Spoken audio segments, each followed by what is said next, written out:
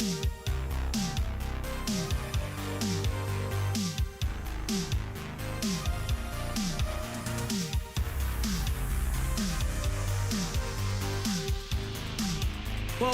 back, y'all. We are getting ready for another night of LPL English, and we got two series coming your way in just a bit.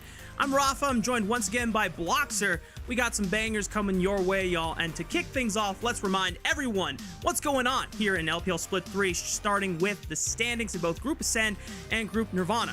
If you missed out on last night's games, that was the last Group Nirvana game, so everything is officially in the books, Bloxer. Our 4 seeds are locked in going into the play-in stage starting this weekend. And Group Nirvana was honestly a banger of a group. I was really enjoying a lot of their matches. Yeah, maybe the quality wasn't quite as high as the Group Ascend, but the fun factor, it was there the entire way through, and things have shaken out really interestingly. We didn't necessarily think that NIP were actually going to top out this group midway through. EDG, they were undefeated, they were absolutely destroying kids. All of a sudden, they drop a game to NIP, they drop a game to LGD, they end up as second in their group, and that could be pretty important for them going on forwards depending on what happens in Group Ascend. Down at the bottom though, Thunder Talk, LNG, RIP brothers, we'll see you next year. We will see you in 2026, and there's going to be a lot of roster decisions that will definitely impact how those two orgs continue forward, but that is not our problem. That is their problem, and they'll have the next few months to ponder that for quite some time. For tonight though, as you got a chance to see in Group Ascend, for the most part, we know where each of the 4 teams on each half of Group Ascend will be going into playoffs and in the play-in stage, but the seeding has not yet to be determined. So, the last 6 series that we have between tonight, tomorrow, and Thursday, they're going to be just as important. We could have certain upsets here, Bloxer. We could have some pivotal shifts in the standings by the time we get to our last series between BLG and IG on Thursday. So, this is why our series tonight could lead to the start of something very, very crucial. And we have to kick it off with our blue team coming into our first series today. It is WE, Cube, Monkey, Karis, Taeyun, and Vampire here, Bloxer. This has been a WE that's been really frustrating to watch sometimes because they are pretty consistent in that they're always going to take one game off of you. You can book them in for a 3-game series every time. It's usually the second one that they're able to grab, send us to a game number 3, and it doesn't matter if they're versus one of the worst opponents that they've got or versus one of the best teams that we have in the entire league. They always grab themselves one game, and it just gives you such a tantalizing taste of what this team could be. That they are so close to being good, that they are very close to being who they were at the end of last split. Nearly getting themselves into a spot at MSI potentially, right? Yeah. And they're just not quite there. Most of the time, they're just not at that level, but you get these flashes, and it makes this team so interesting to watch and so frustrating at the end of every series when it ends up being a 1-2. I mean, the craziest thing about WE, we discussed this on an earlier series during this particular pre-show before they played against Top Esports, is that WE has played the most games out of any other team in the LPL because they are often, if not always, going to 3 games in every single best of 3. And it just goes to show that if they just had a little bit more finesse in their execution on the second game, that could have been a win. They get very close, and at the end of the day, there's something that goes wrong that ends up being a loss, and you just imagine, if they had some of that execution that they had in Split 2, this team would not be a 7th place team. They would be much higher in the standings. No, I'm constantly so close to calling this a decent team. Not a great team, but a decent team, and then they just lose that final game. Across the course of the entire split so far, they've only had 2 2-0 matchups. One was a win up against FPX very recently, one was a loss up against IG back at the start of the split. Every other matchup has been a 2-1 or a 1-2, and unfortunately for them, it's been a lot of the 1-2s. And if you think about WE's chances into trying to change their fate before the end of the Rumble stage, they're 2-10 right now in series score. However, they still have a chance to make it into 6th seed, and that actually comes from WE beating IG tonight, as well as trying to beat anyone's legend later this week. If they're able to do that, Bloxer, then WE will have been able to do everything in their power to influence their odds in trying to make it into 6th seed and avoiding either Ninjas in Pajamas or EDG, and at most play against LGD most likely. Yeah. That being said, there's one more caveat to that 6 Yeah. seed win condition. Yeah, unfortunately, because of the way that their split has gone so far, getting these 2 wins would not be enough to guarantee them getting into those top spots. They would then still require JDG to basically lose out in their matchups as well, and even then, there's a little bit to do with the win-loss and the seeding. Their best chance is to be able to 2-0, 2-0, and that gives them the absolute best shot to be able to make it up into the top, but they're still reliant on JDG losing some matchups. Of course, JDG have been pretty good at losing games recently. They've got themselves Weibo and then Weibo, so there's a chance, right? There is a chance that they are going to lose both of those series, and we could end up with a WE above JDG in the standings, which, looking at these teams' just overall histories, these teams throughout these most recent years, that would be a crazy upset. And one of the keys that could lead to WE being able to overcome these tough odds, I know we talk about Monkey a lot, but unironically, one of the other key members for this team is actually from the support role. And I know that we have been taking on some fan takes from our community Discord, and they wish to remain anonymous, but their take is Vampire would be considered top tier on a better team. And this is an interesting take, Bloxer, because it's a little too general for us to be specifically, yes, no, it's wrong, or it's not wrong, because it could. If Vampire could, if he was on a different team, he would be considered top tier just by default of being surrounded by more consistent members. Yeah, we consistently talk about what he's able to do to really help out his squad, what he's able to do to put them in the best spot where Taeyun's able to carry them through. And part of that has been some of his really big engages. He's had a very up-down time of it recently. At the end of Split 2 was looking so good. At the start of this split was looking so bad. I think he's managed to find himself a little bit more of a consistent angle towards the back half of this split once again. And if you did surround him with better laners, I think he would be in a much better spot. The big problem, I think, the WE end up running into is that Cube and Karis are not excellent laners. You know, they really don't get themselves out of their laning phases in a good spot. You pair him up instead with, I don't know, 369 Cream, the Shy and Rookie. Those guys are going to get out of their laning phases at least equal. Exactly. And now your support doesn't have to make up for the fact that your laners are behind, but can actually elevate your laners into even better spots in the team fights. I think it could be really fun. Speaking of which, since you mentioned Rookie and the Shy, that is some of the players that he is going up against on the red side. IG, currently on a huge run to not only contest BLG for 2nd seed, but if certain things go their way from the FPX Top Esports Series later tonight after this one, there is a chance that IG could even challenge for 1st seed by the end of the Rebel stage here, Bloxer. Which is shocking, because coming into this split, IG did not look consistent at all. They had a couple of big performances from a few members. I think Gala has started this split hot and never let that one go, but it wasn't really this consistent IG that we do really expect to see. But they have just turned it on. In their recent matchups, they've just been so good. They've been incredibly consistent. They've been really nice just in their overall team play. And it's getting to the point where you're looking at that top esports BLG above them. And not only do they look juicy in terms of these two teams playing each other, but if you could actually bunny hop them, get yourself an even easier matchup once we do get into those playoffs, such a nice look for IG.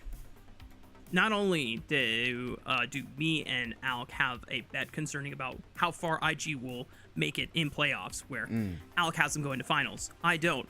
I'm starting to believe more and more that I might have taken the wrong side of the bet, and I'm going to have to do an embarrassing karaoke rendition of The Shy Is Back by Cadril. But that aside, one of the things that does make IG so damn entertaining is not just the fact that they are willing to take some of the craziest fights and win them out, but it's their incredibly decisive and intelligent decision making when it comes to the mid and late game. Obviously, early laning phase has been like a big question for some of these players, especially Rookie has been not the greatest in early laning phase. Way sometimes makes some mechanical errors, but as supported by one of the fan takes that we have gotten from the community as well, and I wholeheartedly agree with this, is very much so.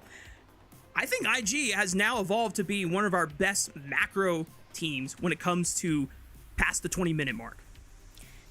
Yeah, very much so, and they would have to be, right? As you've been saying, it hasn't necessarily been the best time of it during the laning phase for Rookie. I think the Shy's really turned it on and actually has become a much better laner than we've seen from him in the recent memory, so that has been nice. But they have found themselves in, not necessarily holes, but not necessarily with a massive advantage going into 20 minutes, but they just out-rotate you across the entire map. They're often quicker to these map rotations, they've got more members at every single fight, they have brilliant warding as well. I think that's an underrated aspect of Mako and Wei's games. They are constantly just getting these deep wards. It allows the Shy to get on these massive flanks as well for some of these big team fights, and it's all just been working together in a way that if you get to 20-25 minutes and you're even with IG, GG go next. This game is not going to be yours to win, and it means they're even able to fight back off of some, you know, disadvantages that they sometimes find themselves into.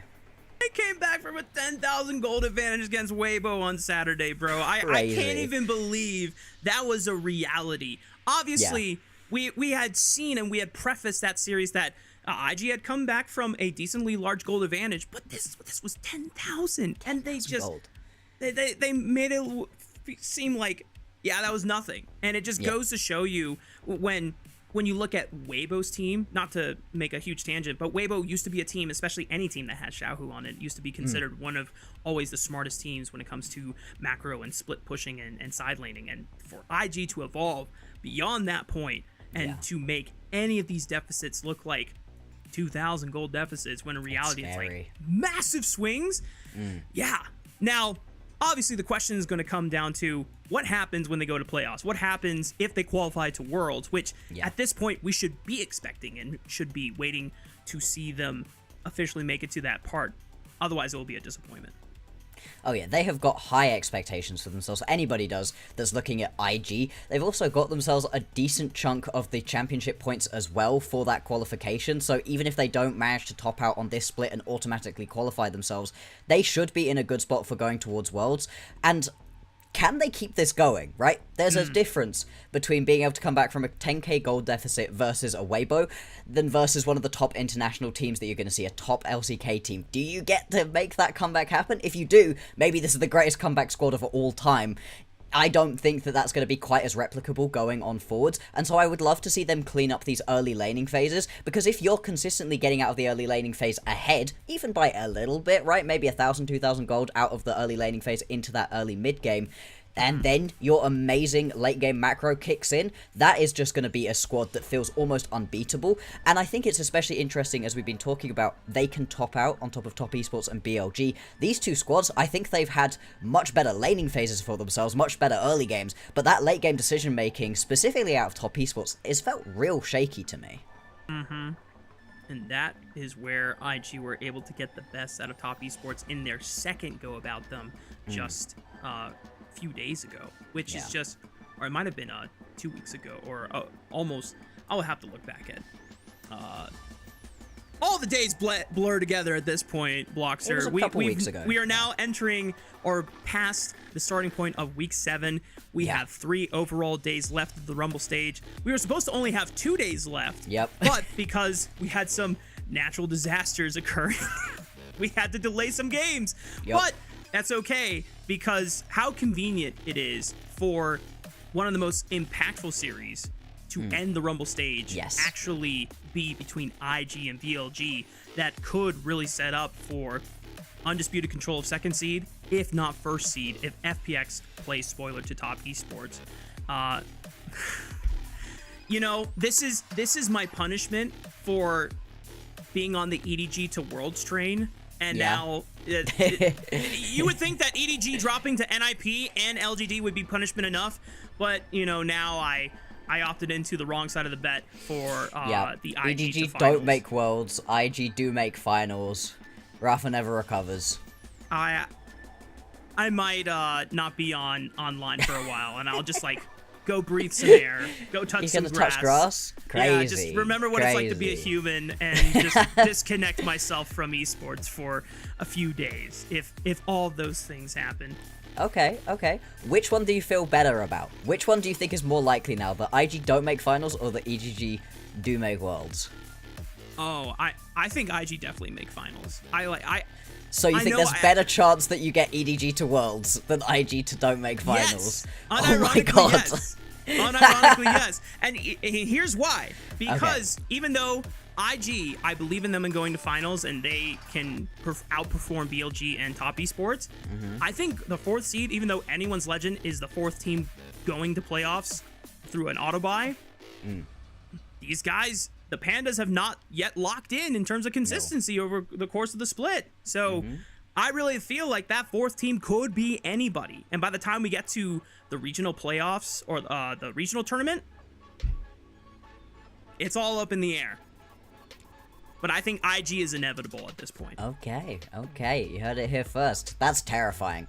That's terrifying that you think that EDG have a slightly better chance, but I don't think you're necessarily completely wrong in that AL definitely haven't really locked in, and then you look at the remaining group of Ascend teams, and an EDG or an NIP on their best day Weibo, could JDG. probably be taking them.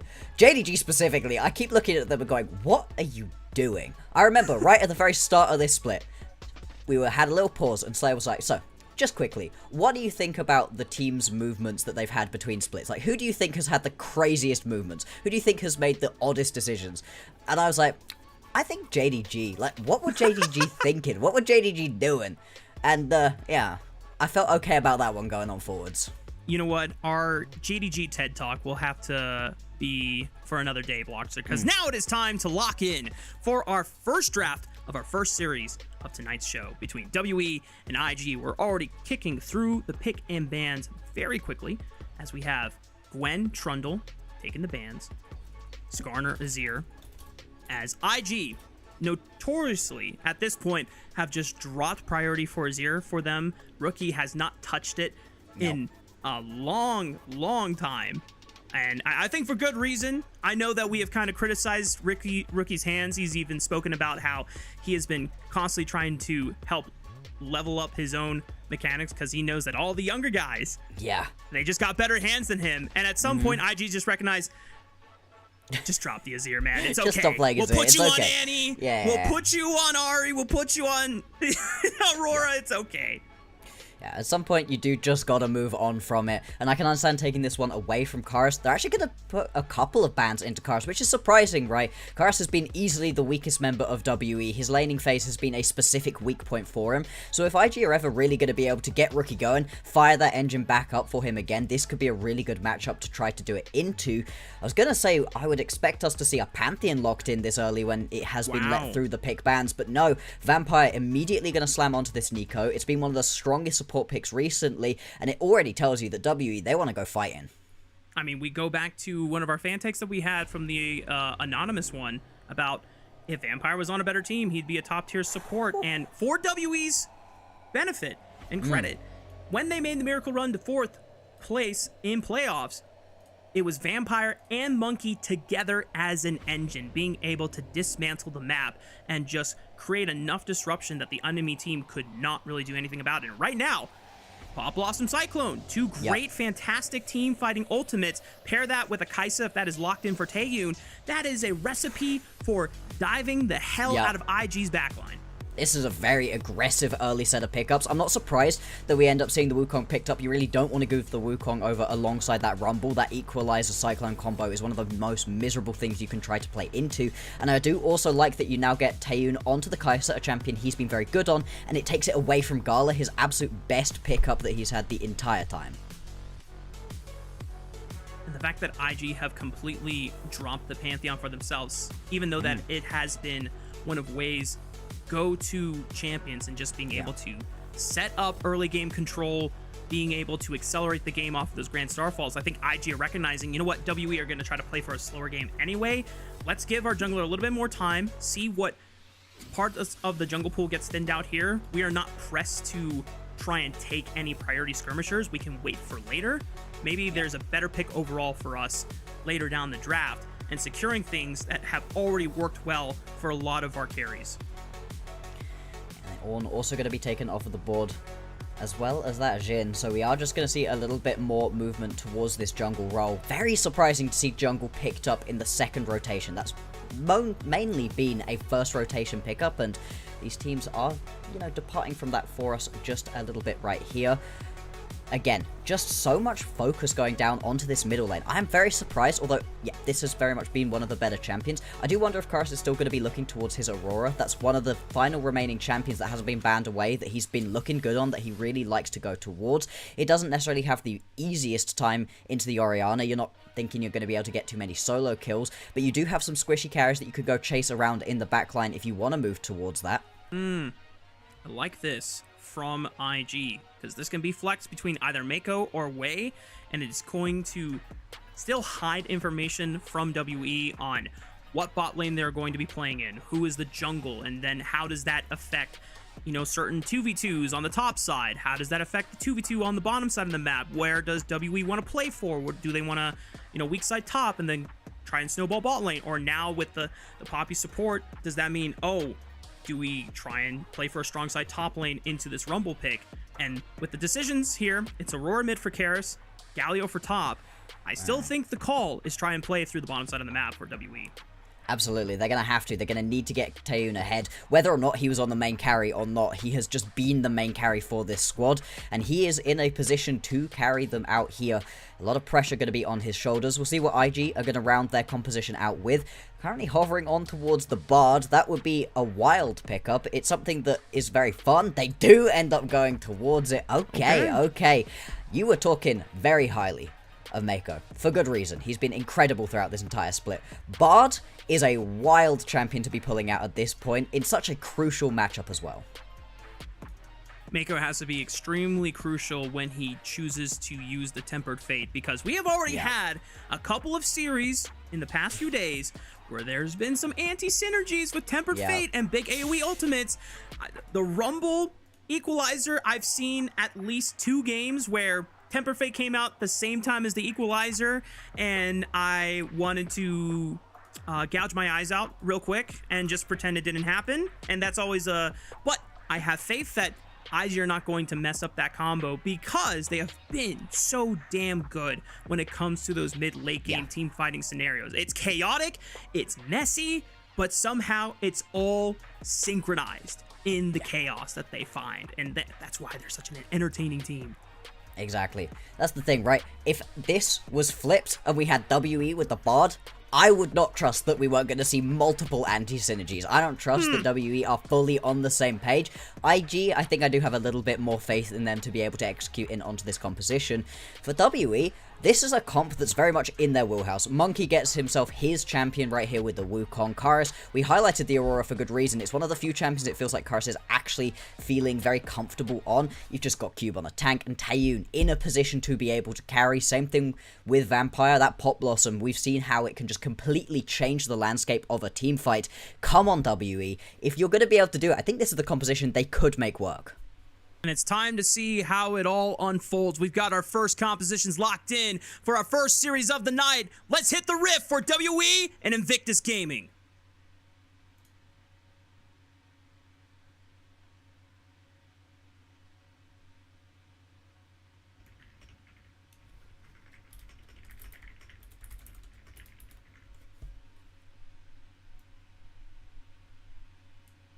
All right.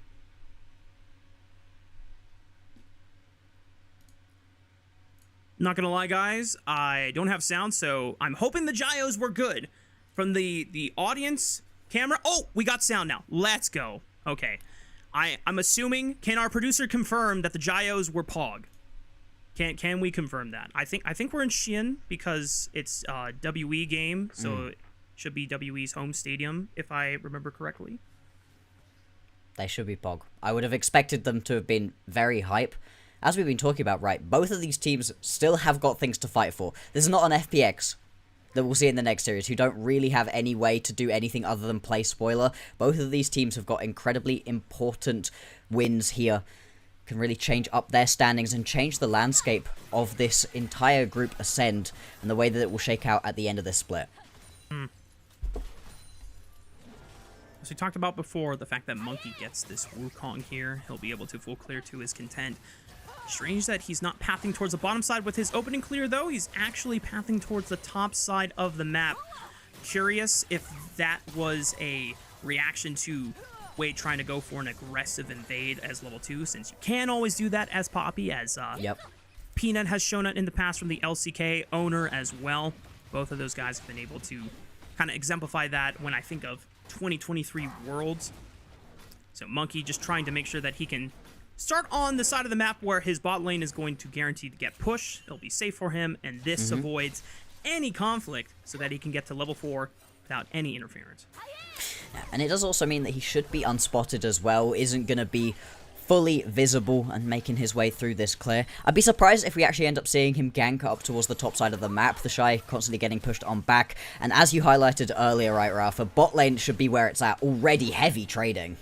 Gala and Mako trying to set up now, knowing that Wei is pathing towards the bottom side of the map, and because, as you called out, Monkey didn't show on that early ward in his own blue buff jungle, IG are operating with the information that Monkey is pathing towards the opposite side, away from bot lane.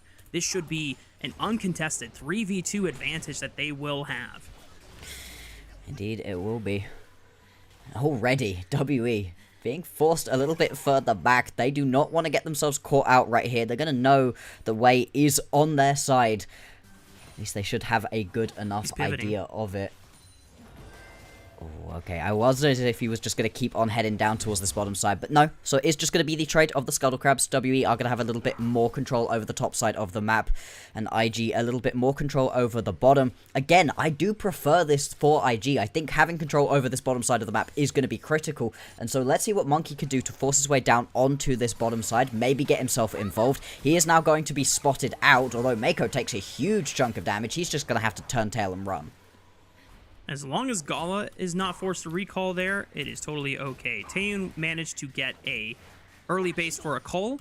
Gala's able to one-up and say, look, I got a goal too, as well as a dagger. So, bit of a stat differential there. We'll see if IG can actually make that a huge advantage.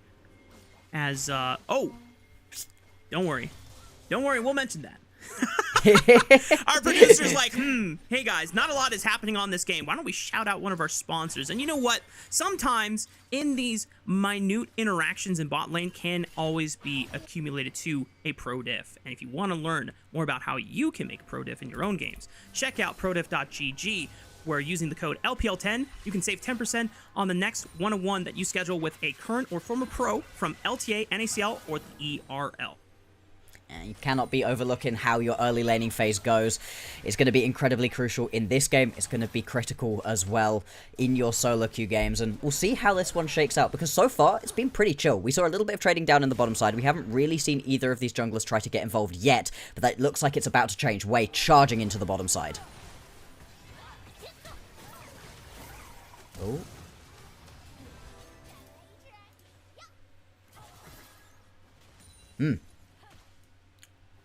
I get the feeling I might have lost Rafa.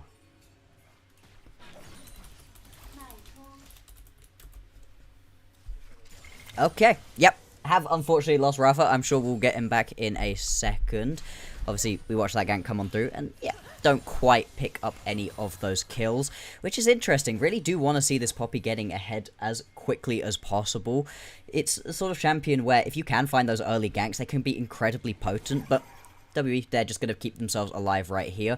A little bit of a ward, going to spot out any potential map rotations coming on through. And WE, they are just going to move their way through this bottom side river. Just keep taking up this space. I don't think Monkey really has the priority in his bot or mid lane to really think about starting up this Drake, though. And so we'll see if they're going to actually jump in onto the Chemtech. Hang on. Varus. Getting quite low, but Wei gonna jump straight in onto Monkey. Monkey gonna get himself back over the wall. Nope. I mean, just immediately gets stopped right there. Final auto attack. Gala flashing forwards to ensure that he's gonna be able to pick up that one. Neko did put down the portal. Not gonna decide to take it. I think that would have been a little bit overly aggressive, but that is IG picking themselves up that first blood. And exactly onto the member they would have wanted. You've got yourself that cull in inventory, so as Gala, you're kind of just chilling, trying to get through your laning phase, but if you're going to have a kill teed up for you beautifully by Wei, why not take it? Sorry. Okay, and they just keep up right here.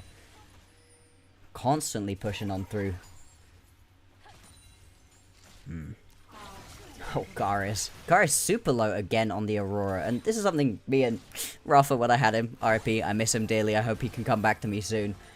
He loves this champion. He goes to this champion constantly, but he really has not actually been able to do too much with it. Might be able to solo kill Rookie here, not quite going to be able to. As I see a Rafa back in my Discord channel. Oh, okay, we're just going to get that Poppy ulti away. He's back! Okay. You here? Amazing. Hell yeah. Let's go! You missed a kill!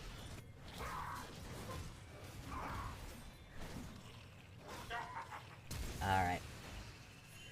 Not yet. Not yet. Monkey.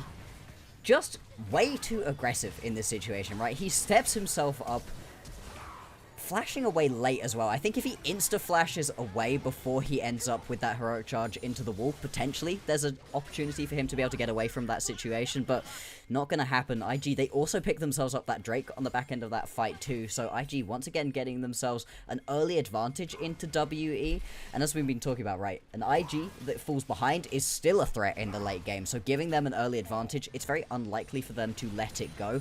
Monkey doing his best to get back involved in this one, trying onto the grubs. Do you see Scream?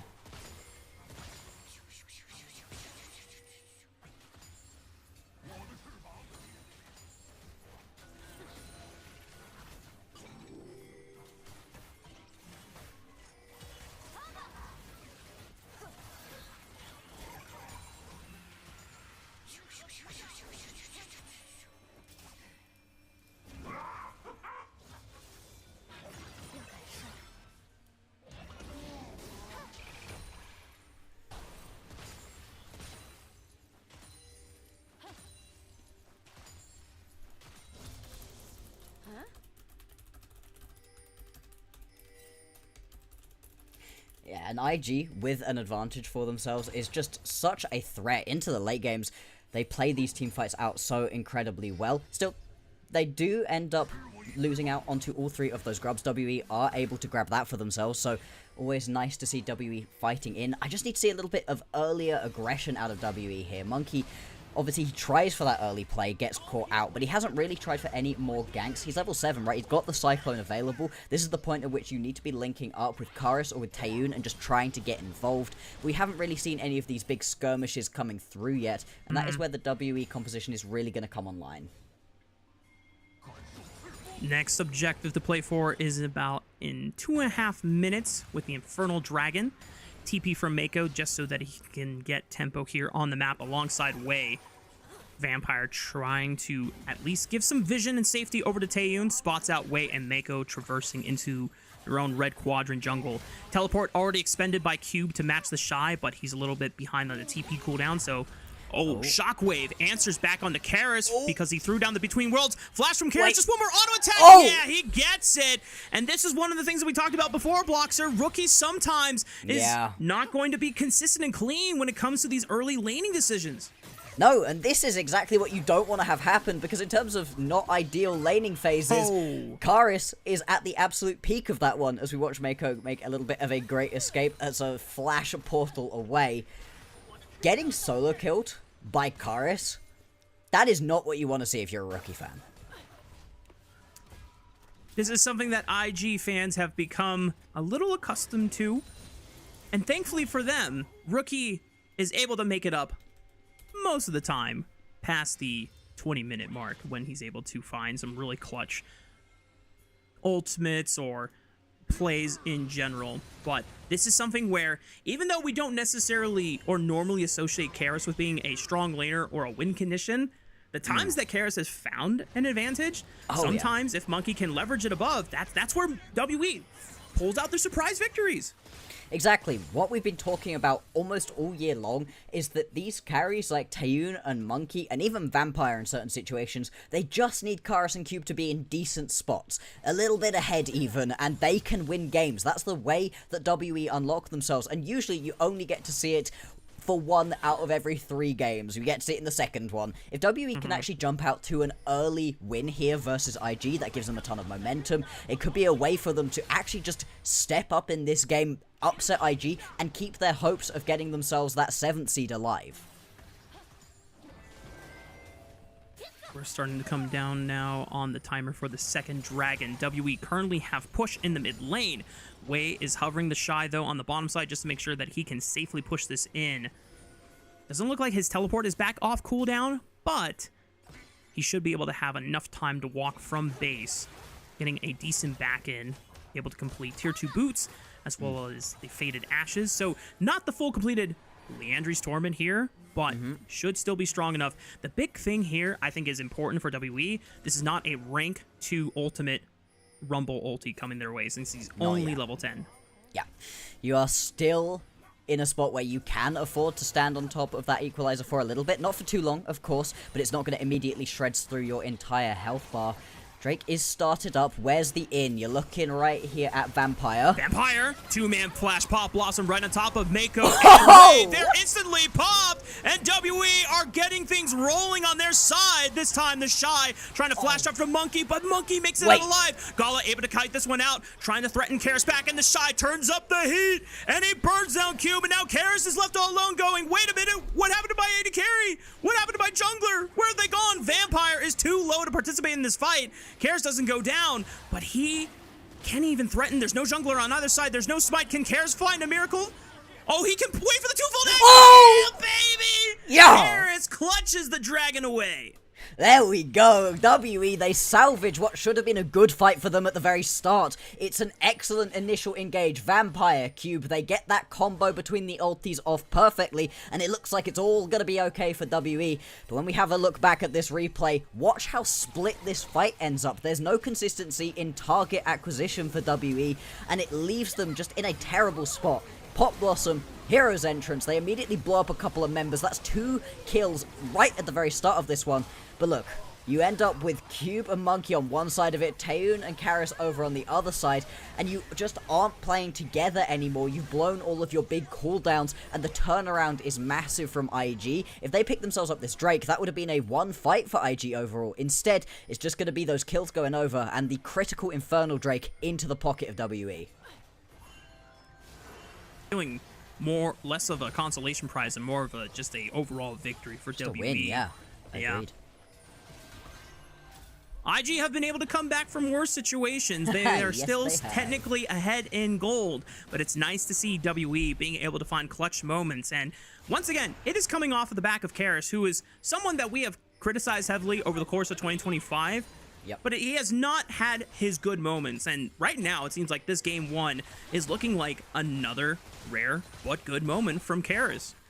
I don't care how much of a roughie Rookie has been having. Solo killing Rookie, getting yourself into a strong spot up against Rookie in this laning phase, that's a good sign right here for WE's mid laner. We are going to see this Herald started up right here by IG. It's already down well below half. Does Monkey get in? Cyclone onto 1. Vampire follows up with a 2-man Pop Blossom, looking at Mako and Wei. He takes the magical journey over. Can he secure it? Wei gets the Herald, but who can pick up the eye? Rookie finally steps up safely and guarantees that Wei can get in there. 2-man Shockwave onto Vampire and Cube. Cube manages to get away, but Vampire cannot. Tempered Fate, unfortunately, does not snag Taeyoon. And IG will just take 1 kill and the Herald as their prize. Karis wasn't there at the majority of that fight, and without this Aurora, it is going to be so much trickier to be able to play these out. Still very close to WE being able to pick themselves up a couple of kills, but in the end, they lose out onto a kill, and that objective going on Other. So we'll see what happens with this Rift Herald. Are you going to be able to just... I mean, into 2? Well, I don't think that works for the Shy. I think he's correct to just throw that harpoon and walk away. He identified quickly, do I want to take on 2 people with my ultimate? Probably not. I mean, maybe in that situation, right? Wait, he's coming. Is he doesn't have out? flash. Good 2-man tangle bars, but Mako's got the magical journey. Vampire's like, Monkey, please. Bro says, I don't have Cyclone. I can't do anything for you. And Wei just knocks Vampire back to Kingdom Come. Mako will get traded now. Is Wei compromised here? No Keeper's Verdict, no flash available. Monkey just needs to find one more Nimbus dash, but it's not going to be in time. And Gala, during this whole interference, is just taking a free turn in the mid lane. My god, phase rush on the Poppy means that Wei's just able to sprint his way back on out of there. Gets himself out alive. Oh my lord. Oh. What a stat. That's insane. That's a brilliant stat. This is the play quite a while ago. Rookie nearly playing as many games as the entirety of WE combined is crazy. We have to remember, as we get a chance to look through the replay here, there might be something happening in the picture-in-picture as well. Rift Herald being spawned, and it's a dive onto Karis's Aurora. There's a flash, but the wall slam finds the Bunny Witch, and yep, those ears are getting trimmed. IG able to shut down Karis's Aurora. Didn't even have a shutdown bounty, really, but it seemed like he was the biggest threat so far on the side of WE, and now this Rift Herald will find one more crash at the very least. And there's no trade happening right now. Top lane Rookie is pushing Cube in. Mid lane, you've already taken down that tower, and there's no threat onto the mid lane tower from WE. So this is about as free of a play as you can possibly get. And on the retreat out, IG are also going to litter the WE bot side jungle with wards. Going to make this next upcoming Drake that much easier to try to play around. 30 seconds until this one spawns. And with one apiece, getting this second Drake for either of these teams going to be critical. Oh, Rookie even canceled the TP coming out of Cube. Nice picture-in-picture from our observers. That's a long cooldown that you now don't have. It's going to make those heroes' entrances even more crucial for WE so that Cube can still put pressure on a side lane, but will not be able to be as far. Tempered Fate lands onto Vampire's Nico, throws out the Pop Blossom, finds two members there on the way, and Mako. Hero's entrance follows up, but Vampire still gets blown up, and now Gala on the offensive finds the W tag. Shy flashes over, burning them all down. Flamespitter turned to 11, and Way is on the chase as he flashes up, finds the two-man Keeper's Verdict. Cosmic Binding from Mako isn't enough. Rocky flashes for it. Taeyun tries to look for the revenge as Monkey finds the two-man Cyclone into the backline. Wait a minute, Monkey is going crazy. Can he find one more? But Gala remains supreme, and IG find the ace. There we go. It takes a couple of critical landing of ultis for IG to be able to win that one. WE, despite the fact that they get caught out right there with the Temper of Fate, still able to fight back, still able to grab themselves a couple of kills. But once again, it's IG coming out on top of all of these plays. They're going to get themselves the key prize of the Drake.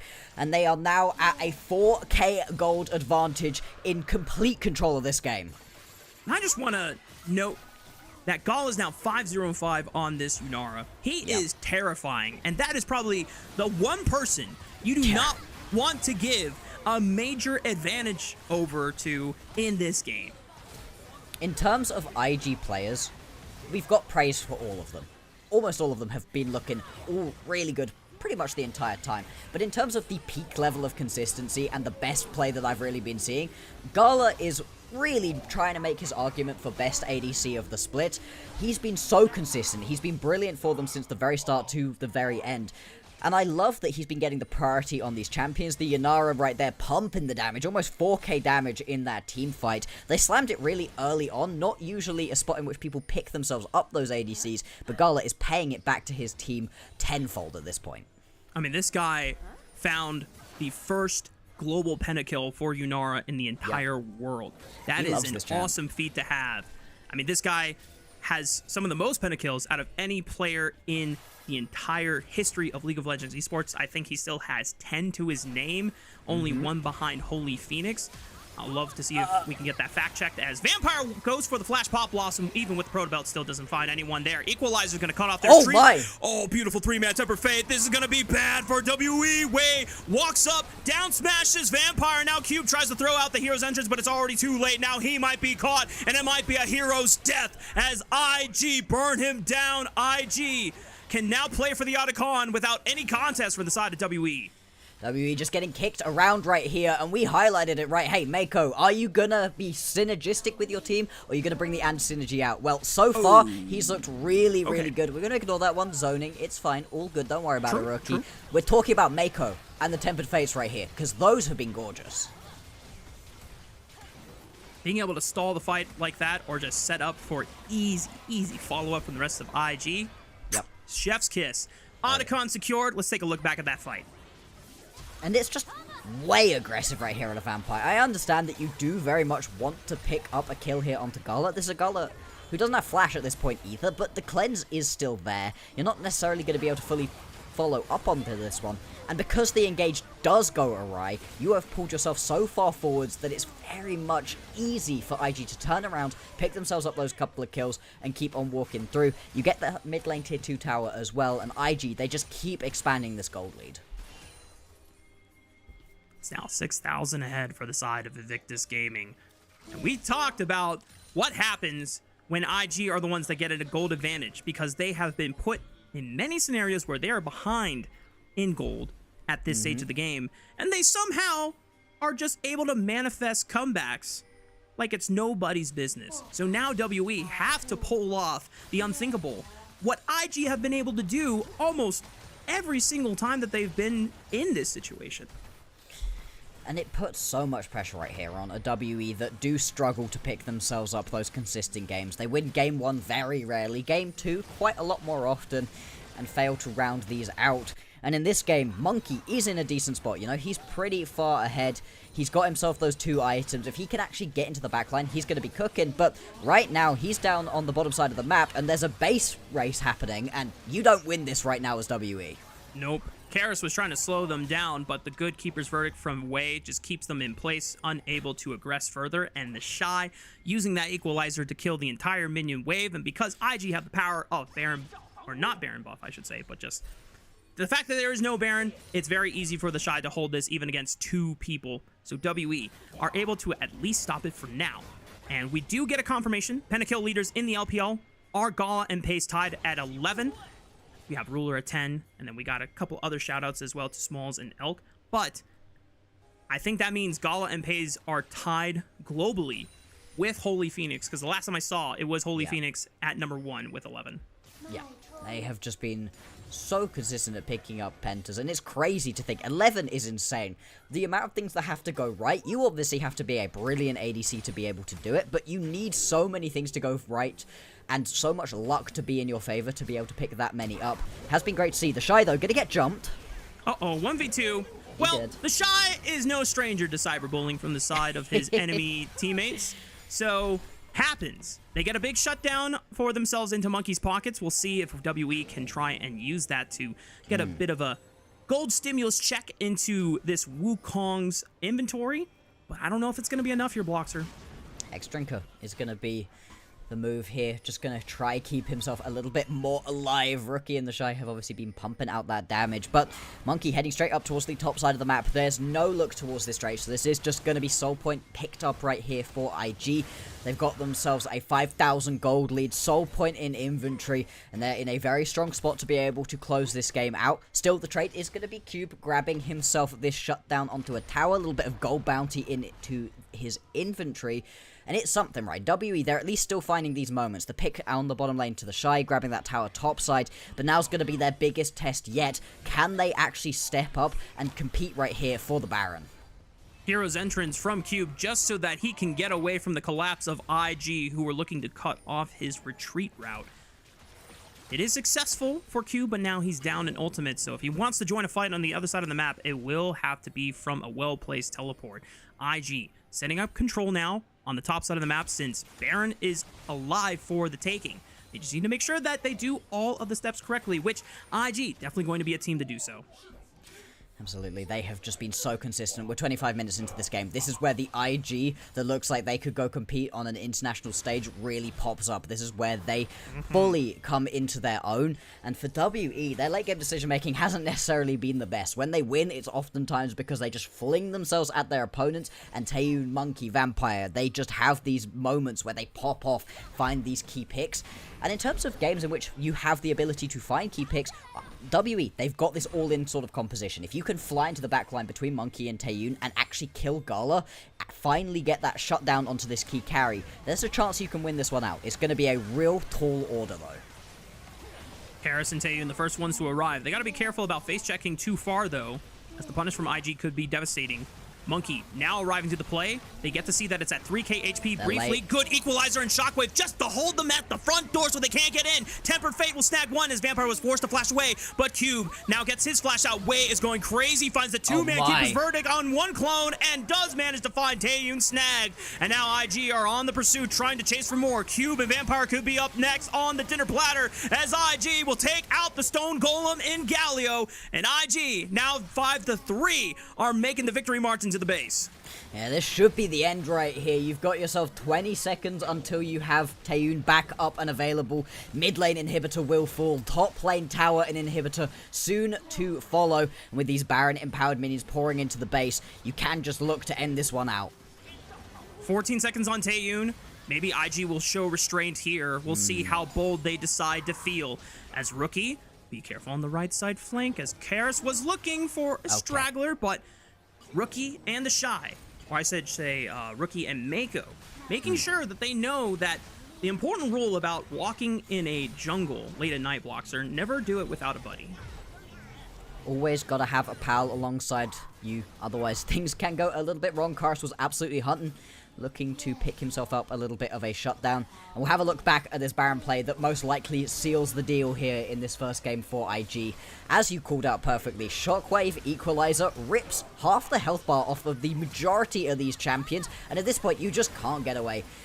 Really well played as well from Wei to be able to jump on in there, get himself that Keeper's Verdict through as well, just to get that last little bit of knock-up down and the damage on through.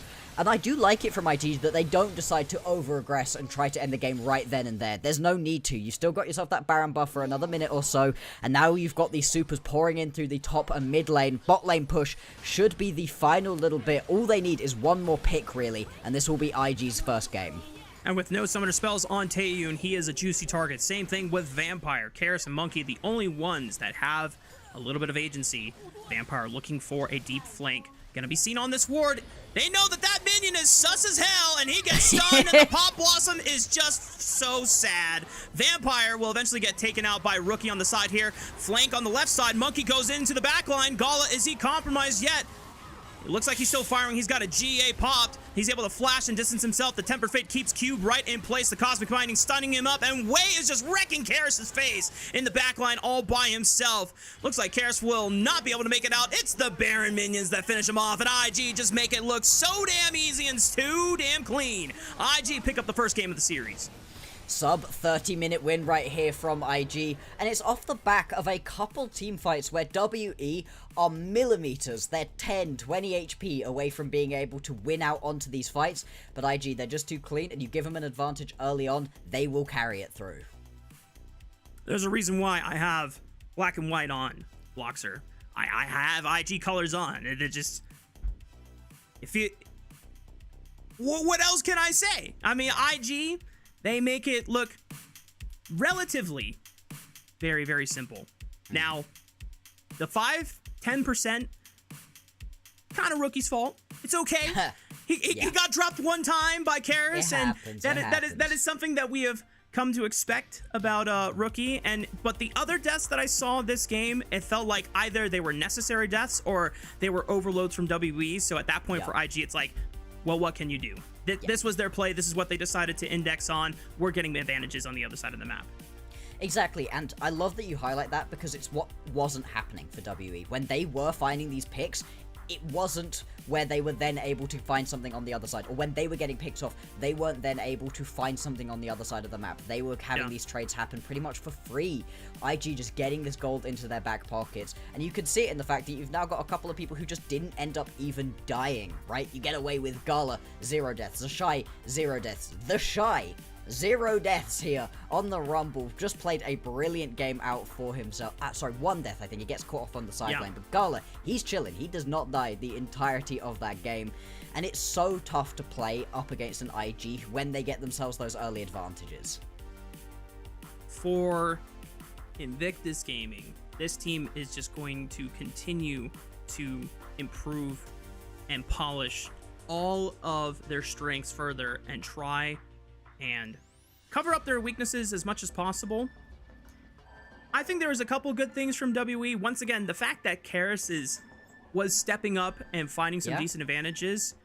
He had a majority of his team's damage share in this game. This was a unexpectedly quiet game from Monkey this time around. It seemed like he was just an ult bot rather than being able to find significant threats in a majority of these fights. Whether that was a result of the mid game going horribly wrong once they, I think it wasn't this dragon fight because this was even, right? This is the one where Karis steals the dragon at the end, but I think it was the objective afterwards where IG were solidly in the lead after that point. But even this fight, right? This should be WE's to win. They get that initial combo off, and it's beautiful. Pop Blossom straight into that hero's entrance. Should be a one-team fight, but they still don't manage to come out of that on top. It just ends up being even, and then we see in these remaining fights, you manage to get a couple of members kind of low here as WE towards the end of this fight. You trade it back for a couple of kills, but IG at this point, they are just wrecking. They're just able to keep on getting themselves into these very aggressive spots, and it makes it work so well. Gala as well. I love the aggression that he's showing right here on the Yunara. And for IG, this is expected, right? You come into this game, you think you're going to be able to win this first one. What would be unexpected would be IG winning this second game, because WE, they love winning game number 2s. I just worry a little bit that it didn't even feel like WE were able to carry through off of any early advantages they'd gotten for themselves in this one. Yeah. Didn't seem like the setup was necessarily there. Obviously, the onus is on Monkey and Vampire to initiate. Some of the times, Vampire found decent Pop Blossom initiations. Yeah. But sometimes Monkey couldn't get in. The Equalizer and the Tempered Fate were stalling some of these fights out. And then by the time we got to the point in the game where Monkey had a little bit more gold in his pocket, it was just too late, right? And yeah. for WE, especially into a team like IG who understand when fights are not looking good and when to give up necessary objectives. You highlighted it that when WE are winning, it's because they're just running at you, blitzing you, almost like a smork comp, right? If you think about Hearthstone terminology, you're just, hit face, you don't care about anything else. You just, you go in. Yeah. But IG has so many ways to slow down the fight or prevent you from getting in. And when IG were doing that successfully, then WE just ran out of steam and ways to get into the backline, and then they were caught overextended. And this was exactly the kind of composition you're talking about, where they have to just fling themselves at you. It was really rough from Taeyoon in this game, but it's not necessarily his fault. He needed a bigger early advantage to be able to stand in the face of any of these opponent champions. You have to be real strong as a Kai'Sa to be able to go toe-to-toe with a Rumble, otherwise Flame Spitter gets turned on and your health bar gets deleted very, very quickly, and he was never that far ahead. Even that bot lane pick that they ended up grabbing for themselves onto the Shy, that gold went over to Monkey instead, and it just meant they were never really able to get involved in it. Okay. Oh, nice for Dway. I like this. I almost thought that because Gala went deathless on the Yunara that he was going to get the MVP, but once again, this is another clean game relatively from Way's Poppy. It's a nice glow up from the disastrous FPX series where he's trying to prevent FPX from ending the game and then he misses the Keeper's Verdict, but every Poppy game since then has been instrumental. It allows him to lead the early game, and he just understands his job. And thankfully for him, the decisions he has to make on Poppy are relatively simple to execute, enough for him that he does not mess up the execution. For that, though, that is the end of our first game. And before we toss it over to break, we want to remind everyone, if you would like to support the LPL English, consider becoming a Coffee member. Coffee is the best way to support the LPL English project, since the vast majority of your contributions will go directly to the show.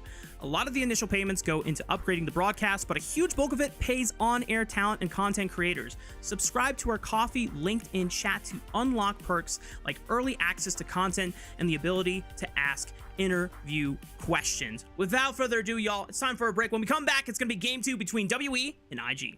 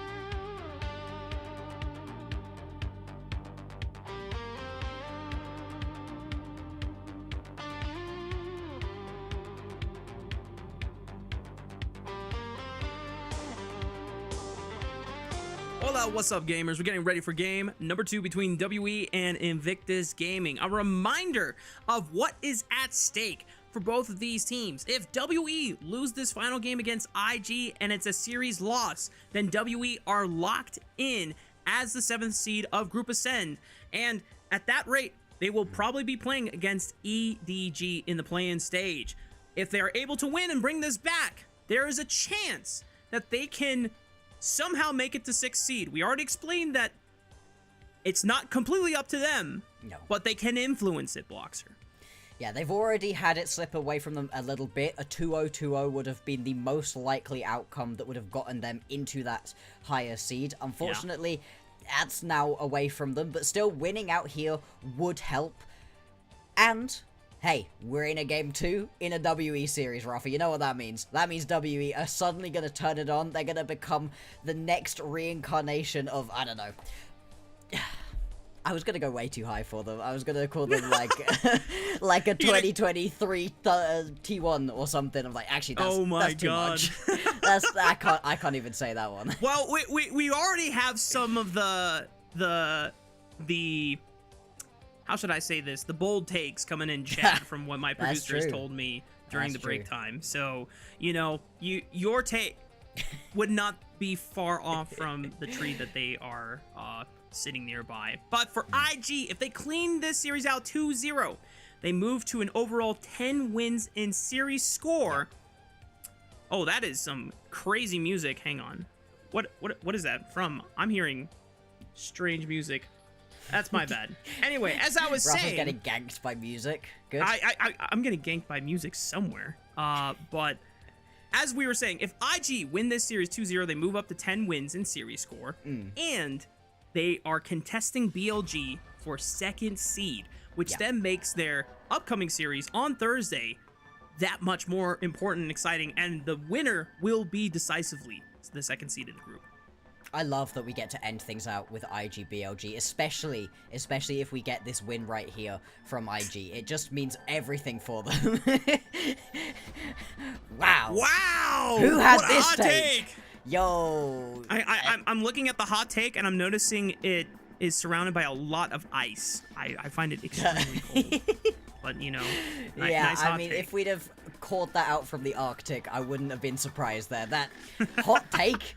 Yeah, alright. We'll see. Hey, maybe we're gonna get the reincarnation of Karis right here. Maybe we're gonna watch this squad actually pop off, because as much as we are laughing, we're joking, right? WE are genuinely really good in Game 2s. They have won the majority of Game 2s. It's the reason that whilst being a 2-10 team, they have got themselves the most games played, because they always send us to a game number 3. If you're an IG fan, you really want them to get this one as a 2-0. Nice, quick, simple move on to looking at BLG as quickly as possible and compete for that 2nd seed. Exactly. There's even a chance where in our later series tonight, it is FPX versus Top Esports. Now, we're expecting Top Esports to win that series, but FPX off of their first series with JJ last night looked kind of competitive with BLG. It was still a 2-0 for BLG, but they looked better, and who knows? If Top Esports drop that series, then IG can make a realistic shot at going all the way to 1st seed if they close the series out. But we're into draft phase for our 2nd game of our 1st series between WE and IG. Still, the Azir priority being dropped by IG and banning it away from Karis. And now, WE identifying some of the comfort picks that Rookie has gone for in the past, including that Annie. Yeah, just trying to take away a couple of these highest priority things. It's interesting, it was IG who were banning that one away in the previous series, so that is going to be a little bit of a departure. We're still seeing a lot of priority on towards this mid lane for some of these bans. We'll see if there are going to be any real big changes coming on through, because so far, very similar. IG, they felt like they had to take away the Skarner from Monkey. It's been one of his best pickups. It's been the most fun champion for him to play throughout the entirety of this split, at least in my opinion. WE, they don't want to see the Vi on their screens. I wonder if that means we are actually going to see a Pantheon. It got all the way through to the 2nd round of bans in the previous game, which was very surprising. The highest pick ban champion that we've got in the entirety of the LPL. I'm curious what the ban comes out to be from IG, because there's still 3 priority junglers in Pantheon, Xin, and Trundle when it comes to skirmishing. So if you just want to ban the worst defender out of all 3 of them, and then you take the trade maybe you're okay. I imagine that you probably ban Trundle in that case. Oh, it's the Skarner. Yeah, because they they are scared respect of it. Monkey's ability on it too much. Yeah, they really are scared right here of that Skarner. They are going to ban out exactly what they had previously, and it is just going to be that Taliyah first pick right here for Kyrus. Now, he's not exactly looked great on this champion, but it does help out in the fact that him and Monkey can link up and get involved in the other lanes, even if his own laning phase isn't necessarily going so well. This does mean IG get the pick of the litter when it comes to these junglers. You said it, as those top 3 champions still available, the Trundle is going to be the pick right here for Wei. I've really enjoyed watching Wei play the Trundle, and I've just enjoyed the Trundle in general, and I think it also really does hurt what WE likes to do, because they love to have themselves something tankier for Monkey, something tankier for Cube, and you can just get ripped through right here with the Trundle. Yeah, the fact that it achieves not only taking probably the highest priority skirmisher jungler still left in the game, but also denies the ability for WE to then take a tank comfortably for themselves, whether it's from jungle or for top lane and Cube, because of that subjugate priority and that ability to just make your tank not really a tank anymore. And then it opens up the Shy, who has been one of our best tank top laners in the entire freaking league, and he plays it like a carry. Yeah, absolutely. He just completely takes over. Something I've really enjoyed watching him play recently has even been the Ornn. You don't usually think of Ornn as being something pretty flashy, but the Shy has been making it look like that. Monkey is going to grab himself that Pantheon. The Pantheon very strong, and paired up alongside the Taliyah, that map mobility. These champions can get into these side lanes so quickly. We just need to see WE play around it. They can't afford to now just sit back on their laurels and let the game happen to them. This was a little bit of a concern for IG, but I think they recognized that if they went for the Pantheon, WE would still get the Xin Zhao as a combo with the Taliyah, and therefore you don't have the Trundle into that, so you might as well just take your chances with having this Trundle that can at least beat either of those two in one-on-one skirmishes and might be able to give you some decent 2v2 power. Rookie is going to go with the Ahri to complete the first round of draft phase with IG. The fact that Corki was also picked up for Gala, relatively safe AD carry. And as you mentioned, Bloxer, right now the core identity for WE is trying to play for the side lanes, using the power of these jungle mid duo global ultimates and snowball either Taeun or maybe Cube on this Yorick. Yeah, we'll see what he's going to be able to do with this one. The Yorick is an interesting champion, especially paired alongside these two very mobile champs in the mid and jungle. You would usually expect to get something a little bit more aggressive in the top lane that you can go and influence. At the same time, though, it's something Cube has really liked to play, and you can just leave it alone a little bit. I think that tells me that WE are going to be looking to focus down onto the bottom side and really get aggressive down there. It is going to be tempered a little bit by the fact you've now got Corki right here for Gala, so he's going to be in a strong spot to just go toe-to-toe, get aggressive early on. Still needs a solid support pairing. Because there's no Nico anymore, tank supports are going to be going up in priority. IG taking away one of Vampire's best champions from Split 2 in that Rakan. This does open up Alistar as the cream of the crop here for IG. And they definitely need hard engage, because as good as Trundle is in making tanks feel bad and being able to diffuse plays, his engage ability, not so great. Yeah, it's a little bit weaker right there. Alistar going to be banned away right here by WE to round out this second round of bans. And so what do IG decide to go towards? You can leave yourself your support until the very end if you feel like you've got something particularly interesting you want to pair up alongside the Corki. If not, the majority of these engaged supports are still available to you if you just want to go for a little bit more of a fighting-based bot lane.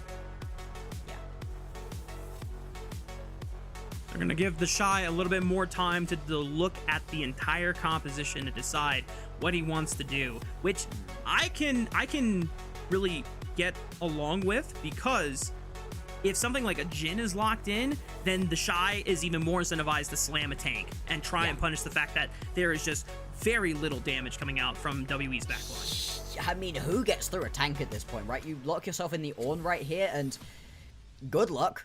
Good luck right here as WE being able to get through them. I'm really surprised to see the Jhin locked in.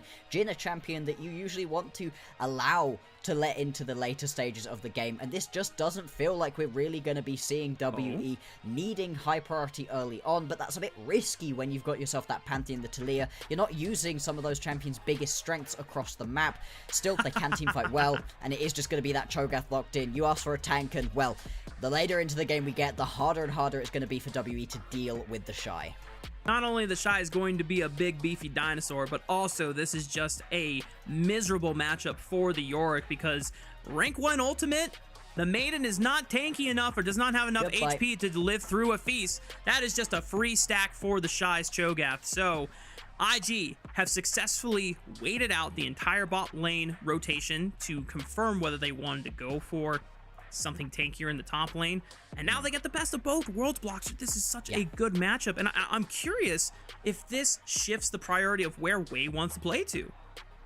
I feel like Wei's in a really easy spot in this game where you can play around the bottom side if you really want to. You can play around the top side, but none of these lanes feel like they're going to massively need babysitting. These lanes can be proactive on their own, and then you get to jump on in, get yourself that pillar down, which is one of the best gank tools in the entire game, I'd argue, and it just unlocks you across the entirety of this map. The only lane I don't really see him getting involved in too much is going to be the mid lane, but even then, if you want to, you can blow the flash out of the Talia early on, and then just allow yourself an even easier time of it here as Rookie. Yeah.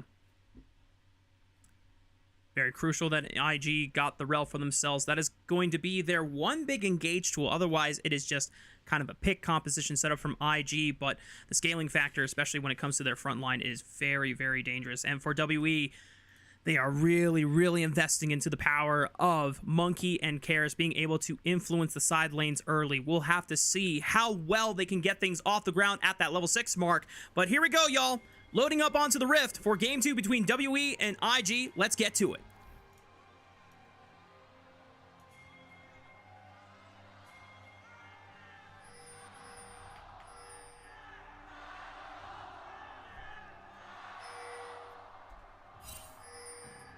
Let's go.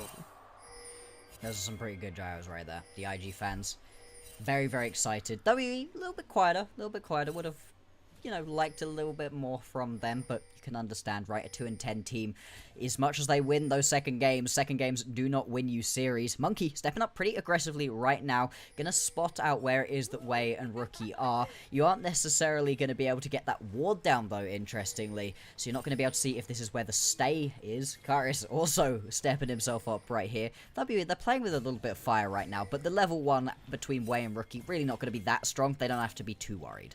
Yeah. It would be very strange to see something like Pillar Charm come out as from Trundle and Ahri level 1. So Karis can operate with that assumption and get a little bit in the face of both of those champions there. And because he was not able to clear out the ward, WE will be able to maintain that vision on the Raptor camp to see where Wei is going to path. Not sure if that is going to prompt him to try and do something cheeky with his early opener, because at the end of the day, this is just more confirmation rather than, you know, knowledge that you would not have known otherwise, since a lot of the times we're seeing junglers just do full clears anyway. Oh my, this is a very aggressive positioning right here out of WE's bot lane. They are continually stepping up. There you go, another hook. Wow, Mako was not able to body block that dredge line, but goes in and at least distracts Taeyun from being able to free fire onto Gala. It does force the early heal out of Vampire, surprisingly enough, but Gala is chunked below 50% HP, so this laning phase is going to be a little difficult for the Corki. Yeah, you're absolutely fine to just trade that heal over. It gives you that early lane pressure, going to get you to that level 3 quicker than your opponents are going to be able to. And it also just insulates you from what can be a pretty scary time with the Corki. The Corki does a decent chunk of damage early on. Obviously spikes real hard once you can get yourself that first item completed. But being able to just push in, bully into this bottom lane is going to be nice. Monkey fully spotted out right here, and he's going to get collapsed upon. You can see Rookie already making his way over as well as the bot lane. IG are trying to do the best they can to avoid any conflict. Wow, an aggressive TP as Karis was able to find, I guess, a cheater recall against Rookie as he is forced to push in this wave. Karis can't stay for long, though, because this is going to be a cannon minion wave that he misses out on. Now Rookie has a chance to try and impact it. Gala and Mako might have overstayed their welcome here. Mako absorbs the dredge line and the stun. Gala is able to make it out fine, and Mako doesn't even have to burn a single summoner spell. And look at this! IG are just running them around the map. They're missing out on minions. Yeah, this is really odd. I thought it was just going to be the full collapse coming in onto Monkey, but instead Rookie decides to just keep pushing that lane. Monkey isn't able to go and steal away the blue buff on the first attempt, is also not going to be able to take it on the second. Look how patient Wei and the rest of IG are playing this. Dredge line absorbed by Rookie, but now Vampires is in trouble, and Wei just flashes on top of him, takes a bite out of his booty cheeks, and Monkey now might be in danger here. Karis getting flashed on by Mako. The rest of IG trying to collapse onto the mid laner, but because Monkey and Taeyun were able to isolate Wei, they take him down, and now Mako is a little too overextended, and Taeyun able to claim his own kill. It's a mess of a fight, but it ends in a 2-for-1 right there for WE, and they managed to get these kills on some of these key members, Taeyun, Monkey, walking away with extra gold in their pockets, and IG, their champions, just not really doing enough for them early on. It's messy, it's extended. WE gonna be happy. I'm really curious about at what point do IG think through these skirmish scenarios and realize, okay, we have overplayed our hand too far. Because we have to remember that WE are a team that if they are given the opportunity to just blitz right into you and just try and hands check you, oh, they want it. They will. Yeah. And despite IG having a big glow up all the way towards the end of Split 3 and a majority of their members, you know, polishing their mechanics a bit more and trying to play out some of these micro interactions, it's sometimes the affectionate criticism is that these guys are old. They got old man hands, and sometimes it does fail them in these scenarios. Yeah, and sometimes it looks like that's the complete wrong take to have. IG occasionally get themselves 10 years younger, the hands come back to them, and they can just 100% rip your heads off, but sometimes that is not the case, and it is a really interesting playstyle for WE to have adopted, because when you look at the people on their team, you wouldn't really think, yes, this is a hands check squad, not in the same way that a BLG and IG are, not in the way a top esports can be, of course. But they can do it. It's part of the way they've been winning all of these Game 3s against good teams. They haven't been losing 2-0 versus the better teams. They've still been taking these games, and it's off of these very aggressive playstyles. I like the fact they were able to grab a couple of early kills right here for WE, but they cannot afford to let their foot off of the gas. Speaking of which, we're at the 6-minute mark. The first dragon has already spawned. Neither team has made any moves to contested so far in the early game. Mako wrapping around. Rookie going aggressive on the Karis, still finds the charm, knowing that this Talia does not have the flash from the skirmish before. And even though Mako goes wide on the Q, it's okay. His presence alone guarantees the kill going over to Wei. Yeah, just body blocking the exit. You're not going to be able to walk away from that one. And IG, they grab themselves another crucial kill right here. Now, with that mid laner down, of course, Karis going to be able to get back involved pretty quickly with that weave as well. IG know that, aren't just going to start themselves up onto this Drake, but this Drake is surely going to be attractive to both of these teams. The Hex Tech, one of the best, if not the best, individual Drakes to be able to pick up, and right now, Monkey heading his way on towards it. A lot of pings happening. Pantheon, notoriously great objective securer for things like the Dragon and the Rift Herald, because you get that execute to combo with your smite to be able to deny it away from the enemy jungler if they were trying to contest it. And because all 4 members from WE's bottom side of the map are here, there's no chance for IG to get in. Now Mako is stepping over a lot of vision. Vampire does not have flash, so cannot look for a quick play onto Mako's Rel. Everyone just gets to walk back safely to their own lanes. Nice. I like that right there out of WE. They find themselves the correct moment to go in.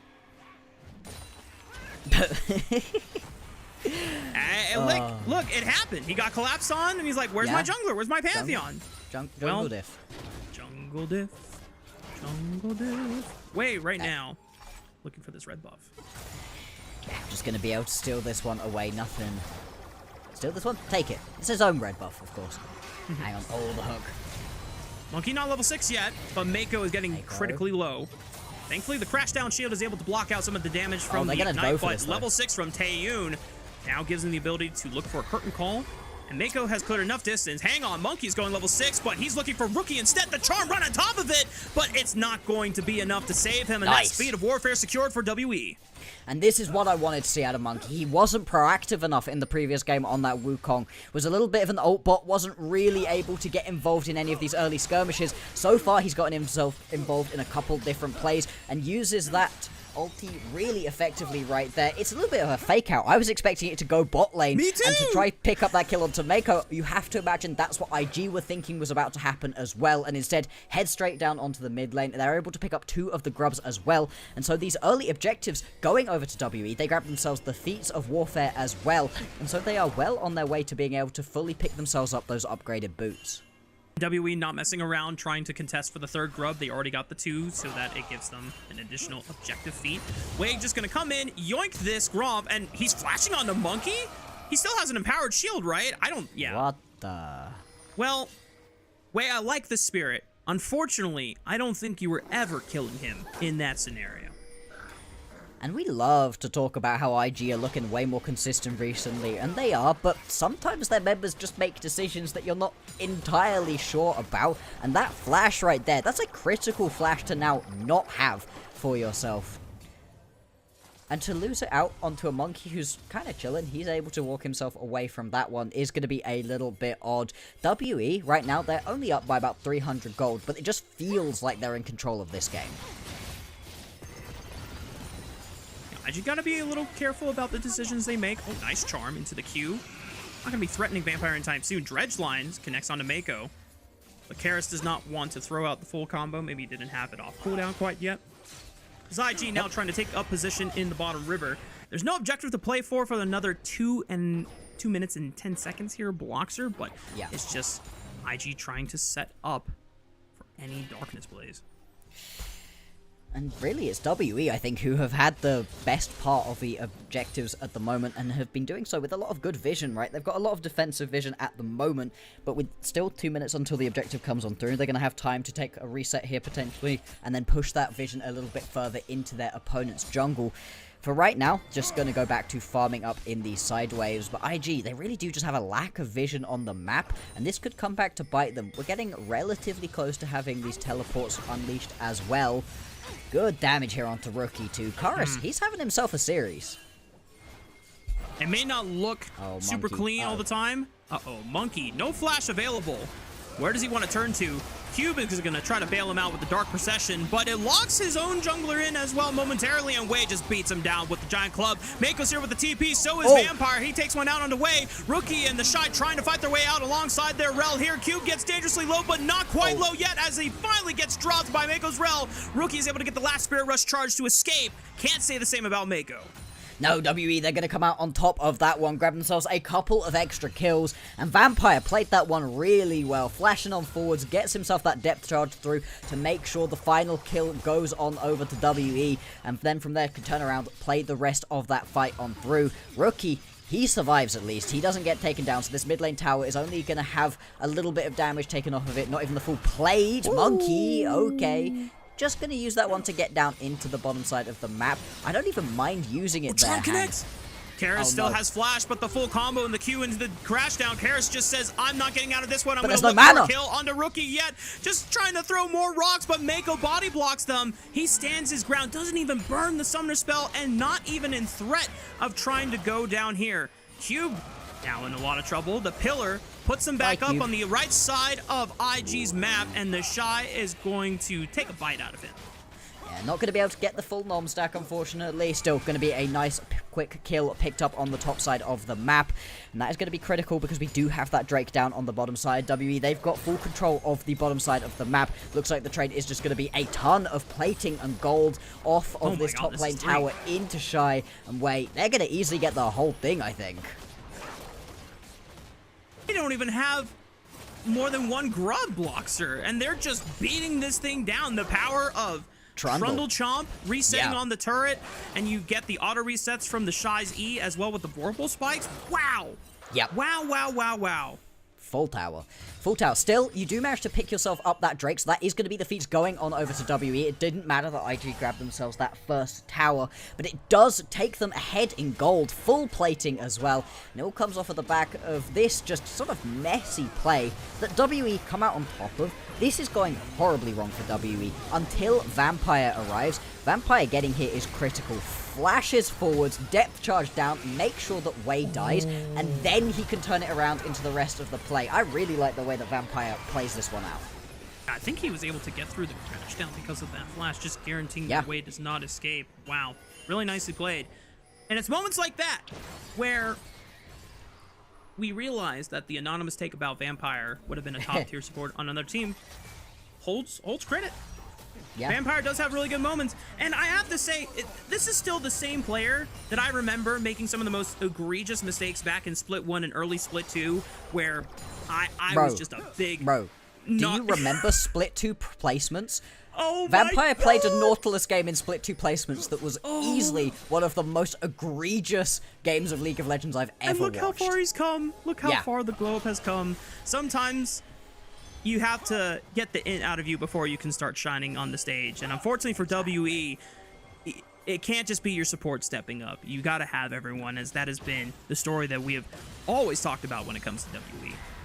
Absolutely, and obviously you've still got this matchup and then one more matchup for WE. It's not over for them yet, but with a little bit of a look on towards the next year, Monkey, Taeyoon, Vampire, that's a squad you can build around. Whether or not you want to move on from Cube or Karis is obviously up to WE, but bringing in some better solo laners for these guys could be really exciting for them. That is if WE are not able to make this roster work for a surprise miracle run in playoffs. Just the way that things have been panning out in Rumble stage, obviously they have posted some of the most, if not the most games out of any LPL team in Group Ascend, but they got practice. They're trying to level up before we get into the play-in stage and against the play-in team of their choosing. At this rate, more than likely EDG, unless they can turn this series around and maybe contest GDG for 6th seed. But right now, the talk is about Rift Herald, the next objective on the map, as Vampire might be caught out, but good buffer with the Dredge line gets him out of danger. Vampire been playing this one out very well. The Herald is going to respawn, and now this is a pretty big death brush. Unfortunately, IG going to be well aware that this one is happening. Ooh. Vampire throws out the hook, doesn't quite land it. He won't get the cooldown reduced off of it since he didn't hit terrain. Cube walks over first. The Shy is going to limp on over afterwards. WE all turning on to the big dinosaur, but Mako setting up a big flank on the left side. Finds the Q onto Vampire. He buffers with it the Dredge line, but he is giving himself up as a sacrifice as everyone else from WE turns onto the Shy, takes out the Cho'Gath. But Mako, can he get in? He's already used the Magnet Storm. He finds another Q stun, and here comes Rookie pursuing with the Spirit Rush, looking for Monkey. He throws out the shield, forced to flash away. Taeyoon gets dropped by the Chomp, and Rookie doesn't have another Spirit Rush charge available. He does have the flash. Can he get over these minions and look for a Charm Flash play? Doesn't even need it. Finds it onto Cube. Here's the crash down. There's the kill, and IG take 4 down. 4 kills and the Herald on the back end of this play for IG, and it's WE with just mispositioning right there. They get themselves collapsed upon immediately, and Vampire is not tanky enough to be able to stand in the face of IG's damage at this point. The Shy, yes, he goes down at the start of that fight, but he draws 4 members in, and it means that the fight is split, and IG, they are going to be more than happy with the way that that one shakes out. Take a look back at this fight as WE, they were all trying to find a way to pincer onto the right side, but then as soon as the Shy steps on up, Vampire says, They're go not guys. Communicating. Vampire goes in at the exact moment as all 4 of his teammates walk up to go deal with the Shy. If they keep walking back to just go get the Shy, this fight is totally playable. Now you're in a 4v5 situation. Instead, you end up losing out onto your support, and you're just getting chased back at this point. And IG, they've got themselves a composition that's just going to find it easier to chase in onto you. And chase they do, that final charm, just to lock up the 4th kill of that team fight. And it was pretty even before Rafa, but now IG, they've got themselves a pretty dang big advantage. And once again, it's WE that find a little bit of a window where they're ahead in the early game. And IG don't even have to wait until the mid and later stages of the game past the 20-minute mark. It's just right here at the Rift Herald, decisively now finding an advantage. And this makes the 3rd Dragon so much more important for WE to secure for themselves, as the Dredge line into the full ultimate onto Mako only, but Vampire takes a lot of damage in return. He's forced back. Redemption heals him up a little bit. The Shy clipped by the Dredge line, but this is a big dinosaur. Do you really want to take him on first? WE now realize they're completely isolated from Monkey. He tries to get back to his team. Magnusword from Mako. He goes down, but he sets up the knockup. Wei trying to step up with the Subjugate. He's too tanky to deal with right now. WE forced to retreat, trying to kite back. The Charm connects onto Karis, and he is blown to smithereens by Gala. The Orb of Deception. Taeyoon trying to flash away, but Gala is ready to hunt him down until he is going to die. Charm does not hit, but the Blast Cone will not save him as Gala takes him out midair. And it's just going to be Cube still available. He's going to go for this mid lane tower. Going to get collapsed upon. He's expecting to trade this for his life. It's at least some little bit of gold back into the pockets of WE. Pretty low. Rookie actually taking a huge chunk right here. Pandas! Okay. Those pandas are terrifying. Don't let them hit you, Rookie. Okay, now Cube should be dead right here. He's not going to be able to trade this one back over. Okay, Gullah gonna grab that kill as well. Gullah remaining deathless throughout the entirety of this series. Take a look back at the replay. If you're using a majority of your pick tools for the support, yeah. that's Eiko's fine as well. He now gets the redemption off too, so he's going to heal back up massively. And then again, now you use all your damage onto the support, then you use it all onto the tanky Cho'Gath of the Shy, and it just pulls these members out of position. Monkey gets caught out. There's little bits of damage coming back through. This is now a 4v5 situation, but I gotta be honest, Rookie has been laser accurate with the charms so far this game. He's been landing almost every single one, all of the critical ones that matter, and it's just leaving these WE members without any recourse in these team fights. The fact that the Shy was able to squeeze out a 3-man rupture right as he was going down swinging, yeah, stalled the fight out even more. And it's just these small moments from IG members where even if they're on their deathbed, they still are firing one last fatal bullet into the members of WE. I don't know, we're getting a game 3 here, Rafa. I gotta be honest, IG, when they get themselves an advantage, we highlighted it at the start of the series, and it looks like it's coming through so far. They love to just get themselves a little bit of an advantage and just hold it on. Even from a deficit, this team can fight on back, and I just don't know what WE are going to be able to do to get themselves back into this game. This is going to be the Uttercon going on over, going to be smoked away by Way. Shy wasn't able to quite nom that one, but still, he's going to be happy enough with this. Pillar comes on through, Karius and Vampire will be able to get themselves out though. And so what do you do as WD? How do you get back into this game? Cube has been able to get himself a little bit of an advantage through just these towers, but he hasn't really even gotten himself a CS lead, and he's still taking these kind of slow. WE have not really been able to empower Cube this game. Oh, hang on. Here. Hang on. Okay, he pops the subjugate and he's able to get a lot of healing right on back. Now, everyone else from IG has arrived to the party. Decent damage onto Rookie. Of course, he uses Spirit Rush, but the Shy is just 1v5ing by himself. And look at Mako! that from Mako, baby! There's a reason why the glow up from this guy has been so massive for IG. Finds the critical fight engage, and IG wiped the floor with WE.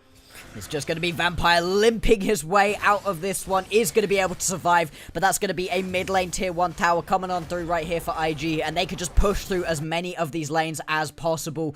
The only unfortunate thing here for IG is that we're 21.5 minutes into this game. There's no Baron available for them to take, but they're just going to get all of the structures on the map instead. Blockster, I'm just waiting for the replay and for the epic slow motion of that flash crash down Magnus. That was gorgeous. That was sexy. My God.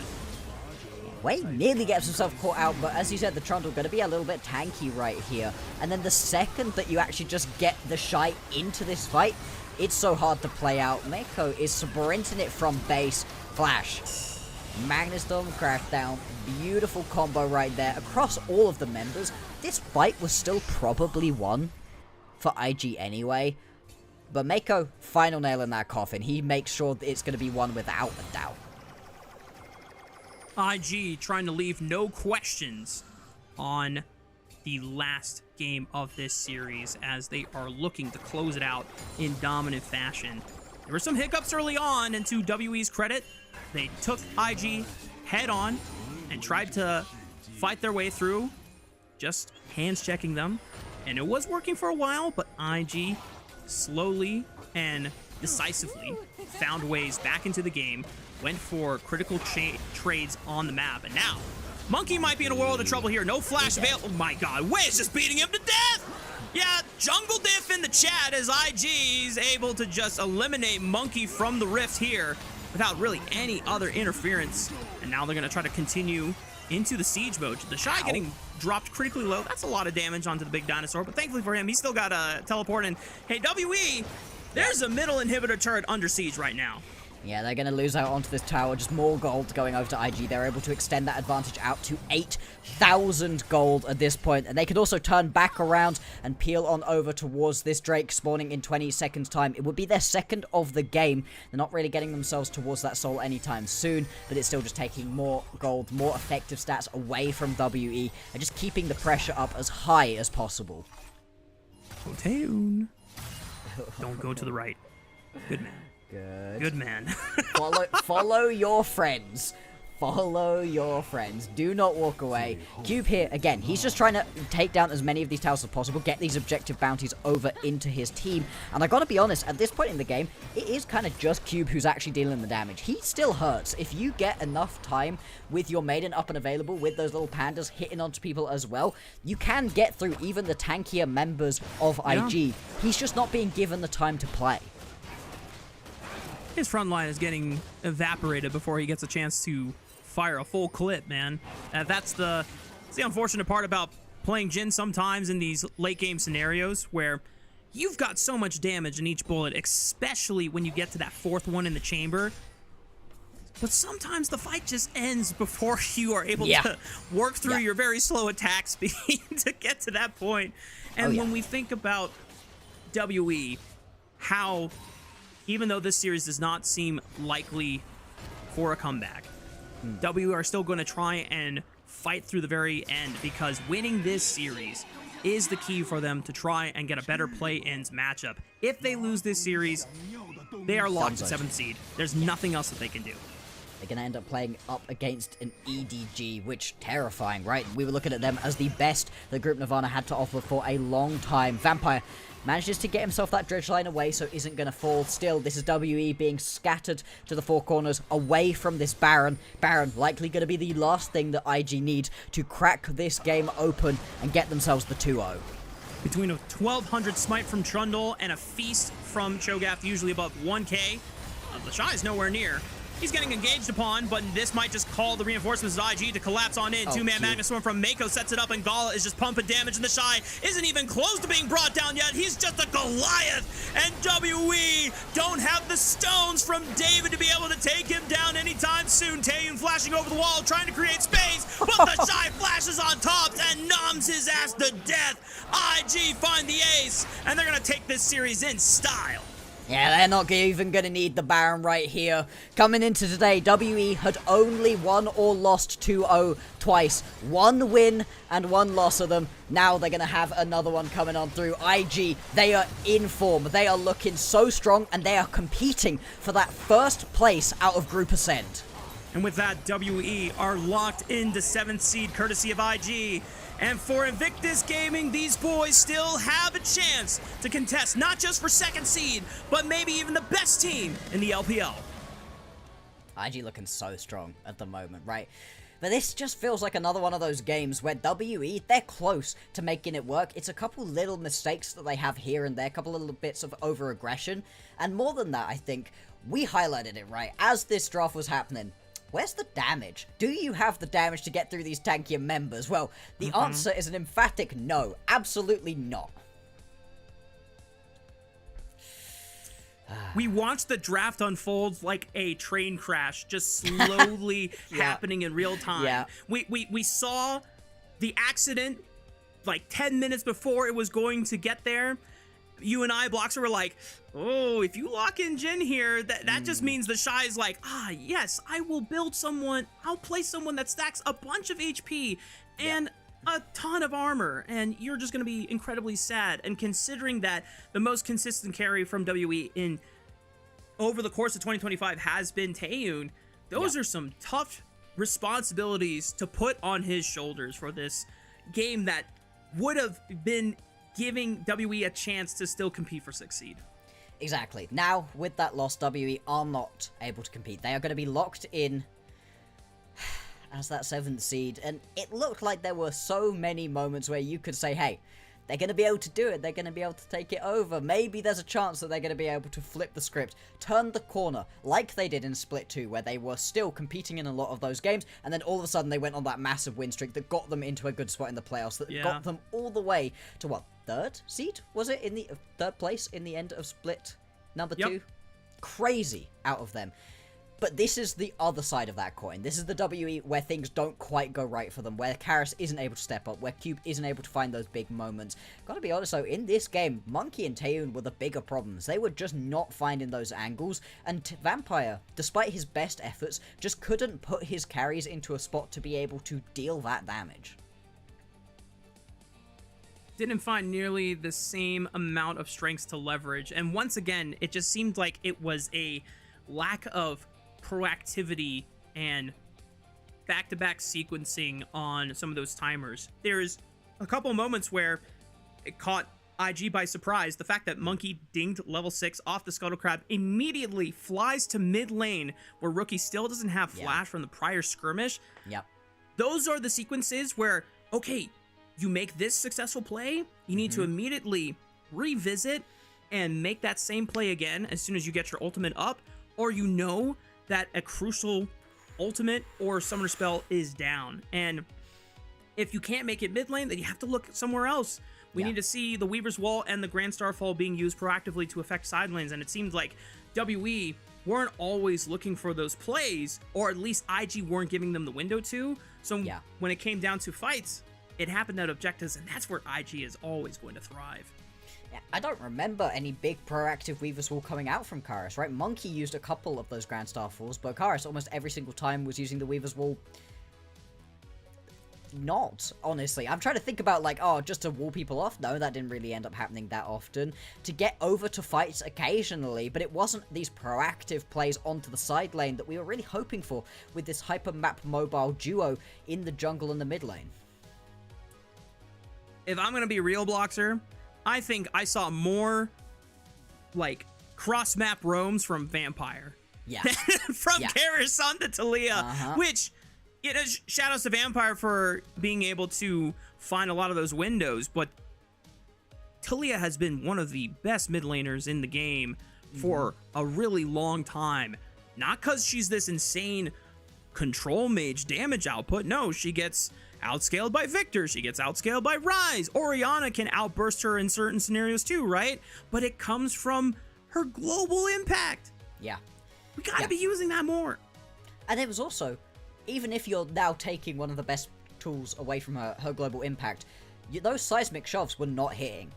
Great time for me to say it as it lands onto Mako, but Mako getting caught by it isn't going to win you the team fight. And it felt like in these big moments where a massive seismic shove combo would have been able to win you these team fights, it wasn't happening. We weren't getting to see it landed at all. And without, you're just throwing stones. You saw in the end, Kairos did a decent chunk of the overall team's damage. You're always going to be able to if you're just constantly pumping those Qs out. But it's the other bits of the kit that make Talia this high priority champion, and we just didn't get to see it. So for WE, it's unfortunate, it happens. They're gonna be our 7th seed coming out of Group Ascent. Still, looking forwards for them. They get themselves that play-in matchup to try and make it to the playoffs. As much as they are not the strongest team we have in Group Ascent, I still feel like they are gonna be a tough out for EDG if that's who they play. I'm not saying EDG can't do it, I just don't think they go quietly. The advantages of where WE are strong, half of those advantages might be tough for EDG to match. Because if you think about jungle versus jungle, Monkey has been definitively one of our most surprising and impressive junglers that unfortunately is just on not a great team compared to the rest of Group Ascend. And you can only imagine what would Monkey's standing be in LPL if he was on a team that was surrounded by better laners to play for. Yeah. Xiaohao has just been super consistent for EDG, and he is the driving engine. But then, the bot lane differential, I think, is where WE could be favored, because not even the most consistent AD carry in Group Nirvana, and Palkia, as flashy as he is, he's still a rookie. He's not yet consistent, and maybe Vampire and Taeyun can take advantage of that. Yeah, you fight WE on the right day, and they are absolutely terrifying. Same thing for EDG. These teams are not consistent between them, and it's going to be a fascinating matchup, if that is the matchup we get. Rookie, going to pick himself up that player of the game. I'm very happy with that one. It was a much better look from Rookie in this second one than it was in the first. Yep.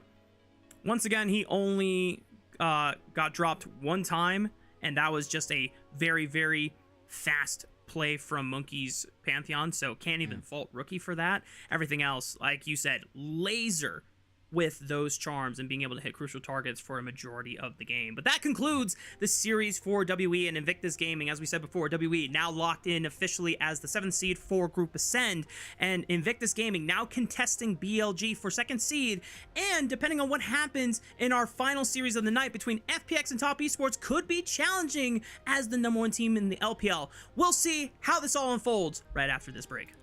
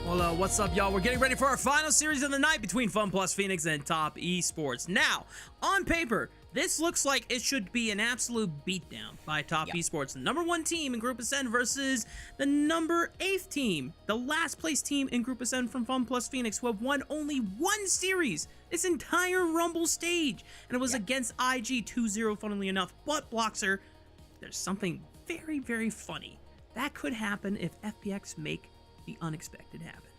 Yeah.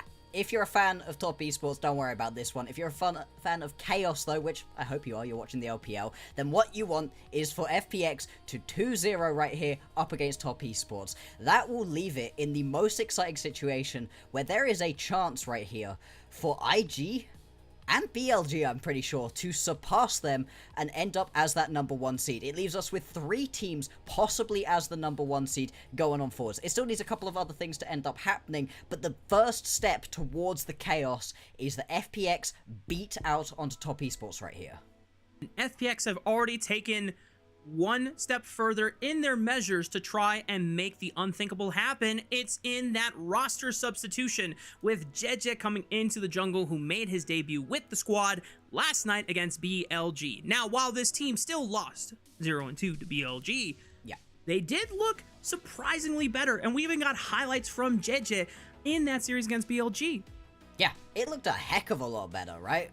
Watching that series and then going back through to grab these clips as well really highlighted to me that he was a big part of them getting into good spots in these games, and they were pretty damn even with BLG going to 20-25 minutes in both of these games. BLG are an incredible squad at the moment. Whatever people talk about, the jokes about Shadow or whatever, they have amazing players and they are playing really well overall. So to go even up till 20 minutes and then lose out on these late game team fights is a much better step for an FPX who have been losing with some of the lowest average game times, who have just been getting dismantled. They were making it work here. I think there was a point where FPX were leading in gold by about 1,000 or 2,000 right before the Otacon fight, if I'm not mistaken. Obviously, we'll get that confirmation once we get to that point in these clips.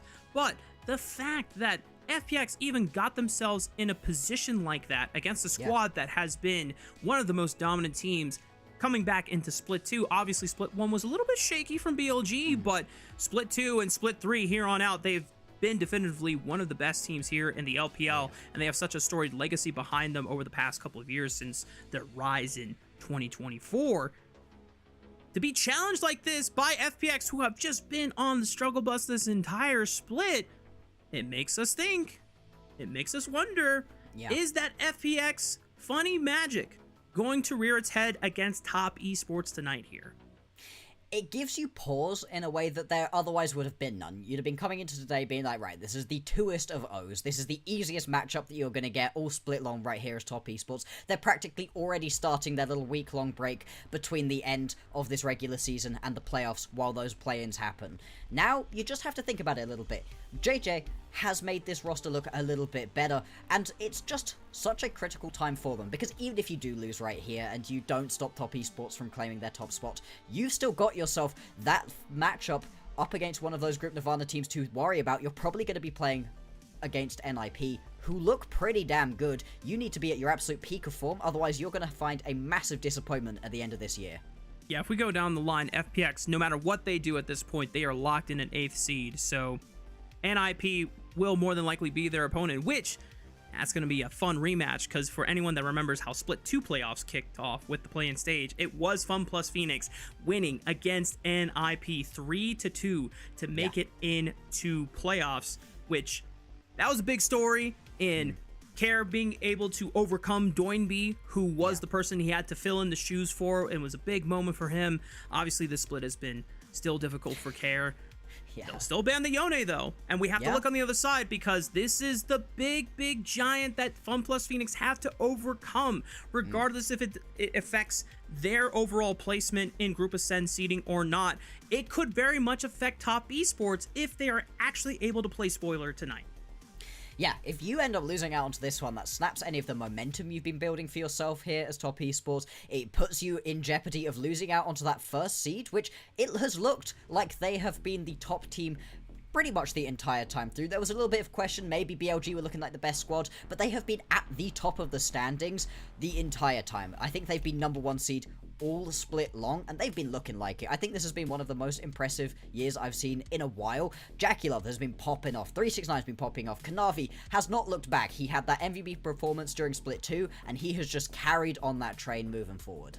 And unfortunately, Blockster, that seems to be a trend for top esports domestically, as we are newcomers to the LPL, so we are at least getting a full year in review of looking at what this top esports roster looks like. But talking to the longer LPL heads, I remember, I think one of my colleagues that often goes to the international tournaments talks often about top esports being like the TSM of LPL, reigning supreme domestically, but then in internationals, it's a completely different story, and most of the time disappointing. But as you said, these guys have had some high highs, winning Split 1 and representing LPL at first stand, and then they got upset by WE, finishing 5th and 6th place in playoffs after ending the league at number 1 seed going into playoffs for Split 2. Yeah. Just a crazy exit for them. Nobody was expecting it. It was a massive upset coming on through, and it was super exciting to watch as an outside observer, as a non-top esports fan. If you're one of their fans, though, what a rough ride it has been, from the highest of highs to some of the lowest of lows that you're really going to be seeing, and they just want to carry this momentum on through. It's something we spoke about, I think, nearer to the start of the year. We wanted to see more 2-0s out of top esports, because the cracks were beginning to show during the regular season last split, where yes, they topped out the league, but they had a lot of 2-1s. They were always dropping one game even to some of the worst teams, and it really did make it just that much harder for them to really be believed in once they got into playoffs, and that did show through. This split, they've been a little bit better about it, right? They've been having a lot more 2-0s than, they had previously. Still, they've had a couple of 2-1s, and it does, fill me with questions going forward. And one of the major reasons why top esports have been looking a lot better this split in particular compared to the other splits has been JackeyLove stepping up, as we I don't think we'll get a chance to show it before draft kicks off here. It seems like everyone is queuing up, but one of our other fan takes from the community Discord, JackeyLove is on a path to redemption, and they're going as far as to say he will be the LPL champ, the world champ, and his career will finally have a happy ending. Now, JackeyLove is a former world champion, coming from IG 2018 alongside Rookie, The Shy, Ning, and Baolon, the first team to ever lift a world title for the LPL, and really giving them so much pride in being able to take down a Korean squad on their way to do it. Obviously, they faced Fnatic in the finals, but we had some of the most exciting quarterfinal matchups where IG versus KT. Sick. Maybe, just maybe, the fact that JackeyLove is in current leading MVP performance form right now, he can finally live up to the promise that he gave to fans at the end of Split 1 finals, where he was given finals MVP. He said, I don't know if I really deserve this, but I will make it up to you by the end of the entire 2025 season. Yeah, and I've really been enjoying watching JackeyLove play. His highs, if we're talking about high highs from ADCs, JackeyLove's highs have been incredible this split long. He's been a real fan of the Sivir. We'll see if he gets that here today. The more late game scaling champions have been looking his best, but that's not to say he can't play something a little bit more lane bully. The Lucian, again, another champion that's been really in his wheelhouse, and also just high priority across the entire league. And with our first 2 bans on both teams, a lot of AD carry priority coming out from FPX, targeting JackeyLove, knowing that this guy has just been dominating and just might end up being our number 1 AD carry when it comes to the all-pro votes from the entire fan base, the community, and the LPL broadcast. Now, Top Esports closing out their ban phase with a Pantheon jungle ban, trying to eliminate some options that would give Jit the agency necessary to create an unstable early game for the side of Top Esports. This is what we really need to see out of them, right? They have to get JJ ahead, get him into a spot where he can just carry through the entire rest of the map, because it hasn't looked at any point like FPX can get things going for themselves in their individual lanes. There's been a couple moments where maybe Cares looked alright, or Shears found a little bit of success here or there, but it hasn't really been theirs to take. TES, they're going to start out, 369 going to grab himself that Rumble, and that's going to put some extra pressure right here onto FPX to potentially take that Wukong, unless they want to give that awesome combo between the Monkey and the Rumble in the top lane. Normally, one of the mid laners that gets banned out a lot against Care is the Yone. This is not happening for this draft, so I imagine that by securing the Trundle, they're not even thinking about a Yone Sejuani combo. But this will set up a Yone Sejuani combo that is something that will need to be feared later on in the series drafts. Now, FPX, there's still things like the Aurora that you could play for. You could slam that for Sheer if he feels comfortable trying to take that as the counter matchup into 369's Rumble, or you could just go for one of the high priority mid laners in Taliyah instead. Yeah, absolutely. Kanavi has also really liked himself that Jarvan, so I wonder if you now want to grab yourself a Jarvan here. Early pickup of the Ornn. The Ornn into the Rumble, it's a fine lane matchup. You're not really worried about what happens to you in the individual laning phase. It's about what you can bring to your team later on, and those ornaments also give you that late game scaling that you can potentially lean on as FPX if you think you want to go super late into the match. TES, hovering two very different champions. This will dictate the style of game they're playing.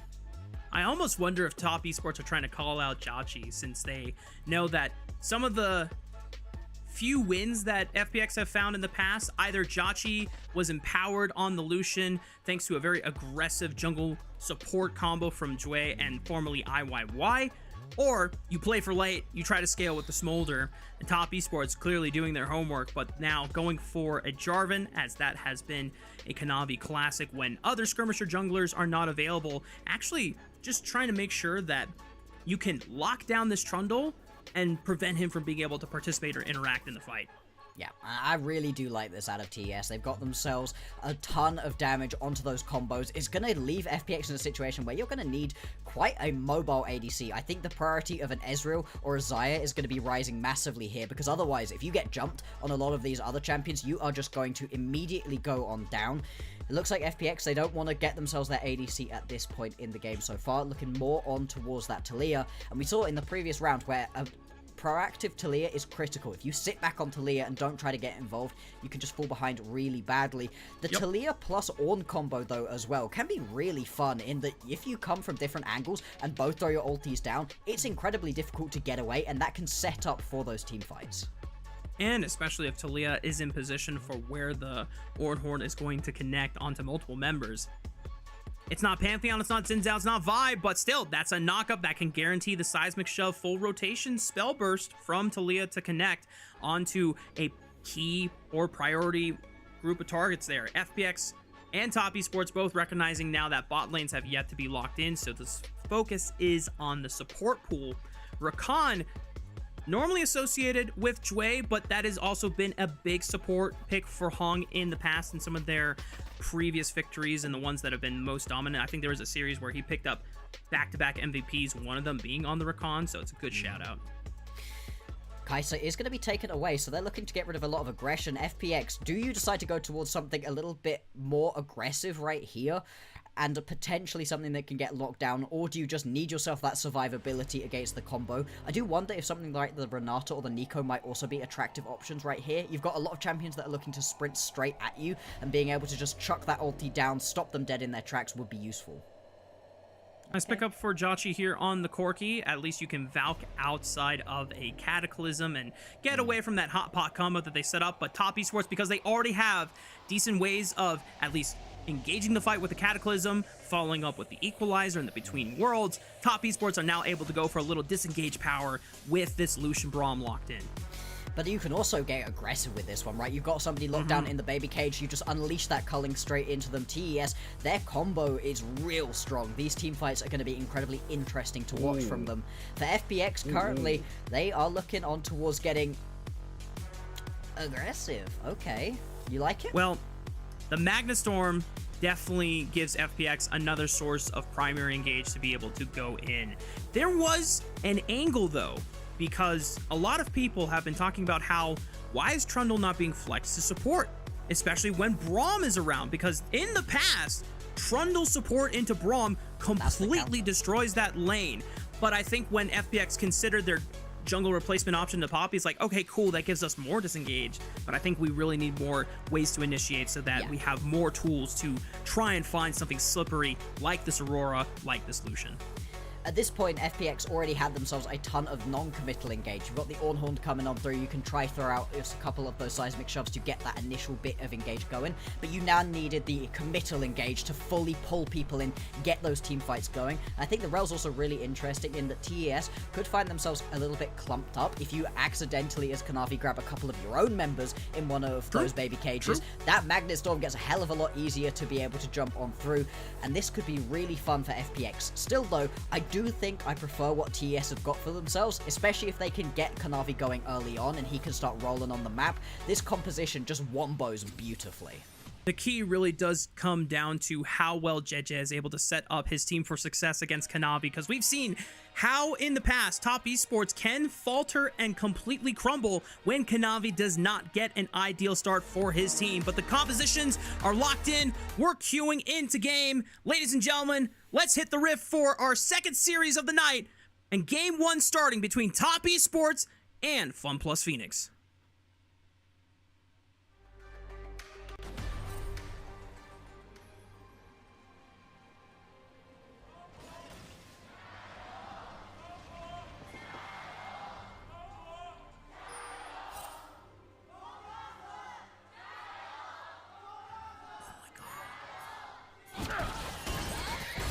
They're gyroing for FPX, but Kair's in trouble! Oh, the concussive blows lands! No! Not like this!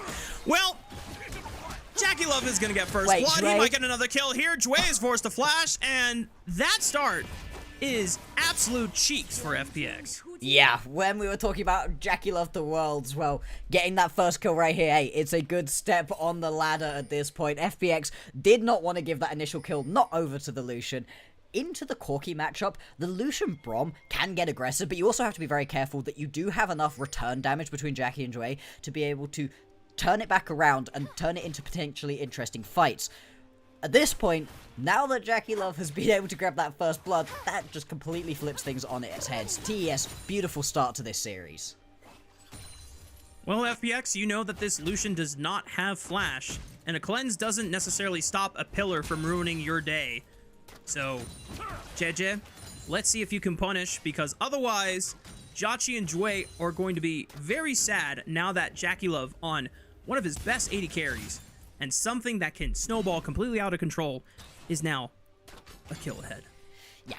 Luckily, for the early laning phase of FPX, that is just going to be Shadow Gold. It's in his inventory, but he hasn't actually been able to turn it into anything effective stats-wise, not being able to head back to base. But it is going to make that first base that much more terrifying. So here, Jackie and Jue, you need to just get yourself into a decent spot early, but they're just getting pressed through. Obviously, that little bit of XP advantage as well, just making it so miserable to try to play into this bottom lane. And I don't see them being able to capitalize on the fact that that gold hasn't been spent yet. Kanavi's pathing towards the top side of the map. As we get some stats from our producer, Rumbles 12-14 versus... Listen, the Shy was able to identify it first. If he was denied the Aurora counter pick, he just slammed the tank, and his go-to tank was always Ornn. The Ram is able to at least deal with Rumbles in most of these matchups. Decent all-in from Jue and Jachi. Jackie Love now pops the cleanse and is below 50% HP. JJ is in the area. Can he get to the bottom side of the map? But Jackie Love's going to take his base now. Yeah, that was a nice start, right? Those concussive blows coming on through, and it makes it so difficult to try to actually get back away from these fights. Now Sheer just getting chased away. We talked about it a lot in that previous series in terms of people that haven't necessarily been having the best time in their laning phases. I'd put Sheer in that category. He's been getting pushed around by the majority of other top laners. There was a while where he had only been able to find himself wins on the Scion. That has changed since. He's lost on the Scion, he's won on some other things, but he still just hasn't been finding this laning phase success. And strangely enough, he's been finding some better times when he gets his hands on the Rumble, which, thanks to Top Esports, they identified and said, yeah, that is our priority for our first pick of the draft phase, and completely deny that from Sheer for the rest of the series. So now he has to find a way to navigate without that comfort pick for himself, already on the back foot. And decent job by Jackie Love to identify that Jachi was trying to take a recall, stops it with the Ardent Blaze. Kair is in trouble, knowing that Kair has no flash, so Kanavi just commits with the flash EQ. And now it's 2 kills on the board for Top Esports. And even with that seismic shove back, he's still going to be able to walk away. And this is what I wanted. I wanted to see Kanavi get himself as much of an aggressive lead early on as possible, because he's really going to be the engine driving this whole composition forwards. There's not a whole lot of hard engage coming out from this TES composition. The Brom is great when you're going backwards as a disengage tool, but a lot less effective when you're trying to chase into people. And the rest of your champions deal a lot of damage, but don't come with any CC really of their own. It's all on Kanavi to start these team fights off. And so for him to be in a strong position early on is critical. If Kanavi can get that accelerated item spike for himself, that means he's more durable earlier on. He's ahead of the item curve. And when you make that solo dive mission with the Cataclysm, you are not going to be as nearly in peril as you would be in other scenarios. We've seen situations where Jarvan is behind the curve, and it's like, well, I have to send it with the Cataclysm, but I know I'm getting blown up as soon as I get in. At this pace, Kanavi will not be in that kind of scenario. No, if you can get yourself that Sun Sky a little bit earlier on, that gives you so much extra healing, a little bit of extra damage as well, which could be very useful.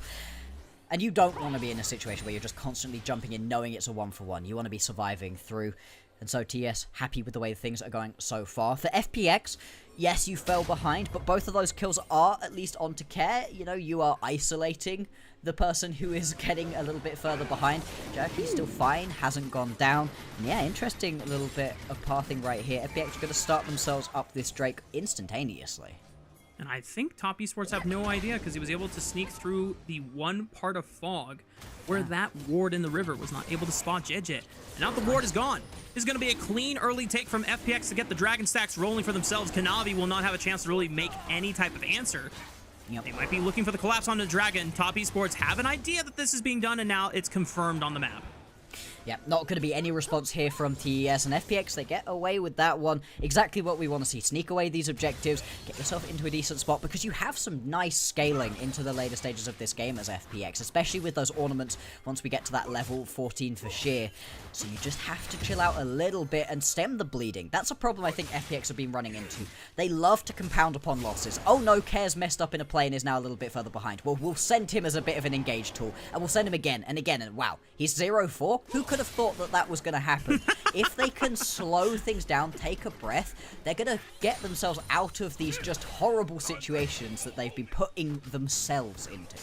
And in the previous series where FPX had a massive deficit, particularly in game 1 where Jachie was getting focused and dove consistently by BLG, JJ identified, guys, we just need to drop Jachie and let him be like a dead limb. Do not associate with him while he is going through this rough time. We need to make plays on the other side of the map where Sheer is still strong, and we can try and get Jachie back in the game that way. And so far, JJ identifying that, listen, I can't really do anything on the lanes right now, but I snuck this Dragon.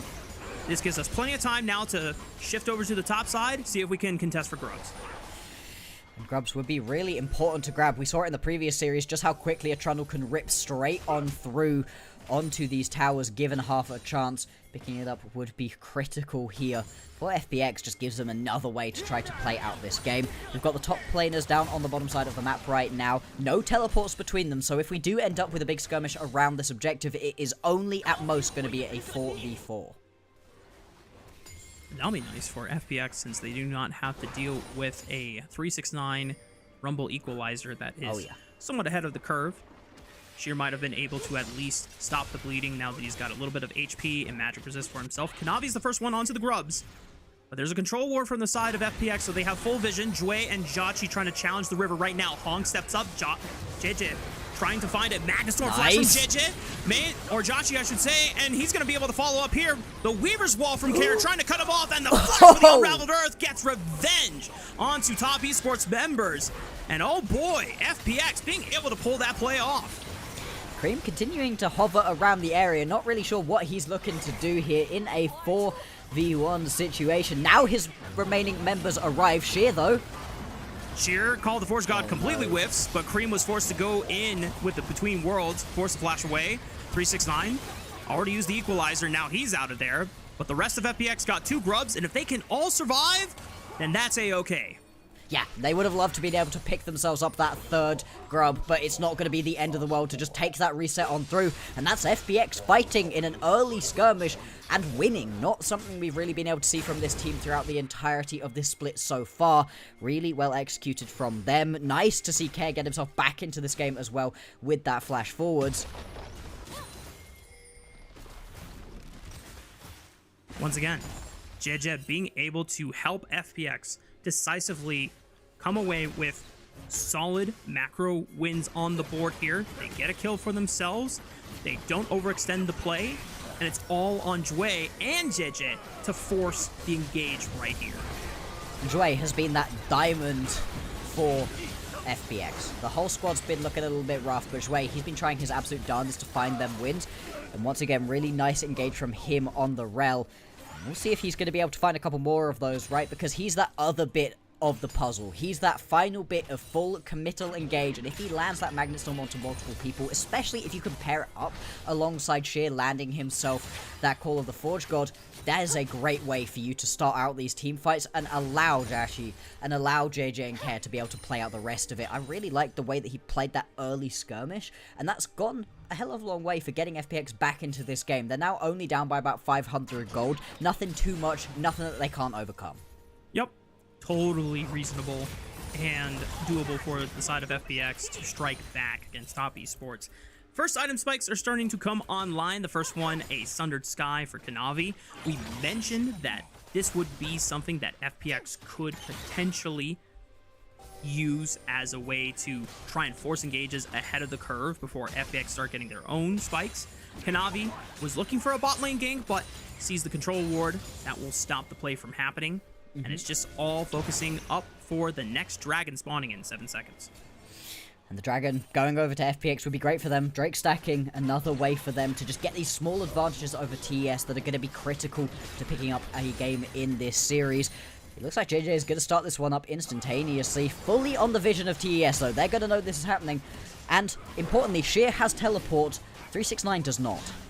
And Jackie Love just took a base, so he will not be here for the fight. So if Kanavi is going to try and contest for the smite, it might just be a one-way trip or the cost of a flash.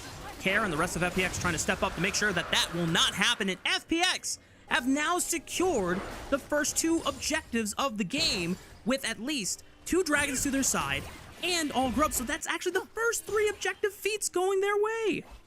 Absolutely, and with these kills right now on 2 apiece, that next kill is going to do it. Send us over to the boots, and that's going to be critical. Again, we'll keep tracking on towards this one. Pings happening down towards the bottom side of the map right now. TES could potentially be looking for a dive right here. Jue and Jachi in peril. Culling comes out from Jackie Love. Decent damage. Puts Jue and Jachi nearly at 50% HP. JJ arrives now with a Trinity Force.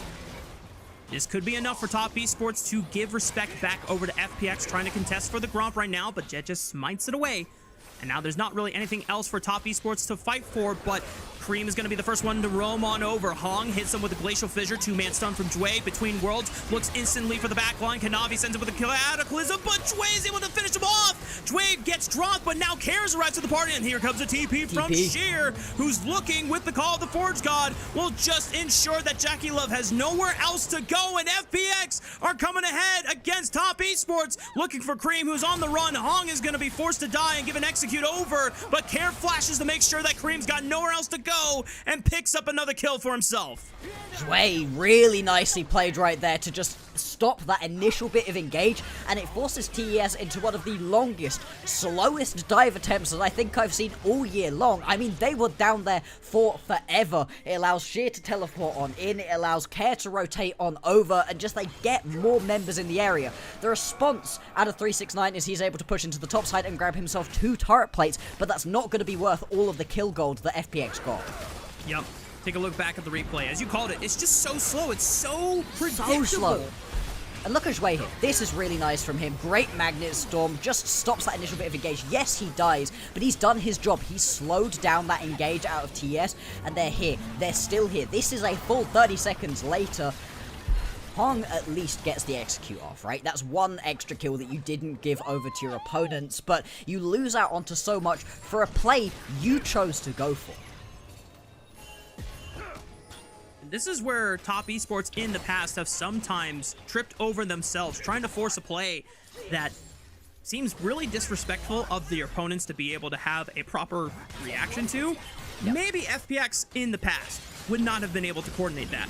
But ever since JJ has come into the lineup for their series against BLG just last night, the team looks a lot more coordinated in these plays. They have yet to been able to win any games for themselves, but once again, we find ourselves in a situation where FPX are even with an opponent that is one of the top 2 teams in the league.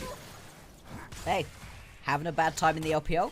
Change your jungler. It seems like it is the solution, and what I would give to really hear what is happening in those comms, because yeah, this is the 3rd jungler that we're going to be seeing right here for FPX. Obviously, you get Milky Way? That's, yeah, that happens. IYY, not great either, obviously, but JJ looking real good so far, and I wonder how much he is doing the shot calling for them, because they just feel so much more coordinated. Damn, losing half of the games you're ahead at? That's crazy. Yep. Sometimes it's just not enough, but that is considering that a majority of the games for FPX with these stats did not have JJ in the lineup. So who... I mean, JJ unfortunately has not been able to win a game with FPX yet, but it's only a 2-game sample size so far. True. It's better. It's so better. I mean, you look at these games and you just see how FPX have been able to play some of these early scenarios out. We're on the Rift Herald right now. JJ secures it. Now FPX, do they want to turn around for this fight, or do they want to turn onto Cream? He goes into the between worlds. He's trying to break their ankles right now. Konami locks the ball up with the Cataclysm. Jackie Love able to free fire. Hong blocks Sheer's ultimate, and this just gives room for top esports to just empty full clips into members one after another. Chachi caught on the wrong side of the tracks here, and FPX lose out 3 in the fight. Now 4. Critical difference between this fight and all of the previous ones. It happens whilst 369 is there, and he puts down a beautiful equalizer. He's already got that Leandri's in inventory, and it just cooks FPX alive. There's no rebirth right there for the Phoenixes, and it's just so rough to see, because these previous fights have looked great, but they've not been doing it when there's a rumble in the area. Watch this one. Equalizer about to come on through. It lands straight across 3 members. They're still sat on it. There are still people sat on top of it. I mean, Sheer is sat on top of the equalizer the entire team fight. And yes, it's well played from the remaining members of TES, but it's all set up from that damage out of the rumble. And as we criticized top esports before for disrespecting the power of FPX to be able to respond to the dive they made, I think it's fair to criticize FPX for disrespecting the power of the hot pot combo. That is something that we have seen time and time again, not just this year, but, I mean, Jarvan Rumble combo has been out for years, guys. If you all clump up like that, you know exactly what Konami wants to do, and I think top esports just played out all the micro interactions as well as they could have. Absolutely, they did, and now they get themselves back to a gold advantage right here versus FPX. 3rd Drake on the board right now. It would be so point if FPX can grab it for themselves. TES, they do not look like they want to allow that to happen. Kanavi nearly got his ulti back, so you are pretty much at full power to go skirmish here as TES. Care trying to mark Cream's Aurora on the bottom side, but now he gives space over just so that he can reconnect with FPX on the other side of this wall. The dragon resets back to full HP. Top esports now have control of the river as FPX will shift their attention back into the mid wave. They have this herald. They're going to try to break open the map into this tier 1. JJ is taking the charge. Cares Weaver's Wall just a little too late, probably. He gets the charge in, but he gets caught by the swag flag dragon. JJ is just cooked. FPX lost out on their jungler. Dway sends it, but the equalizer's beautiful. It cuts off Chachi's and Sheer's escape. Care trying to run away, but it gets snagged by the Cataclysm, forced to flash. Here comes a... No, not again. Hong is able to block the call of the Forge God beautifully with that unbreakable shield. And unfortunately for Sheer, his ultimates have been feeling very useless. Yeah, that's the problem with having the Braum picked up right here into the Ornn. Just gets to absorb away that call of the Forge God. And FPX, in what could have been a critical play for them, getting them onto Soul Point. They lose out multiple members. And the second that JJ puts down that Rift Herald, at least in my mind, I'm like, oh, are you actually going to ride that? Are you going to commit to this one? And then at this point, I'm like, he's going to not. He's going to crash into a wall near his base, right? Right? No. Like you said, the flag and drag from Konami. Beautiful to just immediately catch JJ, and the turn is so strong as well. 369. He has not missed with these equalizers. They have just been beautiful so far. and it means there's kind of nothing that you can do as FPX. They, all of a sudden, after a good early game, find themselves scrambling to play catch-up. Those are sometimes underrated aspects about the equalizer. You'll see some players try and go for like the dream equalizer that is going to put them on the ultimate for the maximum duration of time. 369 just recognizes, I just want to slow them down and know exactly where they want to run, and you just drag basically a line across where they are forced to cross over anyway. So you're going to get some decent value out of it. And now, Top Esports in back-to-back sequences here, Bloxer. What was a small gold advantage for the side of FPX, slightly ahead for Top Esports. It was even. It's now more than 4,000. And I really like that you bring up slows in this game, because I don't think I've ever really seen a bigger Merc Treads game in my life. Unfortunately, it's hard to do, because then you're going to take a ton of damage from Jackie in this situation. It also unlocks Kanavi to do some extra too, but the amount of slows available to TES is ridiculous through just base abilities. Then you bring the ultis in as well, and you are moving at a quarter pace most of the time. How are you meant to weave your way through a team fight as a Corki or as a Talia when that's happening? And that matters so much to champions like Trundle, Ornn, and Talia, where they don't really have the strongest ability to get out of those bad scenarios. I mean, at least Ornn can charge his way through or try and negate some CC with the Bellows Breath, but Trundle and Talia, if their flashes are down, then they are just cooked as soon as they get tagged by anything that slows them down, because they don't have a way to dash, they don't have a way to blink outside of their own summoner spell. And with Top Esports having full control of this bottom side of the map, we have to imagine that with Otacon spawning, that is the next play, and FPX are really going to have to pray to turn it around. Yeah, they're going to need to find themselves a couple of those miracle fights, and I gotta be honest, I want to see more map rotation. Don't really feel like Care has been using that Weaver's Wall to get involved across the map once again. We're again seeing one of these passive Talias. Once again, like you called out in the previous series for WE, FPX, if you have this Talia, you want to move around. Obviously, the early game did not pan out great for Care, but there are still some windows before these objectives spawned out to try and find those advantages. But it's just been trying to play for the objectives themselves, and unless you're finding crucial cutoffs with the walls, you're losing out on so much value. And no one's able to respond to Cream pushing on the bottom side of the map, so Top Esports get even more gold for themselves, push the advantage to around 5,000. This is now resulting in item spike advantages for some of the carries on Top Esports, so FPX, they're even less favored to win straight up 5-on-5 fights. Jackie Love well on the way towards that third item being completed for him. He's going to be hitting like an absolute truck, weaving through all of those spells as well with the Flicker Blades in inventory.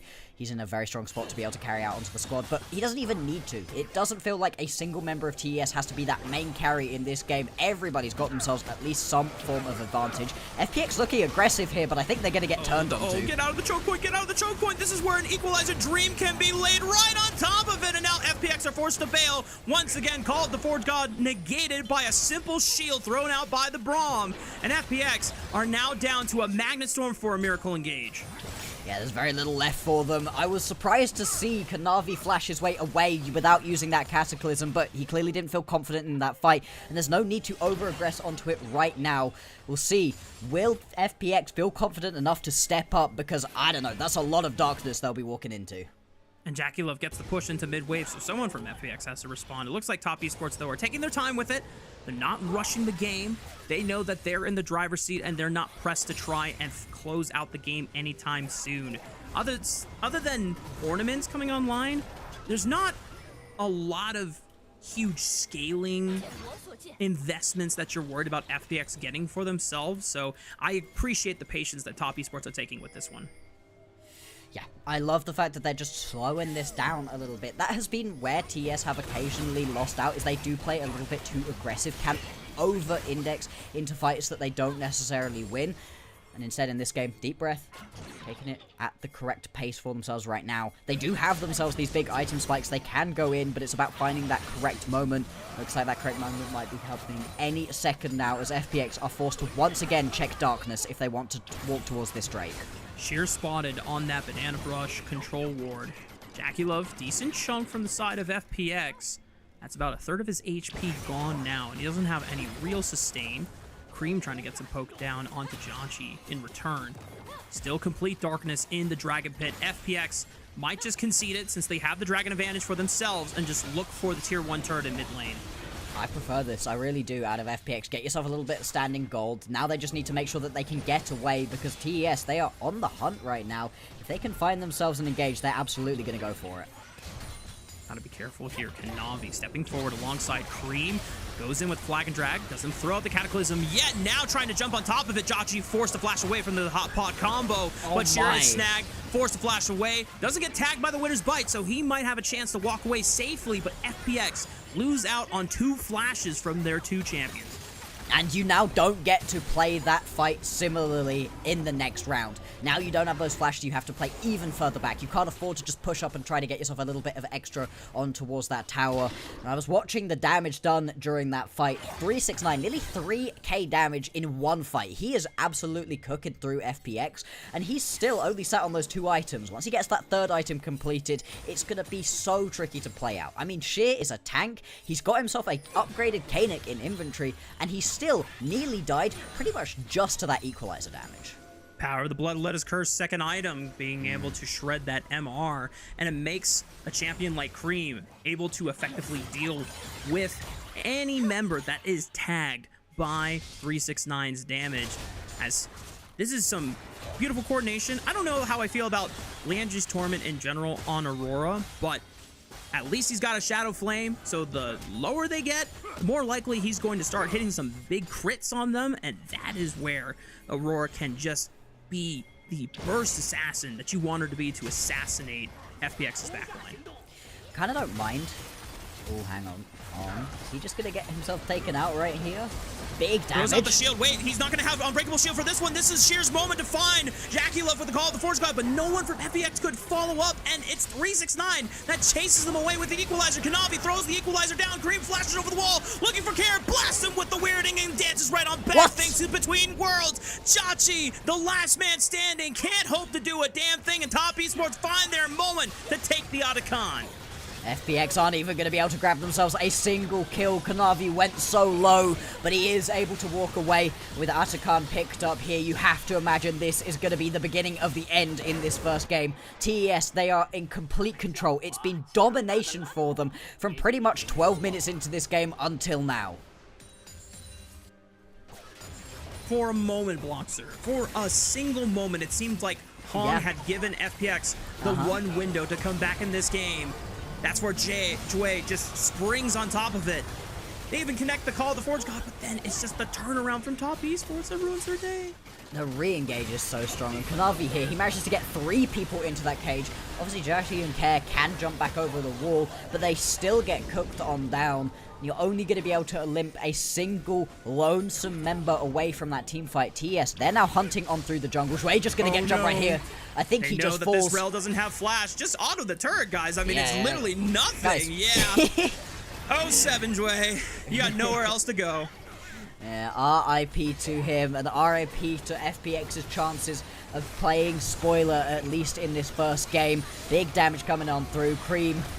Knock up onto Care. Kanavi forced to flash away. The Equalizer is going to burn him down with the Liandry's Torment burn.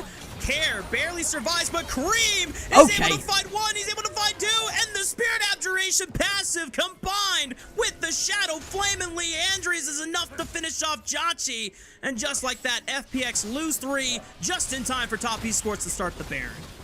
That's now going to be a 22-stack Medjai's Aurora right here for Cream. He's hitting like a truck as well. No member on TES isn't doing their part in this one. And every time FPX think they've potentially found themselves a little bit of a re-engage, they've got somebody a little bit low, they just don't have the damage to be able to finish off these kills. You've got to remember that a bunch of these kills that you have of FPX came within the first couple of minutes of this game. And since that point, it just hasn't happened. I mean, look right here. Equalizer again. People are in the Equalizer for 1, maybe a second tick of that burn damage. But it just keeps going. It keeps on hurting you. And then the same thing. We were talking about the Liandry's onto Cream here as well. Just having that little bit of extra burn is so nice for these situations. And, hey, it's working out for them so far. And I'm going to pose a question on behalf of my producer, who has been asking this for a long time now. Why does a burst assassin like Aurora get a max HP % damage burn on her passive, insane. Insane that exists. Riot Games, baby. That is just... Hey, why not? Give it another tool. It's a new champion. And to be fair, I've seen plenty of Auroras do absolutely nothing. This champion isn't actually easy to make work. The thing is, it has so many tools that when you're good on it, when you're able to play it well, as Cream has so far in this game, it feels so oppressive, doesn't it? Uh-oh. Care realizes that he is out of bounds in illegal territory. He weavers walls out, but JJ, he's not going to be so lucky. Oh no, Care doesn't have flash. He flicks them back, but he's still locked in the baby cage. Dwayne trying to do everything he can to save his mid laner, but the equalizer will be the final tick in the back. FPX just crumbling one after another. A triple kill goes over to the way of 369's Rumble, who has just literally been on fire this game. I mean, just this whole game, TES have been burning through the members of FPX. 369, he's gonna have such ridiculous damage stats at the end of this one. And now, with the Baron buff on top of these members, these towers are gonna fall. Bot lane inhibitor tower goes down. The bot lane inhibitor should well follow. And this game is so close to being done. And normally we associate Phoenixes for being able to rise from the ashes, to reborn from even the most disastrous tragedies. I don't think it's happening in this game. They're just going to have to wrap it up and think about what they can do going into Game 2 of this series. Back to the drawing board. Try it back again.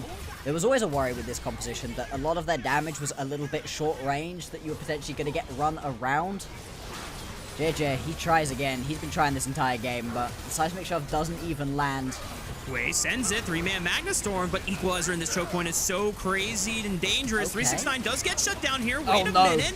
But Jackie Love with the calling of Kanavi dunks them with the Cataclysm, and Sheer able to find a knockup, but just does no damage on this horn. And now Jackie Love is on the hunt for some more kills. Kareem and Kanavi ready to back him up, and this Ram God is about to get absolutely ram-ranched. And Top Esports just being able to finish the job. A triple kill going over to Kanavi, and FPX down on their last legs. Yeah, this is a single team fight where FPX are able to grab a member. 369, he does go down, but it doesn't matter. The re-engage is way too strong right here out of TES, and they're going to push their way on into the base. Care, he throws out the Weaver's Wall, tries to just slow things down a little bit, but it's not going to matter. This is going to be TES taking game 1. Care doing everything he can, but everything that he can do is just not enough, unfortunately. Top Esports with a massive 17,000 gold advantage to close out Game 1 are going to take the series lead.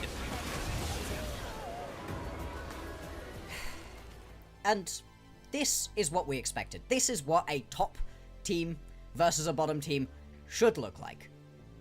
Still, the amount of domination that we ended up seeing surprises me. I mean, it shouldn't, but it did. Towards the end of this game, it felt like there was basically nothing that they could do whatsoever. Like you said, back to the drawing board. There are some good things that FPX did early on. JJ understood that Care getting dropped early on and 2 kills effectively going over to Lucian's way is not a great way to start things off. Having summoner spells burnt, and didn't seem like there was any realistic way to try and punish these lack of summoner spells from these big carries from Top Esports. But he just said, guys, let's just play for objectives. We'll play for feats of warfare that way. And it was kind of working. And then I think it was the Rift Herald fight that just really destroyed them when they all grouped up, and Top Esports just ran away with the game from there on. Yeah, the one fights were won before 369 was there. The second that 369 arrived, he was just able to completely take over the game. He would absolutely be my pick for MVP, but it's going to be a hard sell because Kanavi was popping off, Cream was popping off, Jackie Love, I feel like it was a little bit quieter out of him just because he didn't need to be that main carry, but he was still pumping that damage. Yeah. I was curious, item tangent aside, if he was going to go the Kraken Slayer. I know there's been some discussion from AD carry mains that they like the large earlier spike from Kraken, and that the Essence Reaver Navori Flicker Blades is sometimes a little bit too greedy, but Jackie Love really wanted to prioritize the mobility that he got from being able to proc resets off of his Relentless Pursuit. And I think into a composition like FPX where you have two main forms of engage, and you're able to dodge all of them, or at least always count on your Braum to block one of them, Yeah. that mobility becomes very, very valuable. Absolutely, and it just meant that he was able to weave his way through the fights, and there was just never a moment in which it felt like FPX could pick any of these members. The mobile ones were weaving their way around, the immobile ones were just dealing so much damage that you couldn't afford to sit there and try to hit them. I mean, this is probably the worst that it looks here. This is a dive that takes way too long out of TES, they give over a bunch of kills, but again, look at who isn't here. Look at who isn't around at this point. What is happening whilst everybody's running around, being chased down in the bottom lane, is you've currently got 369 absorbing tower plates top lane, getting himself to that first item. Leandri's in inventory, and then 3, 2, 1, ulti comes on through right here, and this was it. This was the moment in which it flipped, and this was very early on into the game. And I have to shout out Cream, because this mid laner sometimes will kind of fumble and choke, even though he is definitely one of our mechanically more talented mid laners that we have in the LPL. He is part of that newer, younger generation of mids trying to make a name for himself in the league, trying to contest the old heads of Xiaohu and Rookie and Knight, who is not necessarily in the old head generation with Xiaohu and Rookie, but he's not necessarily super young, like middle-aged. Yeah, he's the halfway Knight. point, right? Yeah. And there's a reason why Knight is considered the best mid laner in the league, because I think he's just at his prime and peak right now, and Cream for the past couple of years has been trying to level up his game so that he can contest Knight. He was able to prove that he was the best mid laner by the time we got to Split 1 finals, but consistency issues has plagued this guy over the course of the year. Sometimes he just has strange, weird moments, but he recovered well after the early game could have looked shaky for top esports off of the failed dive. I've been really enjoying the way that Cream has been playing most recently. I think he's been looking pretty damn good, and in this game, it was great. I was really surprised when we got to see that damage graph that he did just 1,000 damage less than 369 did. It's very easy to end up with a 42% damage share on the Rumble, because the Equalizer is a lot easier to hit damage-wise than all of the Aurora spells. There are plenty of games in which Aurora never ever gets going, isn't able to get into the backline. It feels like a completely useless champion. But in this game, Cream was just all over the backline, was using that between worlds beautifully. Yeah, this was the Aurora that you have to play against in your promo games to, like, oh yeah, Diamond, Emerald, or Masters, whatever, and you just get absolutely obliterated, and you're just questioning to yourself, man, why couldn't I get that guy on my team? Why is there a 25 Magi stack Aurora just absolutely blowing up my backline, and there's nothing, literally nothing that you can do about it? Yep, I get a Chorus performance whenever I'm playing with that champion. And my opponents always get Cream performances. I think a more accurate... I mean, Karis wasn't that bad today, if we're going to be 100% honest. I think... Ooh, I mean, okay. A typical Karis performance makes sense. In this day and age, Bloxer, it feels like I'm getting a Scout performance, you know, when that happens. Oh, wow, we are really throwing the shade right here. My heart is still for that team, and hopefully... maybe they'll turn it around. But congrats to Cream on picking up the MVP for this game. Well deserved. He was definitely the biggest threat into the backline and just made everyone else's job easier. Now, that concludes our first game coverage for this series. This is our last series of the night. And a reminder, Top Esports, if they win this series, then they are definitively securing first place for the LPL. We'll see if they can close that out, or if FPX are going to do some funny magic right after this break.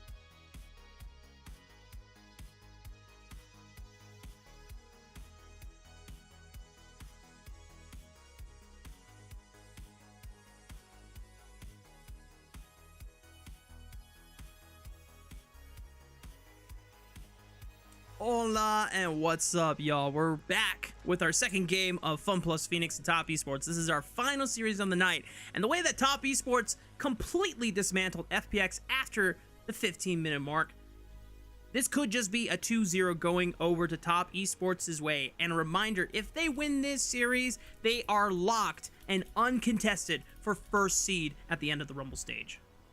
Yeah, this is super important right here for TES. For FPX, the best they can do is play spoiler to other people. We know that they're going to be facing off against most likely NIP during that play-ins round. But for Top Esports, locking themselves in right here, finishing off their regular season with a bang, would be awesome for them. And it would be so great to see Top Esports once again get themselves that top spot. Now, whether or not that means people are actually going to trust this team to carry it on through playoffs, I don't know. I feel like a lot of that trust was broken in the previous split, but you can only do what's in front of you right now, and what's ahead of them is one more game to get themselves first place. Between their performance at first stand and then dropping to WE at 5th, 6th in playoffs last split, it's hard to come back from. But at the end of the day, Top Esports still remaining as one of the most dominant teams, and by the end of the series could be the de facto most dominant team at the end of Rumble stage. And when you consider both of the journeys that these two teams have had to go through and where they're going to be starting from when we get into playoffs, FPX have to make the run from the play-in stage as the 8th seed. And Top Esports, if they win the series, they get to have their pick of the litter here, Bloxer. They're going to be able to do whatever team. They'll be able to pick whatever team that they want to play against because they have earned the right through their domestic dominance here in Split 3. They've had completely different experiences of the split so far. It couldn't be more different between FPX and Top Esports, and it's been really interesting to see how these teams have had differences across the course of the year. For Top Esports, I feel like they've overall been kind of consistent, but they've been really turning it on towards the back end of this split right here. You can see it, right? They've got so many teams that they can pick from going on forwards, and I gotta be honest, against these opponents we're showing on this graphic, I take Top Esports easy clap every day of the week. Yeah. In prior splits, a couple of these teams would have been a little bit more precarious as challengers, but the form that JDG has been in Split 3, Top Esports can run them. The form that WE has been in, maybe WE find that one game, just like they have been in multiple best of threes this entire year, but they still run them. And right now, we're seeing, even with JJ on the lineup, even when FPX look a lot more stable and they have better overall direction than either IYY or Milky Way in the lineup, it is still so damn difficult to overcome Top Esports. And now the faith yet to be restored for Top Esports fans needs to come through once we get into playoffs. It's just as simple as that based on the precedent that we've seen from them. But doing it right here, getting yourself that first seed, allowing yourself to pick your opponents, that always puts you in a very comfortable spot. Also, these teams have just been playing so much, right? You've got a billion best of threes that you've had to play throughout this split across the course of the entire year, and managing to get yourself straight into the playoff means that you get those 4 days where those best of 5s are happening, where you can breathe, you can chill, you're not playing, you're not really worried about how the games are going particularly. They need this little break for themselves, reset before playoffs. For FPX, the grind does not stop, right? They've got themselves this game, they've got themselves that play-in match as well. I mean, it's just constant. Best of 5 is going to be so pivotal for FPX to show if they can adapt to a longer series where some of the niche champion pools that we've seen from some of the members of FPX can be leveraged to greater effect. But in this best of 3, we're still getting some standard picks across the board, and right now, for the second draft of the series, a lot of the comfort picks from Cream has been taken off the board here by FPX. Yeah, they're clearly a little bit worried about allowing Cream to play this game out exactly how he wants, giving him all of his favorite champions. Annie has been his highest pick, and he's 6-1 on that. He has been incredibly strong. Now with this first pick up and available, in terms of things that you think of as first pickable, the Vi, kind of the only remaining champion that's been super high priority, but I don't really see either of these teams moving towards this one right at the very beginning. Varus instead going to be the option. I think it's looked really good right here for Dashi. He's looked nice on this one, and you've got a lot of different build paths, so you're not locking yourself into one style too early in the draft. Yeah, I'm glad that FPX did not fall into the Vi B1 trap, because if you're not able to pair things with it as a strong dive combo, and then Vi's your only solo diver, that can be a recipe for disaster. Top Esports, though, knowing that Trundle is no longer in play, easily slammed the Scion for 369, and then Yunara picked up here for Jackie Love, one of the better marksmen still left here in this Fearless series. And it feels like the sort of champion he should really like. He's only had one game on it, was able to pick up a win, so we'll see what his second game on the champion in competitive is going to be. For FPX, they know they're going to have a Scion matchup here for sure. They're going to grab the Ambessa. This is a champion he's been going back to time and time again. Hasn't really been finding a lot of success on it. So right now you've got yourself that initial little bit of engage potentially with those chains of corruption, and then just going in with that public execution. You need yourself a few more bits of follow-up, and I wouldn't be surprised if we do get to see a JJ jungler be picked here. Talking a lot with the team right now, and at least because you already have the Ambessa locked in, you have a dive buddy that you can commit with, and Cease and Desist easily lays up a public execution to be lined up without any outplay potential from Top Esports. But now this is the opportunity for Top Esports and Kanavi to probably lock in his choice of jungle opponent. But that could also mean that Top Esports secure a priority support pick in this Alistar, and now they can thin the answers in the support pool for Jway.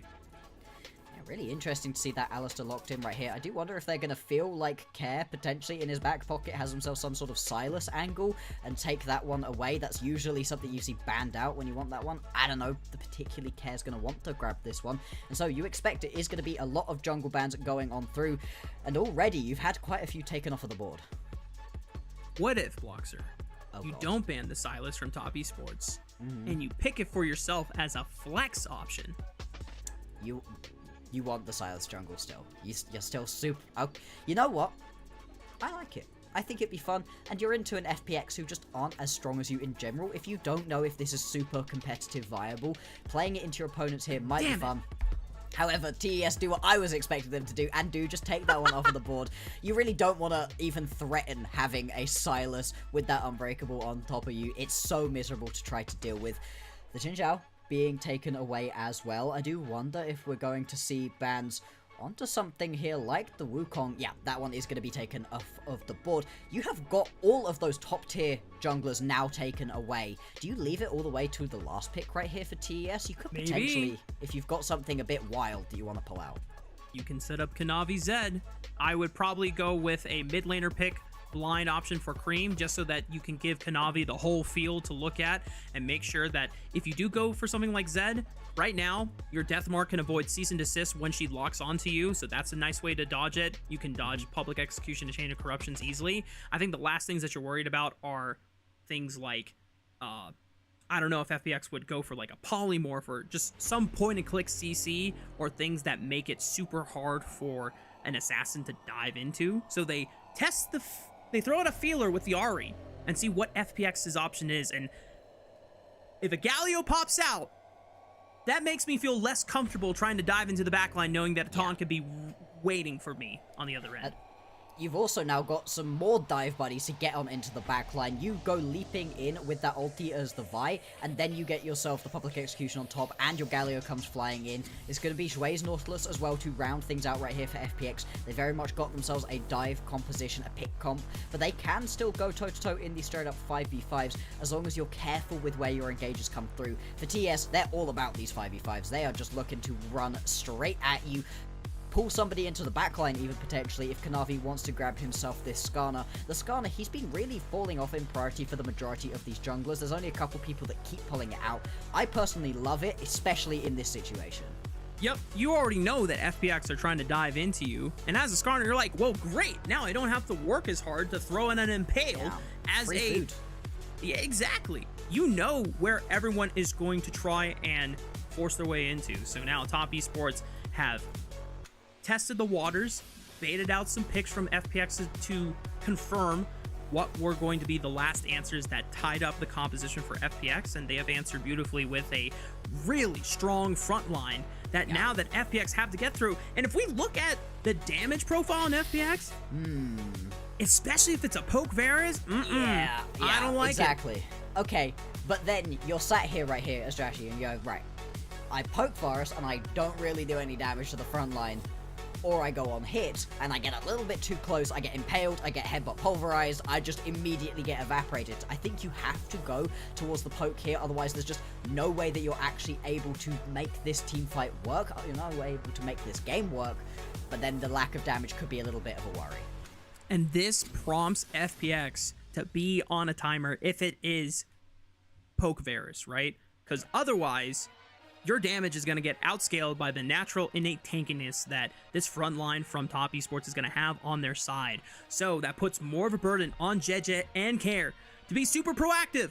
They have the tools to do it, but can they pull it off? This is match point for Top Esports. They win this series, they get first seed uncontested, it is theirs, and they will end the Rumble stage as the best team in the LPL. We'll see if FunPlus Phoenix can pull off an upset here and bring us to game 3, or if it will be a clean sweep from Top Esports. Let's hit the riff for game 2. 还有30秒到达战场，碾碎他们。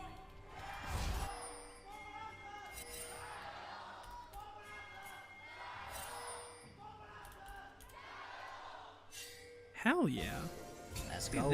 That is the most emphatic FPX Jayo cheerleader I have seen so far this season. But they know that it's the last series for FunPlus Phoenix before they go into playing stage. And, you know, cheers like that could give the morale boost to FPX necessary to make a pro diff in this game. And speaking of which, if you want to get some pro diff for yourselves in your next solo queue game and get a one-on-one coaching scheduled interview, actually, we might have to hold that. There's a lot of aggressive vision right now from Kanavi. Doesn't look like it's going to result into anything, so throw that back up. Prodiff.gg. Thanks to them, we have been able to continue running this broadcast as they are one of our sponsors. If you want to improve your game, use code LPL10 to save 10% on your next one-on-one with a current or former pro from the LTA, NACL, or the ERLs, and try and improve your game today. Super big thank you to them. And thank you to the teams for pausing their aggression just long enough for us to be able to give you that one. Exactly, previous game, right? They immediately got to the action, and to be fair, this bot lane already aggressive. Immediate cleanse by Jackie to get rid of the Ignite. Jway and Jachi went for an aggressive early lane setup, and this is lethal tempo from Jachi's Varus, so more than likely this is going to be the on-hit Varus setup here. He's on hitting it, which both gives me more hope for the chances of FPX winning this game, and also worries me massively for Jachi's KDA at the end. If he steps a little bit too far forwards, there's every opportunity that he dies a billion times in this one. But this is what you have to do, right? I think with the poke virus, you were just never going to get through this front line. The Scion, the Skarner, the Alistair, that's a front line of dreams. The only counter to that, though, is that I do wonder if TES, falling a little bit far behind, may be in a bit of a lack of damage situation, right? Yeah. You're having some decent burst through from Cream, right? But you're not a full burst champion as the Ahri. Jackie Love's kind of got a lot on his shoulders in this game. And the big key for FPX, as we highlighted during the draft, is you have to get things rolling for yourself. If you find a big gold advantage with tools like Vi and Galio and Nautilus who can just immediately send a fight. I like this from Jeje.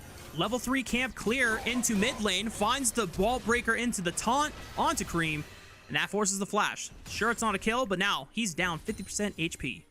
Yeah, now what you need here as FPX is for JJ to head back into his jungle, do a little bit more clearing, and get back into this mid lane. If you don't re-gank before that level 6 comes through, then there's no real point to this. Yes, it's nice to get the flash out. It's another extra bit of mobility away from Cream, stops the flash charms, but if you can punish onto this lack of flash Ahri pre-level 6 and get you that early kill, there's a way for you to really just start rolling in this game. JJ starts up his red buff. Kanavi was hunting, could potentially have gone in, is going to decide against it and just go and take the Scuttle Crab instead.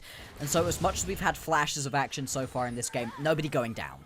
Yeah, the comm from his bot lane saying, hey, we just took a base, we're swapping with 369 onto the top side of the map. If you go into that jungle, that is a solo mission for you and maybe Cream to back you up. But good luck and Godspeed, but Yep. Absolutely. So, like you said, the swaps are going to come on through. Sheer kind of caught in this lane right now. The reset is pretty slow right here out of Jackie. He is able to push this wave all the way through. But 369 with the teleport isn't going to miss out onto too much. And this means Sheer going to be quite late to this lane swap. He gets cancelled. Oh my god, he gets... This is miserable for Sheer right here. That is brutal. Look at what he's missing. Yeah. And meanwhile, 369 was able to receive a full wave that was stacked and pushing into his turret. Yeah. Not quite the same state on the top side of the map for Sheer here. And this wave is so massive, JackeyLove can easily receive it. Sheer finally gets a chance to TP into the bottom side of the map, but he's forced to take a terrible trade into 369 because I think he just TP'd into the middle of the wave and maybe 369 was not showing. So he just caught him by surprise. And now Sheer, I mean, he still has a flash, but he might need a bailout from JJ to help reset this lane so he can get another base off.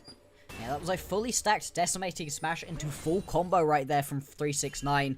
Massive minion wave being stacked up right here as well. And Sheer down a level. There was just no way for him to compete onto this one. Finally ticks over to the level 5. That's going to keep him a little bit safer right now.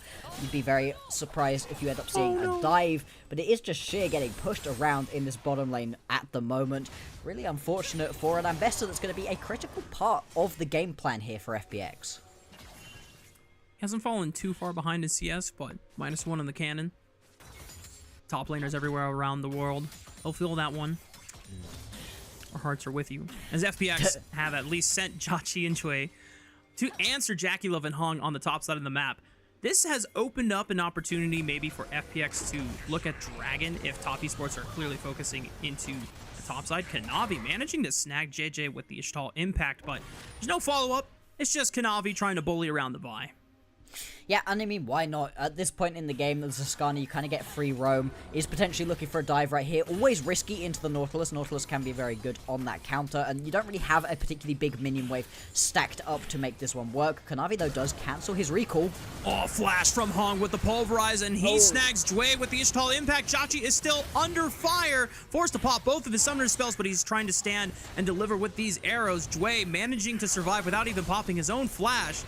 It could have been worse for the side of FPX's bot lane, but now this is a massive wave that is getting stacked up by top esports. They're going to crash it in, and I don't think Jachi is going to get a chance to really collect anything off of it.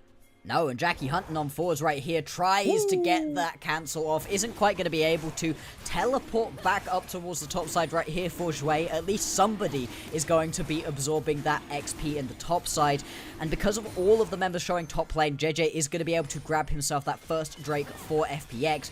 369 now might be the focus of another dive. He knows this is coming. No, he doesn't, actually. It was a ward that had been stopped out by the control.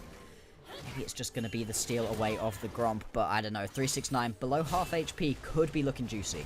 He was able to heal back up thanks to the power of Dorn Shield and more than likely second wind, but this level 6 ding for JJ off of the stolen Gromp and the Dragon means that he has now hit the level 6 mark and cease and desist. And notably, Cream doesn't have flash for... I don't think he's going to be able to spring on it in time. Cream now level 7. He has a Spirit Rush available.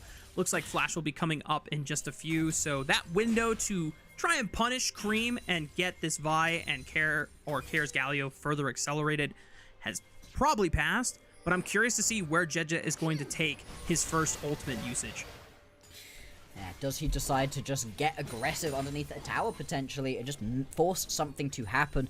Instead, right now, he's going to start up onto these grubs. 369 is here! They know that Jachi doesn't have flash. Jue was able to body block at least and absorb it, but Jachi still has no summoner spells, so 369 can just commit and give JackeyLove first blood. Impale will snag up JJ, who was trying to take the grubs. Already got one, but now is forced to run away with the Vault Breaker. Kair escorts him out, but top esports, thanks to their proactive setup on the top side, will claim the last two grubs.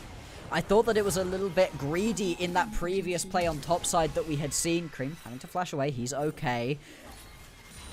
But it doesn't matter. You get the flash out of Jachi, and that's all you needed at that point. He could not run away from that situation. You also then blow the flash as well on that mid lane at the very end from Cream. So a lot of summoner spells do go down in and amongst this, but critically the grubs, 2 of them picked up by TES, only 1 available for FPX. It just feel like TES, they're just so much faster around the map. They're just cleaner on these map rotations. It was just such a nice angle and window for 369 to get aggressive on the map. He was able to absorb that last wave. Sheer didn't get a chance to really push it in that much. I think at the end of the day, he got 1 wave, over 369, but because of the disadvantage that he was put to begin with by the lane swap that we saw, that was the window the top esports were given with, and they executed well on it. And now it's not the end of the game for FPX, obviously. We have seen FPX been able to bounce back before when Jachi was the subject of multiple dives by BLG, but we cannot stress this enough, Bloxer. This is a composition from FPX that needs to get the ball rolling first. Absolutely. If FPX begin to fall behind, this dive-based pick composition, it doesn't work. Especially when you've got yourself the Vi. There was a reason that you were not super excited by the prospect of a B1 Vi. This champion, when it begins to fall behind, is real rough. You need a lot of setup around it. Well, they do have the setup, but they haven't been able to get it ahead at all so far. You're up by, what, 6 or 7 CS? That's not going to be a big advantage. Haven't been able to find any kills. This is a level 7 Vi. You've now had yourself that ulti for a little while at this point, and still just hasn't found an angle to go in and use it. Been a solid 3 minutes while cease and desist has been available, and the proactivity has been lacking from FPX. There's still an angle where maybe JJ is just trying to farm up a storm, hit Sundered Spike as his first item. Maybe we'll see if he gets very aggressive there, where he has the maximum amount of damage behind it, as he's hovering on the top side. This is 9-game win streak on Ahri for Cream. More than likely should be strong enough to be able to carry this performance forward, as he has yet to be defeated in the past few games so far. Absolutely, and so far, so good. Just been chilling in the lane. You don't expect the Galio lane to be particularly one that you end up losing out on to, that you get too much threat in terms of solo kills, but he did lose that flash early on, was able to survive that flashless again, but obviously with that Spirit Rush, not going to be too worried about that one. We've now got ourselves the next Drake spawning up here in just 40 seconds time, and currently TES, they have just a massive push going on down in the bottom side of the map, and currently looking for a pick onto Care. Oh man, Care trying to just walk back to lane and pick up this wave, but he's gonna get pulverized, he's gonna get impaled, he's gonna get knocked back into the wall. It is not a fun time for this Galio, and JackeyLove picks up his second kill of the game. That's one of those ones where you look straight to that death recap and see how many seconds of CC you just took. Not able to walk away from that one. Has the flash available, isn't even going to get an opportunity to try to use that. And as we said, just before the Drake is going to spawn, now that you don't have that Galio available, should allow the setup to be a little bit cleaner. Still, obviously, Galio, with that global ulti, is going to be able to rejoin the team a little bit faster than most other champions. And we question again, Bloxer, where's the proactivity from FPX? They got to be the ones that fire on all cylinders first. They got to be the ones finding these proactive moves, and they're just behind the curve. Oh, JJ, no. So spotted. Oh, no, JJ. He's got Jway and Jachi here on the bottom side, so he is not forced to flash over the Dragon Pit and should have enough cooldown back on that Ball Breaker. Top Esports surely will look for it. Jachi immediately flashing away from the headbutt pulverized combo. Chain of Corruption stops him in his tracks. JJ flash Ball Breaker and ceases desist right onto the Ball Breaker. Woo! JackeyLove gets bursted out. It's the hero's entrance from Care. He's back from the grave with vengeance, and Cream now in trouble. It's a double for Care, and just like that, I didn't believe in FUT plus Phoenix, but they had it all under control. There we go. That's the FPX that we needed to see, and I love the aggression right there between Jackie and Care and JJ. They just spot JackeyLove and decide you must die. Both of the summoner spells used in an attempt to survive, and it was not enough. FPX are going to get away with their second Drake of the game off of the back of positioning that both of us thought was pretty bad out of JJ. I did not believe in the play at all, but FPX, rather than playing proactively, forcing the initiation, they waited for top esports to go into them. Jackie has sat on top of wards the entire time, right? And this moment right here, JackeyLove flash Vault Breaker over the wall, immediately pops that R as well. With the cease and desist down, there's no way you can get away. Jackie as well, flashing forwards, using his ulti. It's a lot blown, right? It's a lot blown to be able to get yourself that kill onto JackeyLove, but it's gold into the back pockets. It's that Drake as well to stack onto. It's nice. And this is what FPX now need to do. They know that JackeyLove has no cleanse, no flash for the next few minutes. Do it again. This is the time where FPX need to be able to just continue sequencing and using their ultimates off cooldown and threatening Jackie Love. And if top esports play defensive and back up, then use that pressure to get yourself free objectives. Yeah, just keep going, right? We keep saying it about these teams that are a little bit weaker in our league, that they love getting early advantages and then taking their foot off of the gas. They don't keep pushing their advantages forwards. You really can't afford to do that with this composition. The one downside for FPX that I think is worth highlighting is that Care does get both of the kills. Now that means he's already got himself that hollow completed. He's going to be tanky, he's going to be real difficult for TES to get through, and that is critical, but you would potentially have preferred those kills going down onto either Jackie or maybe JJ, just to get them a little bit further ahead. We'll see if Care can be a little bit tankier with the gold now in his back pocket. Unfortunately, JJ, because he does not have flash, might be in trouble, but he vault breakers over the wall, but now Cream is ready to take vengeance on this Vi, and yeah, finds the Orbit Deception, the Ishtal Impact into the Impale, just completely slays Jue where he stands. Jackie, no, why? You don't have flash! Why are you trying to contest them in that choke point? Oh, Rafa, I wish I had an answer for you, bud, but I have no clue what it was that Jackie was thinking right there. Steps way too far forwards, just gets taken out. And straight off the back of us praising FPX, they make a critical mistake. And what starts this out? JJ walks over a wall, Hong. He spots him out. This is nice to start with. As Jue, you just have to keep walking, right? He needs to recognize that this is JJ dead. Don't try to go back in. Jue actually hooks the wall right there as well. He doesn't even land it onto a champion. Jackie. Why? Who's coming to save you? Who's coming to help you with this play? It's not even like you're stepping up here because you think Care's going to come join you with that hero's entrance. He was chilling topside. He was not looking to get involved in that play. I have no answers for you on that one. Yeah, the only answer I can find is that Sheer was on the bottom side of that map, and maybe Jackie was going to try and, I don't know, dangle them a bit, but, like, it's still a 2v4. And Sheer isn't necessarily super fed on this Mbessa, just has an Eclipse Spike. I don't know, maybe miscommunication or just an error in judgment from the AD carry from FPX, and it's now 2,000 gold advantage for top esports, and we can't stress this enough. It's got to be FPX that have the advantage. Otherwise, top esports are just going to run away with the game, and there will be no chance for a comeback for FPX. Exactly. And winning this one will lock TES as the best team that we have in Group Ascend. They've had themselves a really impressive split so far. Looking to cap this one off with a nice, easy 2-0 versus a struggling FPX. And so far, they've got themselves a 2k gold lead, but they are down in terms of the Drakes. And currently, it's just up to who grabs that first tower to see where those boots are going. Yep.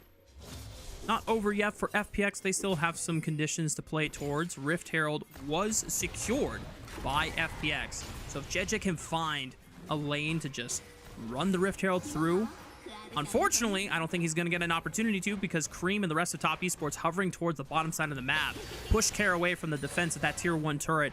First brick is secured. Feats of Warfare secured for top esports. There we go. Exactly what TES would have wanted to do. Yeah, they give over a couple of early Drakes, but they're going to be happy enough with the way that this early game has played out. Now, 25 seconds until we get the next Drake. TES, they're looking to make the same play happen again. Care, walk away. Oh no, brother. Unfortunately for Care, he's not getting out of this one. He's got a flash, but I don't think he's going to be able to use it to get out of here. Cream has multiple charges of the Spirit Rush. The kill gets gifted to him at the end of the day. FPX making a nice play, at least trading into the mid-tier 1 with this Rift Herald.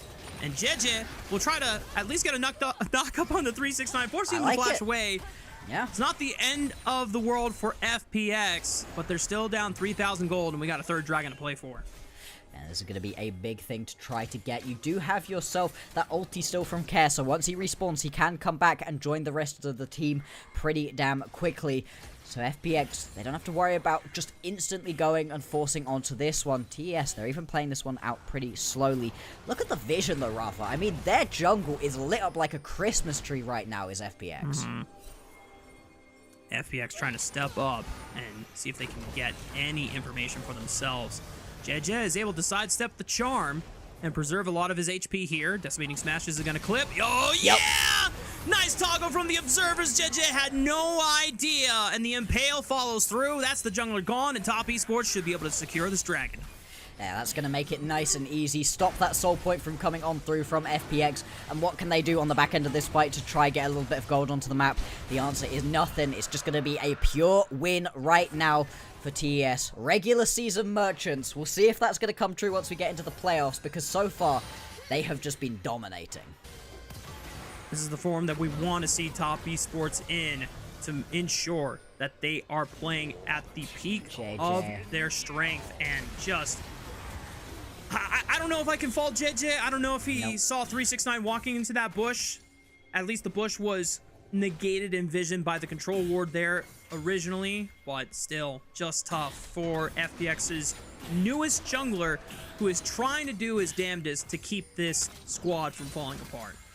He just hasn't been proactive enough so far right here on this Vi. You need to get aggressive. You need to pair up alongside Sheer way more often. That's your dive buddy. This is who you need to be playing alongside, but it just hasn't really been working out for them so far. I think one thing that gives me a little tiny inkling of hope for FPX is that down in that bottom lane play that we saw a little while ago, Care survived for a very long time in the face of a lot of members of TES, right?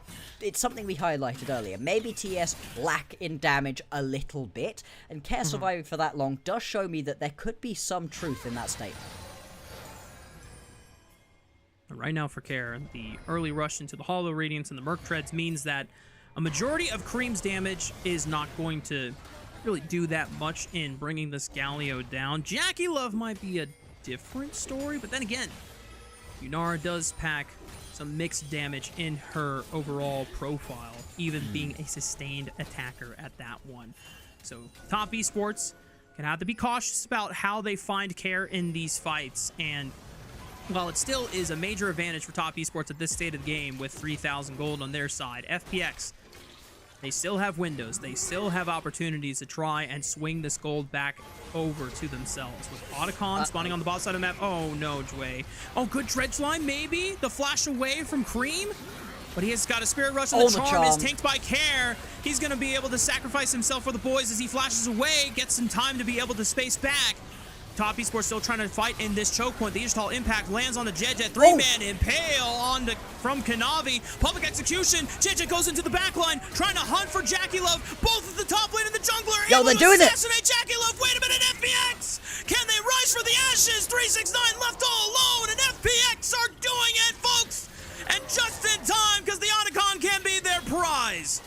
Kanavi got left out to dry in that fight. Now it's just Cream left available, watching this Otacon go down. Is he going to try steal this one? There's no way. Orb of Deception versus 1200 Smite. Who wins? Cream steps up, looks for the Orb of Deception charm. It's too early. FPX secure the Otacon. Kanavi went in, tried to get himself that big impale, got 3 members with it, but it just didn't matter in the end. And what's critical here, don't be watching this main team fight. What you need to be watching is what happens on the back end of this fight, up at the top side. The TP that comes on in, and the fact that you end up with both your Vi and your Ambessa straight on into the backline. It's really, really well played right here to just stop these main carries from being able to play. Yeah, between Sheer and JJ, straight into the backline. We're busy at this point during the main feed, just watching what it is that Kanavi's doing, but he has no follow-up. All of his friends are now having to deal with the fact they've been dove. This is the way this FPX composition has to work out, and they managed to finally execute onto a fight. And while top esports have such an impressive front line, if they are separated from their damage dealers, all that CC, all that setup, all that damage absorption ain't gonna do jack squat.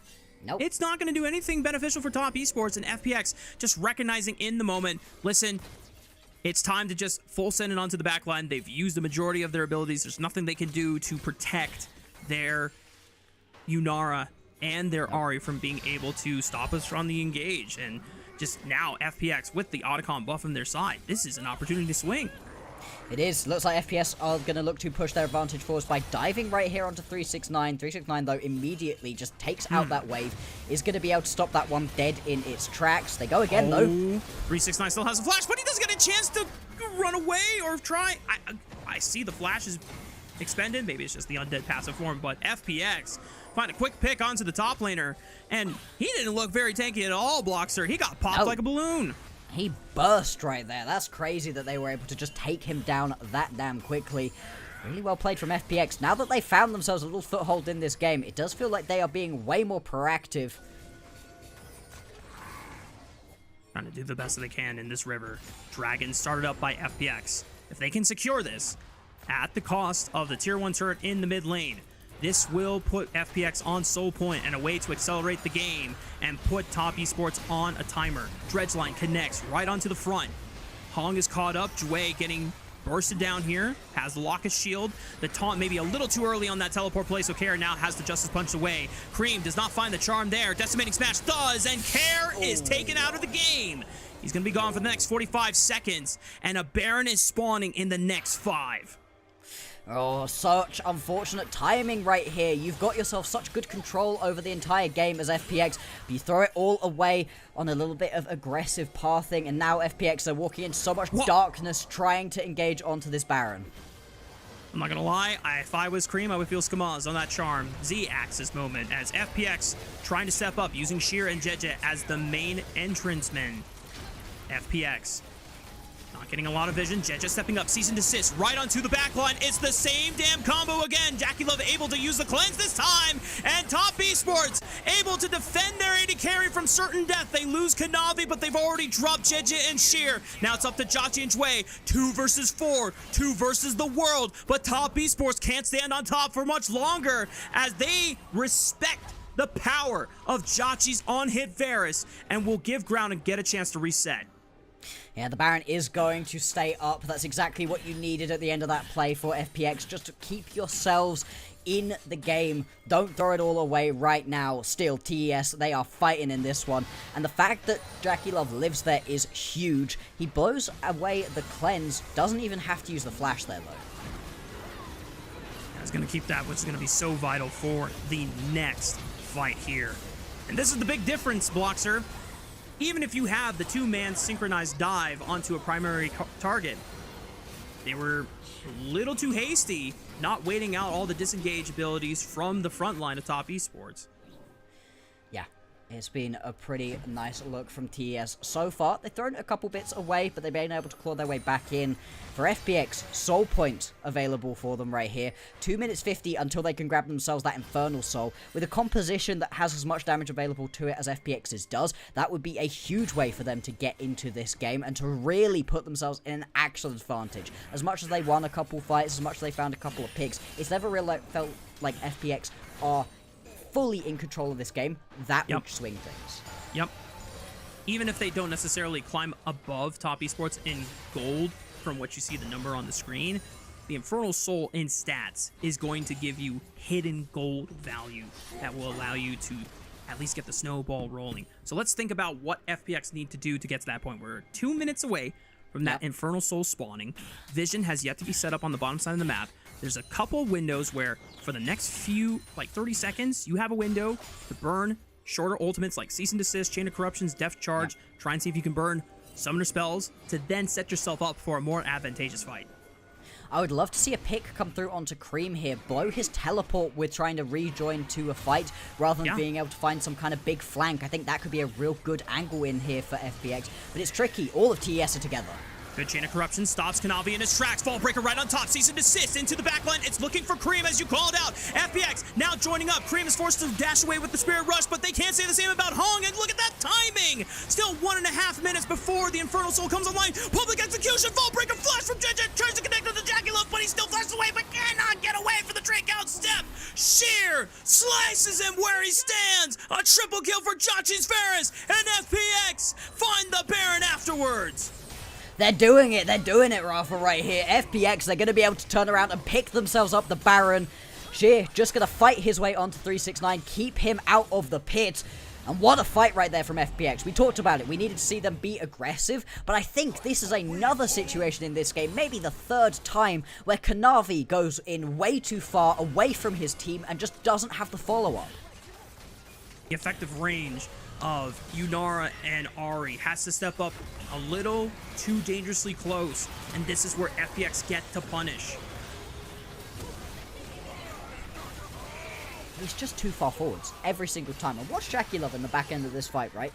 He's stepping up, beginning to auto-attack. Public execution. Straight up public execution as well. That's a very skinny ulti. It misses more often than it hits, I feel like, even in pro play without some setup first. Back to live. This is for Infernal Soul. In the next 13 seconds, Dway tries to connect with the dredge line, but maybe a little too far forward. Decimating smash and the pulverize. Dway is going to get dropped here. Now 5-on-4 for top esport. Public execution into the backline, trying to look for the flashless Jackie Love. Cream getting cooked, but he still has 2 more charges with Spirit Rush. Trying to dance his way around. Sheer able to slice him, but he gets dropped by Jackie Love next. And now Jackie Love is firing on all cylinders. The Vault Breaker finds him though. It's Jachi that flashes in and takes out Jackie Love. 369, the last member standing from the side of top esports, but Jachi and Care able to ride their way through all the way and now trying to contest what could be their Infernal Soul. No junglers available whatsoever, so if you want to try for the steal away 369, he could give it a shot. No, he's just going to head on back to base. An Infernal Soul completed here for FPX. Rafa, we said it. We said it right at the very beginning of the game, in the draft phase. Jachi is going to have to play on hit, and he's going to have to play perfectly. Well, Jachi's playing on hit, and I gotta be honest, he is positioning beautifully. He's just constantly hitting throughout this fight, even though he is having everything and the kitchen sink thrown at him, still able to survive. On the backline, Kanavi misses that Impale. If he hits that, that's probably enough space for Jackie Love to be able to turn around and deal his damage. It whiffs, he's not able to. There's nothing that Jackie can do. The chaos was just the perfect environment for Jachi to just thrive in. And normally, when we think about how difficult it is for Varus to operate against this massive front line, if you cannot peel for your Varus, then the best thing you can do is cause enough disruption into the enemy's backline so that their front line is just thinking, oh crap, oh crap, oh crap, oh crap, I gotta save my AD carry, and then no one is focused on the Varus. Nope. The whole time, Jackie kind of just sitting and free hitting 10,000 damage for him. And this is going to be a 4 full items completed right here on Jackie. One final item he's going to be heading on towards here as well. Be interested to see what it is. Shield Bow could be the option. Maybe just get himself a Bloodthirster. Just keep on healing himself up as he's going through. This mid lane tier 2 tower is going to be the next focus. The rest of top esports trying to hold strong their front line. The Impale does not hit Jachi. Cream threatens, but the charm goes wide. He can't even stop Jachi from hitting and laying arrow after an arrow. Cream able to dodge. There it is. Finds the charm. Jachi now threatened. The GA is going to get popped, and the rest of top esports, they should be able to clean this one up this time around. And it's top esports who play patiently, wait out the moments of FPX to burn, and top esports strike back. And this is the quality of top esports, right? If you get a little bit too big for your boots, if you go a little bit too far forwards, it just puts you in such a horrible spot. And they were sieging onto a tier 2 tower, overstretched themselves, and give away a huge swing of gold back into the TES pockets. They're going to be able to grab themselves that tier 2 tower in the mid lane, open up the map a little bit more, and drag themselves back to even in the gold. And you can imagine that FPX are kicking themselves in the foot. Yes, this series win, this game win, doesn't necessarily change their seeding, but it would have been a nice way to firmly set yourself up going into game 3. The fact that you put top esports on objective bounties, but then look at this. Oh, Cream. I can't believe that doesn't ruin this team fight. That should ruin this team fight. The Cream misses that charm, but it doesn't. There just isn't enough damage. There isn't enough peel. You talked about it, right? Chaos needs to be sown across the backline. And Cream is just able to freely space out onto Jackie. And the second that he's not hitting, not dealing his damage, I mean, what can you do right there as FPX? Still, Infernal Soul in their pockets. The gold is even at this point in the game. They've not been massively outscaled. They're okay. This is a knife's edge. Top esports able to just take a page out of FPX's playbook. They recognize that our Yunar is getting dove multiple times and no one is threatening this Varus. All right, Cream, your next job, just make sure this Varus doesn't get the hit comfortably. And as you called out, didn't hit every single skill shot in the book, but it was enough just to create the space necessary so that Jackie Love was able to survive. And now we have a big GA difference in the marksman here. It's up for Jackie Love. It's not up for Jachi. And it's not up for a while for Jachi, so he's not going to have this one available for the Baron. It's going to be very close to coming back when we get up to that Elder Dragon. This is going to be so tense right here. TES, they've got themselves the fast track towards this pit. They need to clear out all of the vision that FPX have been able to set up for themselves. Cream has teleport, so he's going to answer the wave stacked up against him in this bottom lane tier 2. Sheer gonna maybe continue pressuring onto this turret before trying to move on over to the left side of the map. Top Esports. Is there a... Oh, I guess he went for Charm Max second. I haven't played Ahri in a hot minute, so I don't know if you max W second commonly in a lot of setups. I'm assuming that's why they're highlighting the build and skill shot setup, but just having max charm duration is so key for top esports because Jauchi is the single threat backline that you have to annihilate. It is all about what Cream could actually do to get himself into the backline here and make it an uncomfortable game here for Jauchi. Full control towards this pit right here for TES, but there are a couple of flank wards and a massive flank right here from Sheer. He is spotted. This is going to break this flank. That's unfortunate. I was super excited to see that one potentially work out. Instead, Care jumped on forwards. Is actually going to blow the taunt. Not going to get punished for it. Not going to be able to catch anyone either. And we go back to our normal lines in the sand being drawn. And this is where top esports would prefer to be. Making sure that they can keep tabs on any flankers. JJ flash, cease and desist right into the backline. Public execution, lines on top. Hero's entrance for a massive knockup. Cream looking for Jauchi, but he flashes forward and knows that's the only way into winning this game. But Cream can still find it with the Orbit Deception paired along the decimating smash. And FPX are still trying to pursue their way through. They annihilated Jacula from the fight even after his GA got popped. There's no smite from Kanavi because he's also dead. FPX lose out on their AD carry, but they still find a way to get an advantage in this fight. Oh, it's so close to working out for both of these teams. And interestingly, Baron, it's straight on down towards that Elder. Grabbing yourself the Elder Drake right now when there's no smite available. It's going to guarantee you on towards that Baron. Once you head there, 369 and Cream, they have to stop this from happening.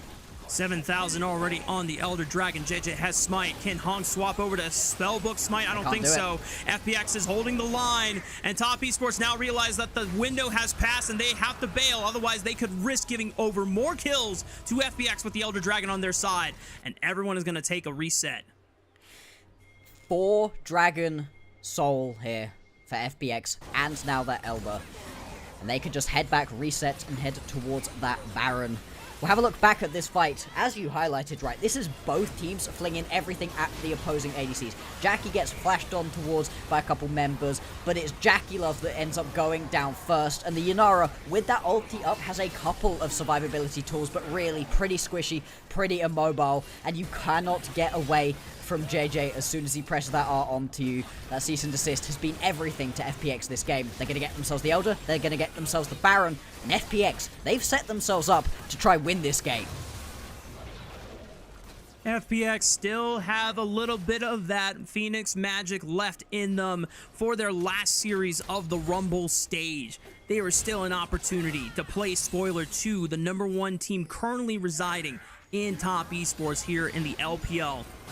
Fun plus Phoenix are just one good fight away. Elder Dragon and Baron buff on their side. You gotta wait out the Elder. You cannot fight into this team composition from FPX when they have Elder up and available for themselves. But still, how much can you afford to concede with the Baron buff? These towers are getting melted down. That's now going to be the top lane cracked on open. The base begins to fall. No sums on Jauchi. He's got a GA, he's got a Mercurial Scimitar. Kanavi forced to flash away from the dredge line. He knew that could have been the end of the game right then and there. Top esports trying to give as many structures as possible to wait out the Elder Dragon. But the Baron buff is empowering the minions to push in through the mid lane. Okay, goes a little too aggressive forward. Pulverize and mash from 369, but gets popped. 2-man impale from Kanavi. Do they have enough damage? Jauchi is just pumping through them with all the arrows in the world. It's a flash from Hong trying to intercept it, but Care survives for now. Jackie Love cannot finish, and he straggles off. Oh, the public! Public execution! The Elder Dragon will burn them all down to a crisp, and Fun Plus Phoenix will rise to the occasion for one last chance. One final game right here for FPX and for top esports. And what a crazy upset that is, right? We're coming into today. This is the top of the LPL versus the bottom of Group Ascend. These teams have had heaven and hell runs so far. And yet, FPX, they do it with a composition that is crazy risky. They have to get this comp going, and it has to be executed on pretty much perfectly. It's messy, it's not easy, but by God do they do it. Incredible for Fun Plus Phoenix to find a game win against one of our best teams in the LPL. And even though we know that Top Esports have been known to drop games in these best of threes throughout the Rumble stage, the manner that FPX did it in is just unlike anything that they have been able to accomplish in this third split. And you have to imagine, with the addition of JJ, there is just a new spark of life that has been revitalized into this Fun Plus Phoenix lineup. And regardless of how this series ends, if FPX can pull off games like this, their playing chances are not looking nearly as doomed as we thought it was going to be. FPX with Milky Way into EDG into NIP, I was still kind of feeling the Group Nirvana team. FPX with IYY, absolutely I was feeling the Group Nirvana team. Now with JJ, all of a sudden, I'm kind of not so sure anymore. I'm feeling this FPX. They looked real good versus BLG for a while. That is an LPL gold graph of all time. Clip it to the socials once again. And look at what Jackie does in this, right? JJ is critical because he's constantly getting on top of Jackie Love and making sure that this Yanara isn't able to deal the damage. Jackie does 61,000 damage in this game. That's one of the highest damage numbers I think I've ever seen. To have to play on-hit Varus into the composition that Top Esports had, it is, you're asking a lot. And remember, Jachi is a rookie. This is his first year in the LPL, first debuting on RNG. RNG get boomed from the league for the rest of 2025 after finishing Sent to the Shadow Realm. Sent to the Shadow Realm after the end of Split 2, being last in Group Nirvana. So Jachi gets picked up here over Asum, and, you know, there's some question marks about, is that really a considerable upgrade or more than a side grade for FPX's bot lane here? And while that has remained to be seen, this was a great game for Jachi to step up, where he had to trust in his team to create the disruption, the chaos necessary. And the fact that Jachi is not just hanging back, he's flashing in aggressively to help finish the assassin. I love that. I want to see confidence. I want to see confidence from this guy, and the fact that he shows it here in this game is awesome. For FPX, I don't think anybody is going to be putting any faith in FPX, like, going all the way to Worlds, winning the split or anything. But it's very much about what they can build on for next split. We really like Shui. We're big fans of Shui here over on the LPL English. We think he's great. If Jackie's also able to, like, put it together for himself, put himself in a really good spot, now you've got yourself a sort of revitalized feeling in the roster while JJ is playing. That's something you could build around. A strong jungler and a bot lane support duo that you like and that's getting comfortable with each other. That's something you can really put together and look towards what happens in 2026. Yes, I'm glad you brought that up, because when we saw the roster changes and what some might call the crippling of the FPX roster, with Shadow being taken over to BLG and then making the changes of Jachi over Asum, we're questioning, okay, what are the parts that you want to build around? Because this is definitely not a roster that's gonna contest to go to Worlds. This is not a roster that is gonna contest for a domestic title. Are you just setting up developmental pieces? And if so, then okay, I trust in Jue. We'll see if Jachi can earn his stay after being salvaged from RNG. And then obviously the jungler situation has been a little tricky. IYY, a rookie coming up from the developmental, has not been what FPX need at this time, but JJ, man, he has good. With JJ in the lineup, this team looks way more confident, way more coordinated, and they're really throwing everything that they've got out the window. It's not perfect, but it is definitely way better than what FPX were dealing with earlier in the split. So are we giving our game MVP to JJ or to Jachi in this one? I don't know, man. There might be a real argument for even Sheer. Yeah. I had some public executions of dreams. Yeah. Yeah. But I think any of those three is definitely up there for me because JJ found incredible flash combos to guarantee the setup. Sheer was able to finish off any opponents and really pursue through thick and thin to make sure that the job was carried out. But Jachi making the bold plays, yeah, can't be I'm mad. happy with that. Yeah. Yeah. That was really, really nice from him right there. 40% of his team's damage. I mean, the amount of damage, 60,000 is insane. Especially for a game that actually overall wasn't that long. I know that we did get ourselves over to Elder, which usually indicates a very long game, but we've seen plenty of 40-plus minute games in recent memory, and that wasn't one of them right here. Massive congratulations there to FPX. They need this momentum going on forwards. Whether or not they win the next game, nobody's really going to be expecting them to do that. But picking up one win versus Top Esports, showing us that actually they can win with JJ here in the roster. This is great for FPX. Yeah. The fact that we had our producer show a stat that Top Esports nearly has more than 5 times the wins that FPX has in game wins this entire split. FPX now moves to their overall 6-game win. And we'll see if FPX can complete the upset and dismantle Top Esports and set them up to be spoiled by either IG or BLG for the #1 spot in the league, or if Top Esports will bounce back and put Fun Plus Phoenix back to earth. We'll see you after this break.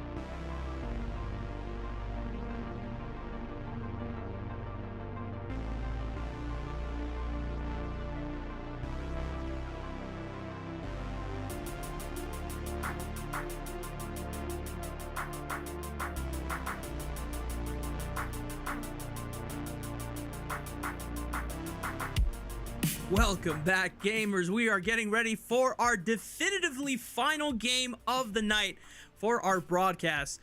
OnePlus Phoenix really came through in being able to topple Top Esports in our second game of our last series of the night, and now they have a chance, Bloxer, to do the unthinkable, to do the unexpected, in a series where it virtually does not change anything for FPX, but it could mean everything to Top Esports and IG and BLG.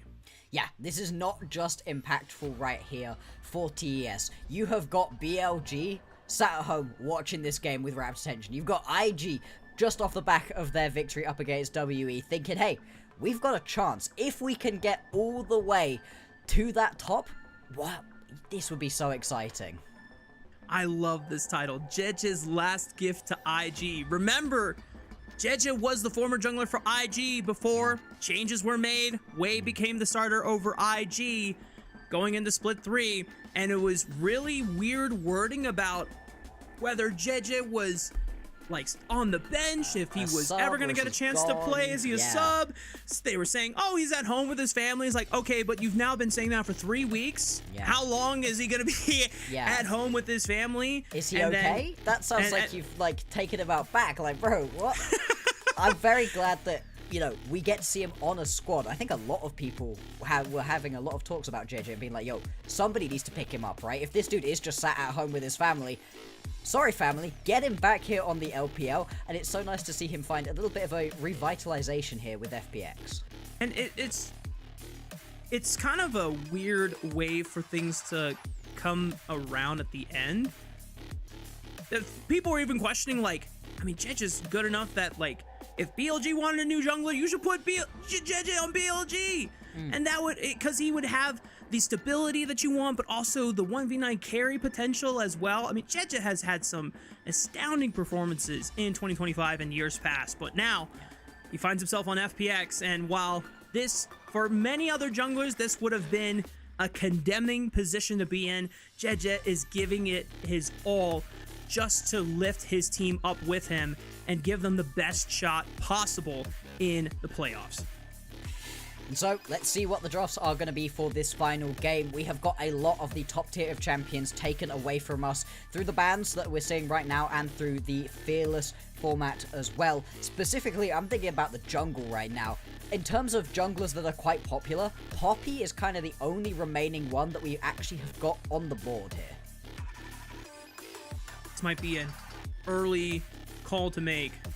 But with so many skirmisher junglers potentially being threatened off the board here, JJ has a mean Lilia. One of the funnest moments that I saw IG JJ make was the turnaround against Top Esports in playoffs, Game 2, stealing the Elder Dragon away. Unfortunately, it didn't net in a game win, but JJ was one of the single threats on an IG that had yet to realize the potential that they are currently living in right now here at the end of Split 3. 369 locking in the Rise for Cream. Rise has been a champion that we've seen a little bit more recently. It's real good on those map rotations as well, something that we really want to see, and Cream can also begin to bully out onto Care depending on what the matchup is. FPX looking up towards the top side of the map right now, trying to get Sheer locked into a decent matchup. You can just take the Renekton at this point because the Ambessa's already off of the board. Bloxer, they have an AD solo laner set up on top side. Care has an incredible Yone. Yeah. Okay. Maybe the dream's dead. All right, well, you know what? Fine. JJ goes for Xin. Probably the best skirmishing jungler left in this Fearless series since Vi, Jarvan, Trundle, and Pantheon all gone here. Yeah, it was pretty much the only remaining champion that we've been seeing a lot of recently that you would have expected to get picked up right here. And so what will this final lock-in right now be when it comes to the jungle pick? TES hovering. Wow. Okay, I'm very surprised that we're going to see this one locked in right away. Yeah, as soon as you see that one, it's either going to be the Nico or it's going to be the Renata. With the Nico taken off the board, Renata always going to be locked in. And now TES, they've got a bottom lane that they actually need to care about. They need to play around early on. Jackie Love, he did not have a good time of it on Yonara in the previous game. Was just pushed around constantly. Was constantly getting himself killed and caught out. Needs to play this one a lot more carefully if he wants to be able to carry his team through. An overall pivot to Kalista gives Top Esports a bit more priority to start stacking up some early dragons, which, what to the credit of JJ, was a big strength for this entire series. Even in game 1 where they lost, they were getting a majority of the early dragons. Maybe this is going to be a pivot from Kanavi, but the Ziggs lock-in. I'm curious if this is actually for Care blinded into, or not blinded, his counterpick into Rise, or if we see this going to Jachi. Yeah, I mean, we could potentially see things move around a little bit. Into the Rise, I think the Ziggs is fine, but it doesn't have that same level of just completely take over the lane that you see it into something like the Azir or the Victor, where those champions just didn't get to play the game. The Rise should be okay to sit and farm. Then again, you might get pushed around decently, and with so much AD already picked up for yourselves, you can potentially just not go towards that ADC. All right on that one. We'll see what the bans are going to be. It could be potentially that TES also just don't know and just take out a couple of supports and don't worry about where this one's going to end up. I feel like Top Esports are going to be forced to lock in a tank for Kanavi. They've already eliminated another skirmisher jungler that would have been at least kind of nice to operate into what FPX had for themselves. And Kanavi, other than the Monkey, is the only other jungler that has played Olaf this entire year. It did not win, but it's in his wheelhouse. They eliminated off the table. And if you think about other AD junglers, you're looking at Lee Sin, you're looking at Rek'Sai. And I don't know if those are ideal options when you already are lacking Engage. Right now, Top Esports are playing for Disengage with their 3-man core. Yeah, I mean, usually I'd be thinking about maybe you're going towards something like the Viego right here, but I think you're absolutely right. The lack of actual Engage is going to be pretty tricky to deal with. It's going to be that Akali locked in, so this should be Jachi right here picking himself up with the Ziggs and Care here onto the Akali. Akali into this Rise, you can get quite aggressive here. As long as you're careful about not getting caught by that Rune Prison, you can get very aggressive in this individual lane. What is your answer as Kanavi? If 369 locks in the Aatrox, surely it has to be, I'm assuming, Sejuani at this point. Something that gives you non-committal Engage so that you can fish for abilities, fish to burn, summoner spells safely. Wukong, I guess, is still up and available. and at least gives Kanavi a little bit of agency and carry threat potential as well. So this is the best of both worlds. It's kind of surprising that Wukong has dropped down this far, but Yeah, with the removal of Annie in every single game, I guess it makes sense. Oh, Kiana! Yes! Oh my god! I don't know if this is gonna be good or bad for Top Esports, but I am so happy to be here witnessing this moment. A Kiana jungle. Is this our first one in a tier 1 region? Please say it is so. Please say it is so. Lord. Okay, okay. It just might be. This has been a big change that we've been seeing recently, right? Riot have been really trying to push, getting us a lot of different champions into the jungle. They're trying to really diversify the meta right here before we get into Worlds. And Kiana is one of those champions. You've been talking about the Silas a lot. I feel like the Kiana's gone a little bit to the wayside. It is on. It is something that you can definitely play. I would more say it's something you could definitely play, I don't know, in your solo queue games. If this is going to be the first competitive Kiana, there's a reason for that. I'm not certain about how it's going to do. It's cool though. So, LCP has already played Kiana jungle. It was played by Citrus from, I believe this is DFM's jungler. It was a loss, but what I've been seeing around the world is not actually always Assassin Kiana builds. There's some Sundered Sky, there's some Eclipse, there's some Bruiser builds, very similar to how Zed is kind of building, and you're just playing for ability haste and just trying to be a threat and a nuisance, because if you're able to farm up well, we'll talk more about Kiana though, because this is it, guys. What a way to end the last series for both FPX and Top Esports of the season. Fun plus Phoenix have nothing to lose. Top Esports could risk losing their first seed, and they have the faith and confidence to give Kanavi a test run on Kiana jungle. We'll see if it pays off in the end, or if it leads to Fun plus Phoenix pulling off the unthinkable. Ladies and gentlemen, this is game 3 of our last series of the night between Fun plus Phoenix, Top Esports. Let's hit the rift.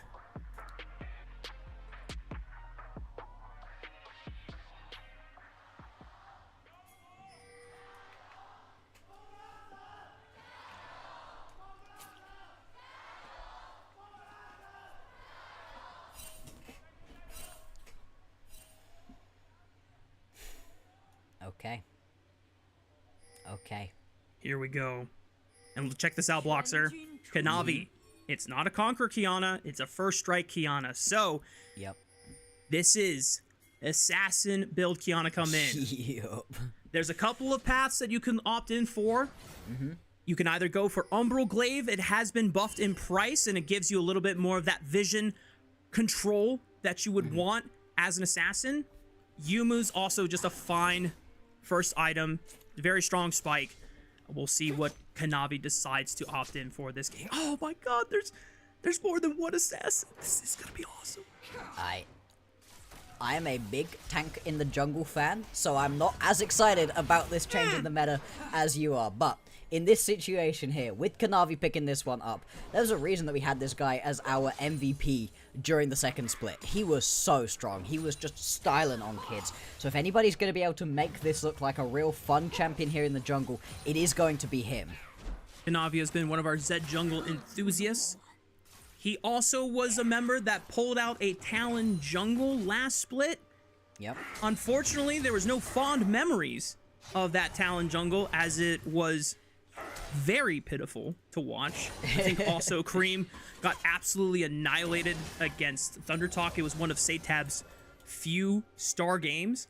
And we get the last time we had a Kiana jungle was from Leon from Rare Adam in 2022.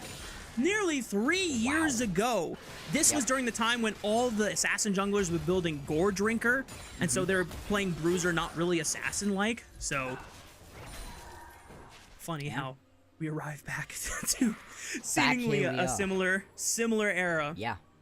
Yeah, and it's been very interesting with these changes that have come on through. Sylas, I'm still seeing a lot in both lanes and in the jungle, whereas Qiyana, at least in solo queue, it's now pretty much in the jungle more often than it is anywhere else at this point, which has been really fascinating to see. Like you said, a lot of different builds that we've been going towards recently, but I'm expecting this to be the full-blown assassin, maybe even get an opportunity in inventory too, to just fully capitalize on this. So Qiyana has been receiving a lot of small buffs over the past couple of years, a few extra damage on her Q here, a few extra attack speed here, and the thing that pushed her over the edge was just an additional 10% attack speed on her level 1 W. So now she can clear the jungle, the first clear, relatively fast, 369. Uh-oh, flash forward for the auto, can't get in range. That's Sheer's flash gone. Wow, that was very aggressive right there. It's actually Kanavi gonna go for this initial dive. gank right here onto Care. Nice. You take Care that flashes flash. away. Beautiful. Get that flash out of Care immediately, and then turn around and carry on with this one. Care, he took this Akali into the Rise. You want to see him be able to get aggressive here into Cream, but so far, loses his flash already. I appreciate that Care. Familiar with Qiyana gank setups, because if you flash a little too early, the way your Audacity, which is the E-dash combo into the Elemental Wrath, it will follow you. It's almost like a guaranteed combo, so you have to wait until the Q comes out before you flash, rather than flashing away from the E. So, but now this is an Akali without a flash. Cream can try and set up Kanavi with a flash-empowered Room Prison, and that could spell disaster for FPX. This is also now going to be JJ spotted out right here by the bot lane of TES. They're going to be able to push this wave on through and get themselves out of dodge, so no early damage there. Kanavi now going potentially to try gank onto Sheer. Obviously fully spotted out onto this one. Should be able to walk this out. There's the Elemental Wrath from the river for the stun, and then a little bit of extra damage from the brush, but not so much that it threatens Sheer, just a nice chunk on his health bar, and will allow 369 to try and look for a base. Sheer does get a chance to cancel it, but Kanavi is already pathing back towards the bottom side of the map. Shout out to our producer, Alk, just giving us the official stats update on what the changes were for Qiyana going into 25.16. And it was a significant buff, and it really has just fully brought her into the place where all of a sudden... Okay, you could fully look to be getting aggressive. Speaking of, Zhui flashing over the wall to avoid the vision. This is going to be so huge. Look at the size of this wave. 369 still has a flash, but how is he going to flash away? The wall slam connects! And that is FPX gifting first blood over to Sheer's Renekton. There we go. This is what you wanted to see if you are FPX. Play spoiler here to TES and Zhui heading all the way up to the top side of the map. This is one of the things you can do with Jachi right here playing on the Ziggs. Yeah, you're going to get pushed in, but you should be able to farm from far enough away, throwing those bombs out constantly, that you can afford to leave and go in and get involved across the rest of the map. TES, they are at least going to recognize that with all the members top side, they could go and start up this Drake. It's going to be a Cloud Drake picked up by them, but FPX more proactive on the map.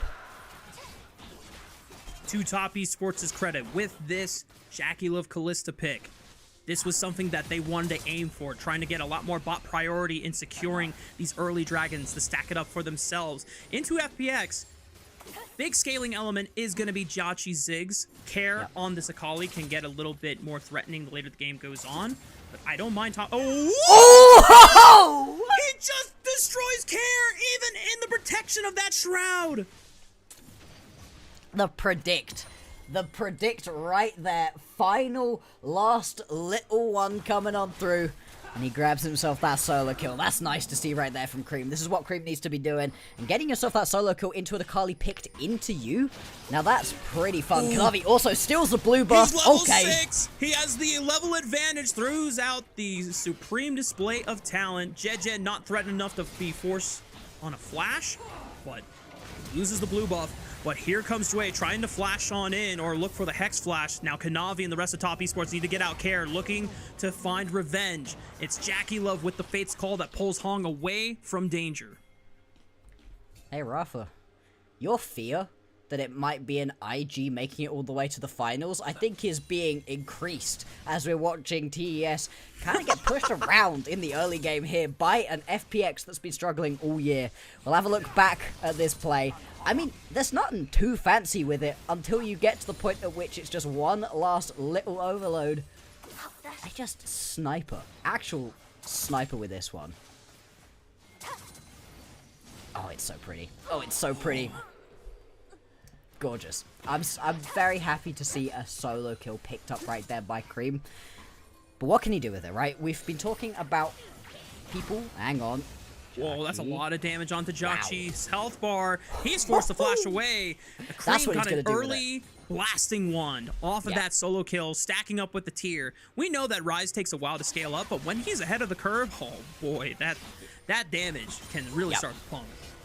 Can pump so much single target damage. Grub's going to be started up. First one taken by TES. Care got a little bit of a flank.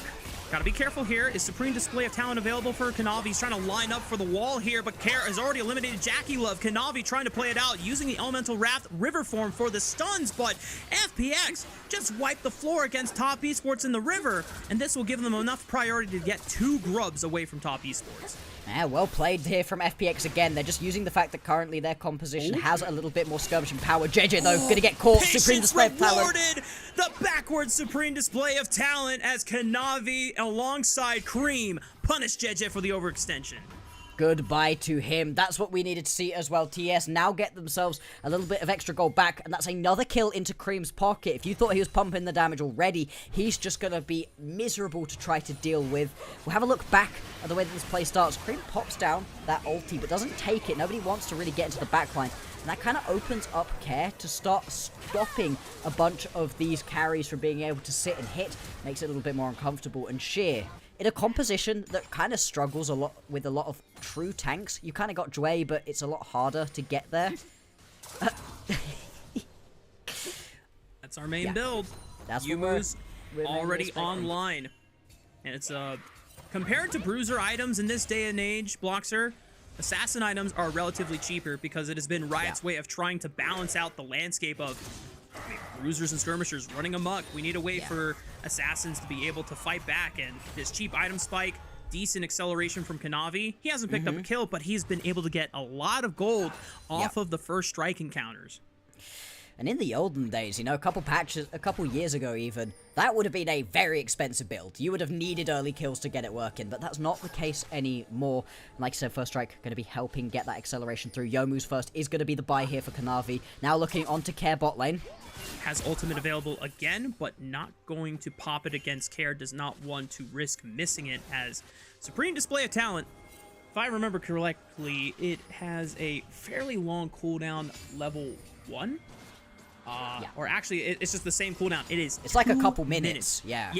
So if you waste that, that is a big window that you're missing out on, but just waiting for the right opportunity. Kanavi finds Dway alongside Hong, but Dway able to flash away from the hostile takeover and punts Kanavi back to where he came from. In terms of cooldowns, you've now lost out onto 2 of those biggest ultis, and Dway still gets away. Hong stepping up to potentially try finish that kill off, but he's not going to be able to. Just delays that reset coming through from Dway. He is going to be forced back to base, and that does open up the Drake to TES. I'm constantly scared. Anytime I see Cream locking somebody down with that Rune Prison, I'm expecting him to just burst through their health bars. Yeah, he picked up a Rod of Ages super early. Sheer might be in trouble. Has the Dominus still available. Healing Powered Ruthless Predator 369 using the World Ender for the movement speed and the healing. Just going to sustain himself off the minion wave.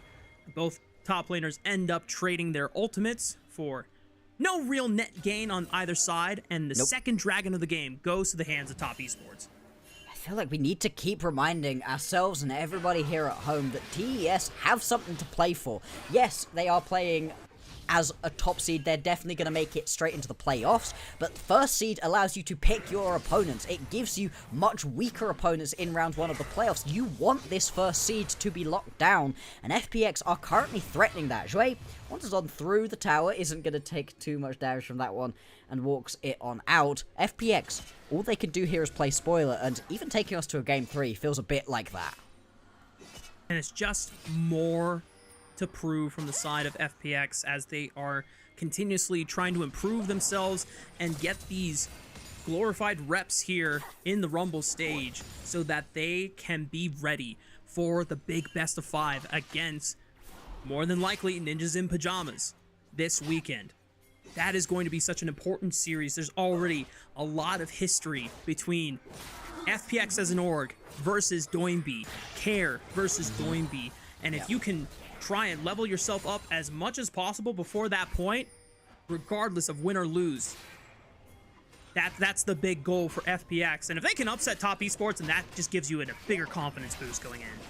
Absolutely, and confidence is something it really has felt like FPX have been lacking. They've not had the best time of it so far. Now in this game, we've got ourselves a minute and a half until the next Herald is going to be up and available. 3 minutes until the Drake. And so these teams kind of just pushing through their waves, trying to assert dominance over this mid lane priority for the minute. In terms of snap engages, we've seen a couple of them come through. Haven't really watched the Realm Warp from Cream be used proactively though. That's something I'd quite like to see out of TES. We'll see if Cream can find a window where he has stopped playing for Lang and just using the Realm Warp, as you said, to try and snowball some others. JackieLove hasn't found an advantage for himself particularly. The lane priority has given Top Esports the first 2 dragons of the game, but now we're approaching the point of the game state where FPX has 1 items across the board here. They're going to be able to feel a lot more confident trying to contest Top Esports in these objective points. The stronger that Jackie gets on this Ziggs, the more dangerous it's going to be for Top Esports, considering the fact they don't have a real tank on their side this time. No, that is something we've been really looking at here. Lack of true tankiness is going to be quite tricky to deal with. For TES, right, you are hoping 369 gets a little bit ahead so that he can start just wrecking through people, healing up as much as possible. He's got himself that Sundered already, so that will go a ways towards keeping him healthy in and amongst these big team fights, but he's not really been able to get too far ahead. 500 gold behind Sheer right now, in fact, and without him being tanky, you are then relying on just blowing up your opponents. That's fine for Cream and Kanavi, but JackieLove would prefer having a bit more time to sit and hit his opponents. We're now 15 minutes into the game. Kanavi goes for the play on the Dway, but the supreme display of talent doesn't land on the Jackie. He flashed over it, but Dway still in a bad position, and JackieLove pulls the spears out and rends him to death. FPX lose out on their support, and now the Ziggs has no flash. Yeah, this is just rough all across the board for FPX. They lose their support, they lose that bot lane tower, and now all of the priority they did have for themselves around this Herald has disappeared. Cream as well. Trying to threaten Care right now. The Shuriken backflip does find its mark onto Cream, but Care doesn't want any of that. Cream is way too accelerated. Yep. I think it's near. Oh my god, 2,000 gold ahead of this guy? Yeah, this rise is a massive terror that FPX have to solve. Yeah, 369. Still has Flash and World Ender. Not in trouble yet. Jedge is going to get pulled back in by the W. And 369 holding his ground. Yeah, I mean, with Cream being so accelerated, he's already 6 stacks here on the Rod of Ages, right? That's super far ahead. You usually are only just, at this point, beginning to get to 2, maybe 3 if you had a decent early game.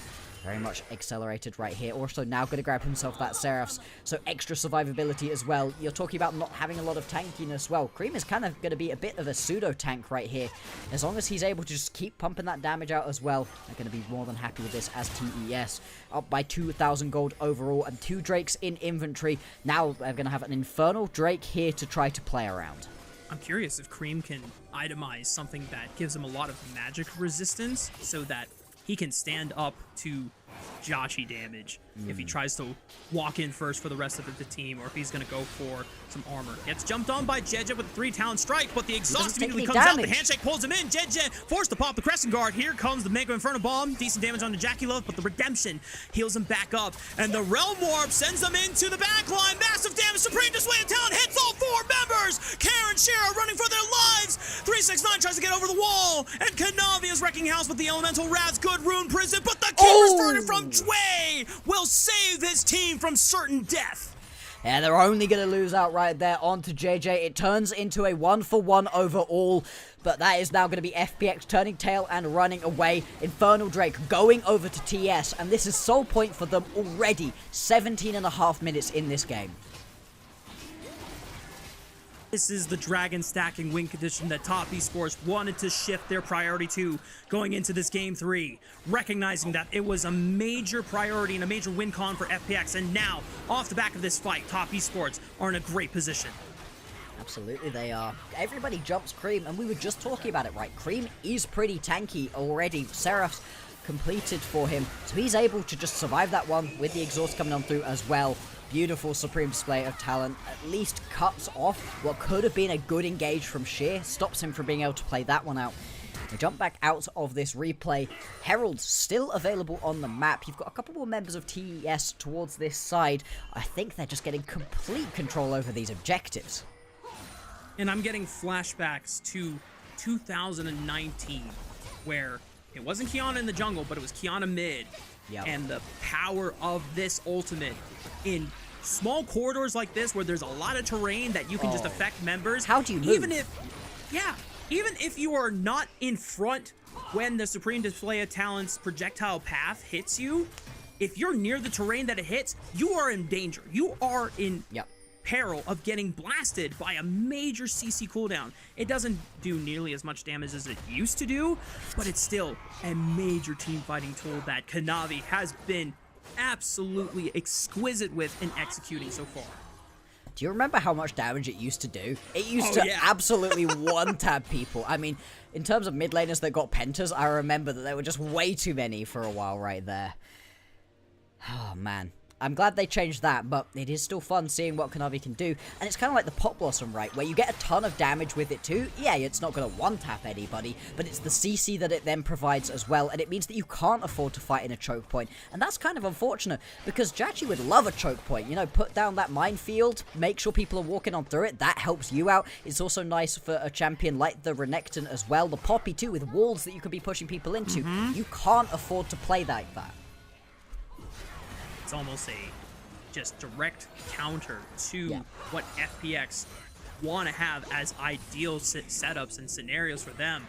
Kanavi says, hey, I like those chances too. And with the Rift Herald slamming into the mid-tier 1, Jackie Love, I was about to say, don't drive it into that tier 2. That's bad. All the members from FPX were ready to receive you, buddy. Now, there's still a couple of minutes and a half before Infernal Soul is up for the taking from Top Esports. They have a 4,000 gold advantage.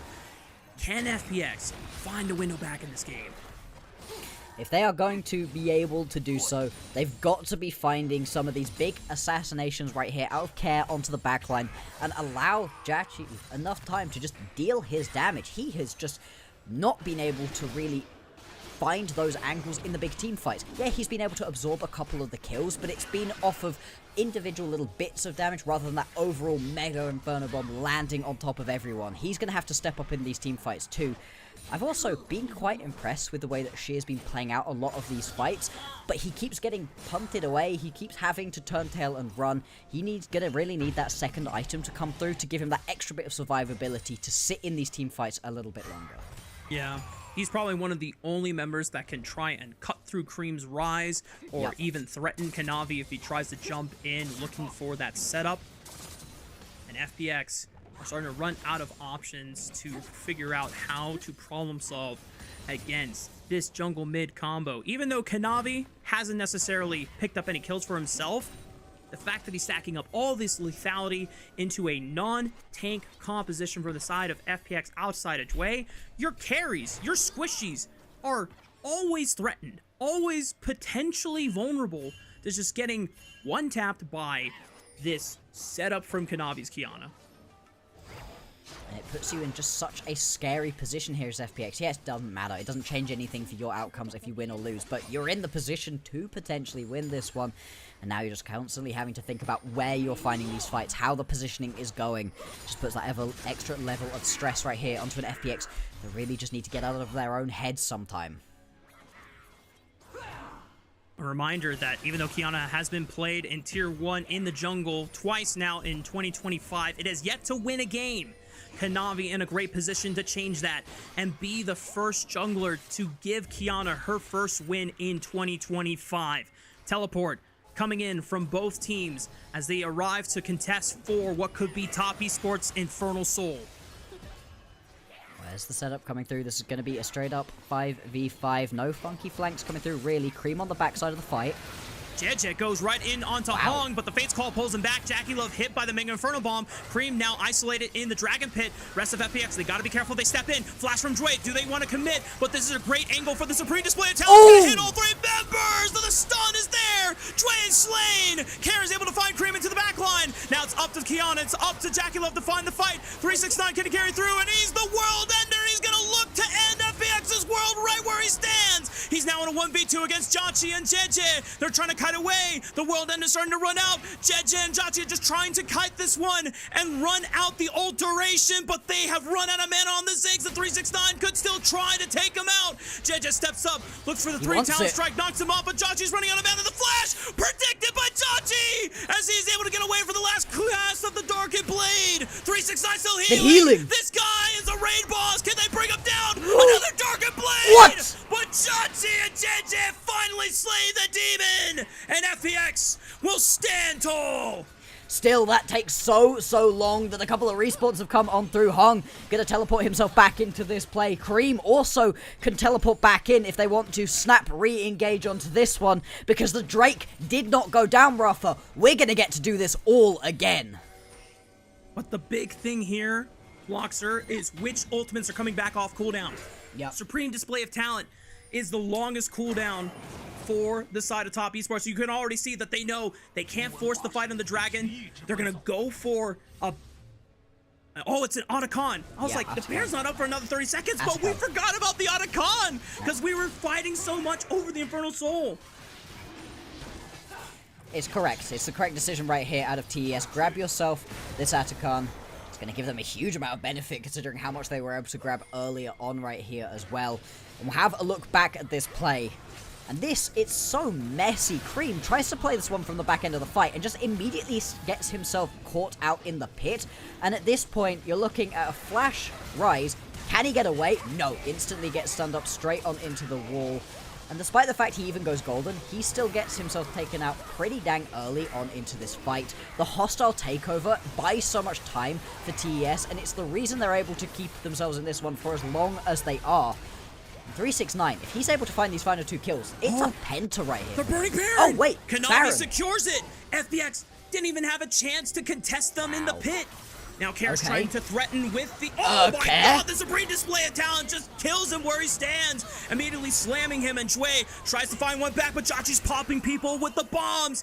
The rest of Top Esports, just preserve the Baron buff on your side. FPX able to get at least 2 kills, avenging the death of Care, but the Baron buff is still secured for Top Esports. Still, you take that Baron buff away from Jackie Love and Hong. That's going to stop them from being able to push across quite so many lanes, potentially. That is going to be nice to see. 369 could potentially be caught out right here. He's got a couple extra dashes. Should be able to walk this one away. And as we come out the back of all of these crazy plays, 3 objectives going down in as many minutes, it's now going to be about a 6,000-7,000 gold lead right here for TES. Soul points still teetering on the edge for them right now. They're in a great spot to be able to win this one out. Top Esports have to wait another 3 minutes for a chance to look for that Infernal Soul once again. And if they want to use that threat of the Infernal Soul to their advantage, if Top Esports can set up some side lanes to be pushed in, you have this Rise that can easily rotate with the Realm Warp while Teleport is down. Try and threaten, push and pull FPX across the map. Really make them suffer and feel the pressure of losing more structures just because of the threat of the Infernal Soul looming on the rise. Absolutely. It's going to be such a tricky situation right here for FPX to be able to push on in. But, hey, they've got themselves a couple people that they can try potentially play around right now. JJ is in a decent spot in this game. 3 items, though, completed onto Jachi. He's very strong at the moment. 7-0-2. Has been able to escape deathless so far in this game. Trying to stay alive on this 6. He had a monster performance on the Varus in Game 2. trying to step up and recreate a similar performance on this Ziggs. He has yet to be threatened by top esports members, as their ability to dive has not been consistent. They have all the CC setup, but they don't have anyone that can easily access the backline. Unfortunately for Sheer, not able to defend the tier 2 turret from falling. The last 30 seconds of the Baron buff doing work for top esports as they grab some structures around the map. Cream able to push Care around and grab another tier 2 turret. So much gold being grabbed right here by TES. They're going to balloon their gold lead out even further. They've gained 3,000 of it just with this Baron play. A couple of seconds left onto this one. Should be unlikely to grab any more towers. And so last resets coming on through for the TES members. We'll see what final items they can grab for themselves. It is, yeah, there's going to be an opportunity in inventory. Another serrated Dirk on the way. Kanavi, he's just wrecking people right now. That ulti, so strong for him. Oh, 1 minute. 1 minute now, Rafa, until we get that. What could be final Drake, and what could be the final fight we have in this game? Top esports, if they win this game, they avoid the disaster scenario of either IG or BLG being able to contest them and take away that first seed spot for the end of the Rumble stage going into playoffs.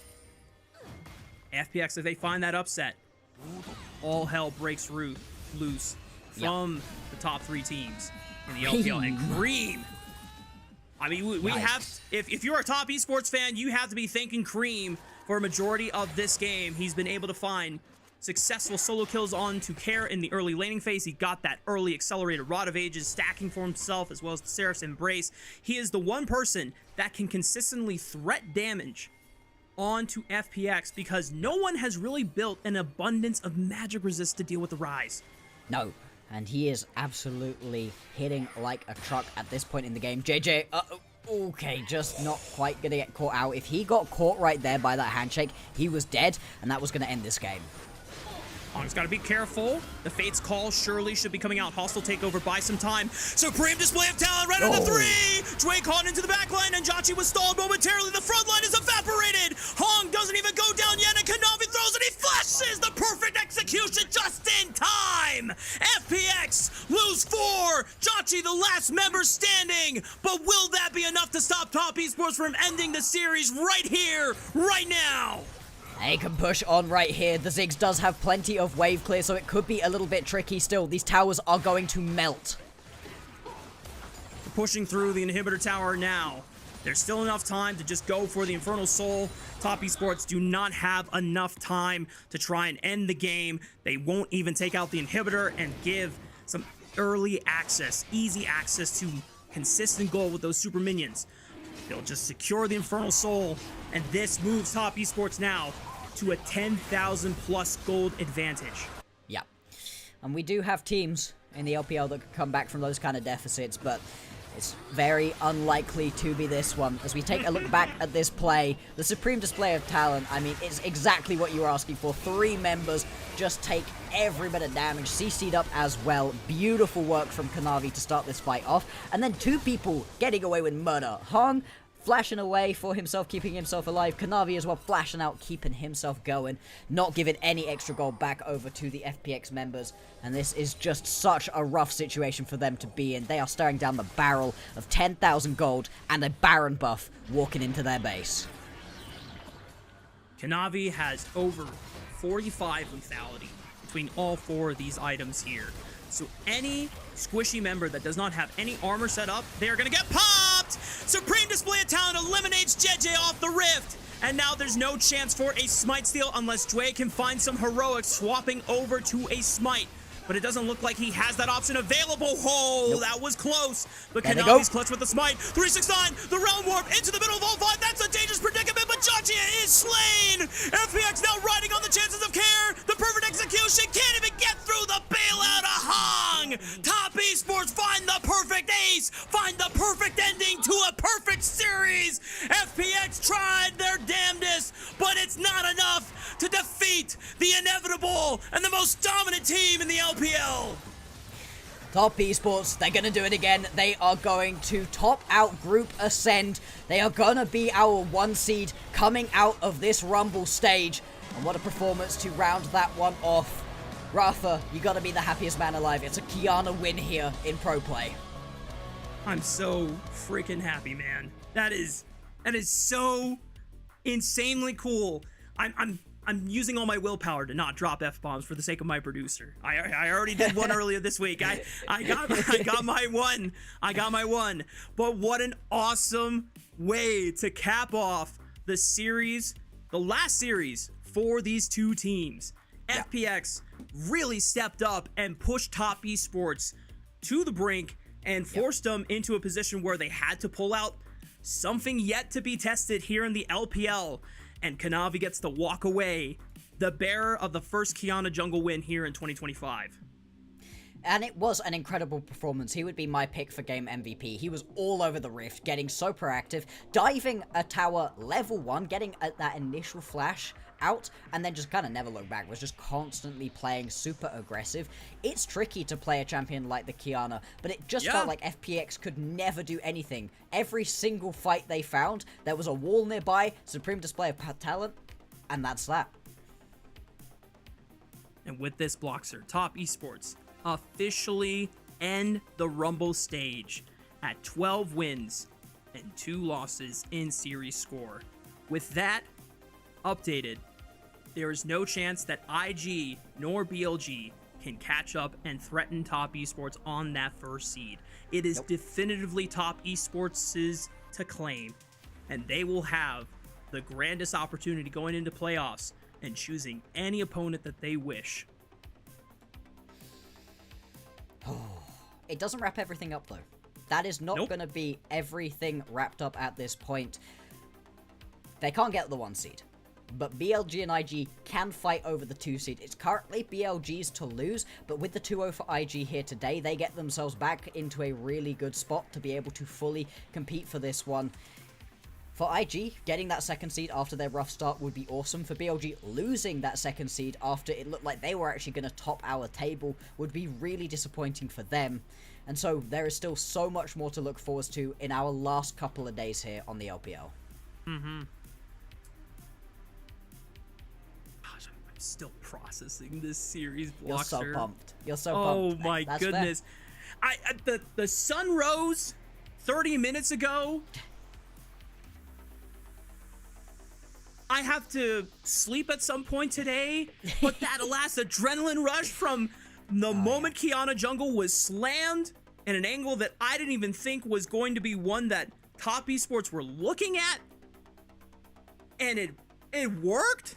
Yeah. Oh my god. Like, just, I could depart from this earth happy. I've seen everything that I wanted to see. It's just... That was a very good time, but it wasn't just Kanavi right here on that Kiana popping off. You could see it reflected in the gold, you could see it in the game itself. 369 and Cream were both awesome. Cream jumps out to that early lead with that solo kill mid lane. That's gorgeous. Put that one on the highlight tapes and just never looks back. He was just wrecking people. Even in one of these team fights where he kind of missed positions, he still pumps a ton of damage first and just stops FPX from being able to completely take over the game in the way they would have been wanting to. Yeah, the part where he got pinned at the back of the dragon pit, it's still set up for a decent counter engage by Top Esports. I think this is the fight right here, and still he is just threatening so much damage in this fight alone. The fact, if Cream was slightly positioned better, this is an easy wipe for Top Esports. We don't even see like a comeback potential. We don't see the need for Top Esports to go immediately to the top side and rush the auto. Like, yeah, everything just belongs to them at that point. This was kind of the last saving grace for FPX as the fight drew out long enough for Jachi and Jeje to remain the last one standing on the Rift. Yeah, and I would very much like to highlight that Jachi tried his darndest in this game as well. I don't love the Ziggs ADC. I'm a big fan of Ziggs when Knight plays it in the mid lane, but as the APC, sometimes it doesn't feel like you can do as much. You can't weave your way through these team fights in the same way. Still, he was putting out the damage. He was trying his best to carry his team on through, but there was just so much backline threat as well that he was constantly under. And look at these supreme display of talents right here. So much damage, so much CC. It's everything you could possibly want from a jungler if you're trying to be aggressive with it. I was so nervous that this Kiana performance was going to look very reminiscent to the Talon jungle performance Kanavi tried to pull off against Thundertalk in Yeah. Split 2, and it just was the most useless thing I've ever seen. Thankfully, Talon is just all damage. So if you fall behind, you literally have nothing to offer, which is what happened in Top Esports' case. Even if Top Esports were, a little bit more challenged by Fun Plus Phoenix, and like we said, Kiana wasn't necessarily getting kills this game. They were all being spoon-fed into care, but he still had utility and the threat of those walls. And in the end, it is Cream that gets MVP. But you know what? It's totally okay, because we pointed out during the game that while, yes, the threat of this Kiana ultimate is a great way to get counter engages or big teamfight initiations in these choke points where it normally would favor FPX, Cream was the reason why they had the advantage in the first place. Exactly. He was able to do so much damage. He had so much effective health through his Seraphs as well. And the Rod of Ages was fully stacked way earlier on into the game than we would have expected. Plus, that sexy solo kill that we got to see. It was just such a good performance from him. And Top Esports, right? I mean, it's not clean. They don't manage to just easily pick themselves up that 2-0 that you would have been expecting. But still, they come out on top. They come out with this victory. And they do top out our Group Ascend. It's not like this was against the FPX of old in Split 3 where these guys were on the struggle bus for so long. This was a much more competitive FPX, and for Top Esports to definitively close out the series 2-1, being able to bounce back from a very, very convincing upset win by FPX, it's a great way to put a cap on the end of your season, a great way for Cream to put a cap on the end of his regular season as Top Esports get ready for playoffs. As we look at the standings now, as we said before, Top Esports officially now locked in at, should be 12-2 in series wins and losses. There's no way that IG and BLG can catch up at this point. Even if they were able to win their last series, it's not going to happen. But IG and BLG still threatening for that second seed overall. And we already knew that FPX was locked in at 8th seed. They end their season 1-13. I think this team is definitely, though, a lot more competitive and should be a lot more scary for even someone like NIP, who I thought was just going to walk in and run them over. This is going to be now a full competitive best of 5 coming our way. Exactly. I'm very, very excited for those play-ins. They're going to be such critical matchups. Yes, maybe you're looking at some of the lower down teams, the LGDs and the Ultra Primes of the world, and thinking, hey, not so sure they're going to be able to beat out onto their opponents. But if you're an NIP, if you are an EDG, there's a chance. And I think for both of these organizations, right, storied, historied organizations with some historied players on a couple of the squads here too, especially over on NIP, right, to get themselves all the way into the playoffs, even if you're a first round exit, that would be a massive achievement after what's been a pretty rough 2025 overall. Well, I'm the EDG guy. I'm still hoping for them to go to Worlds, so I'm hoping for more than a first round exit, but I understand the sentiment. But for us here, that does conclude our broadcast here on the LPL English broadcast. It was such a fun day. The first series, quick sweep by IG, a little bit of competitiveness from WE, but this last series, it was a gift. An early Christmas present, an early holiday present, nearly, what are we, 4-5 months away from... It's practically Christmas. She's definitely defrosting at this point. Nice. But before we close out our broadcast, we want to give a huge thank you and shout out to our Elite Coffee supporters, Aaron Soup, Mung, Force Without, owners of Asimaril, because their pledged financial contributions help level up the broadcast and give back to the cast and crew who strive to give you an English LPL product every single day. This has been one of my favorite broadcasts that we got to witness here, Bloxer. Before we close out, any last words, any last shout outs? Hey, massive shout out to Alk here for bringing us through on production. Had to step in at the last minute. Wanted the quick 4-0. Of course we didn't get it. There was no hope in hell that we were going to get the quick 4-0. But he's been an absolute trooper. Thank you, mate. Thank you, Alk. And also, I'm going to give a shout out to Mazel Lennon, who was supposed to be casting tonight, but he had a change of plans, so he asked me to sub in. And at first, I was like, I'm not really But, you know, I'll spot you this time. And you know what? It ended up for the better because I got to cast the Kiana jungle game. And I've been waiting, and I've been waiting for the opportunity. So thank you, Lennon. And I hope that everything goes well for you. And for everyone else at home, thank you for tuning in and supporting the English LPL broadcast as always. See you all next time.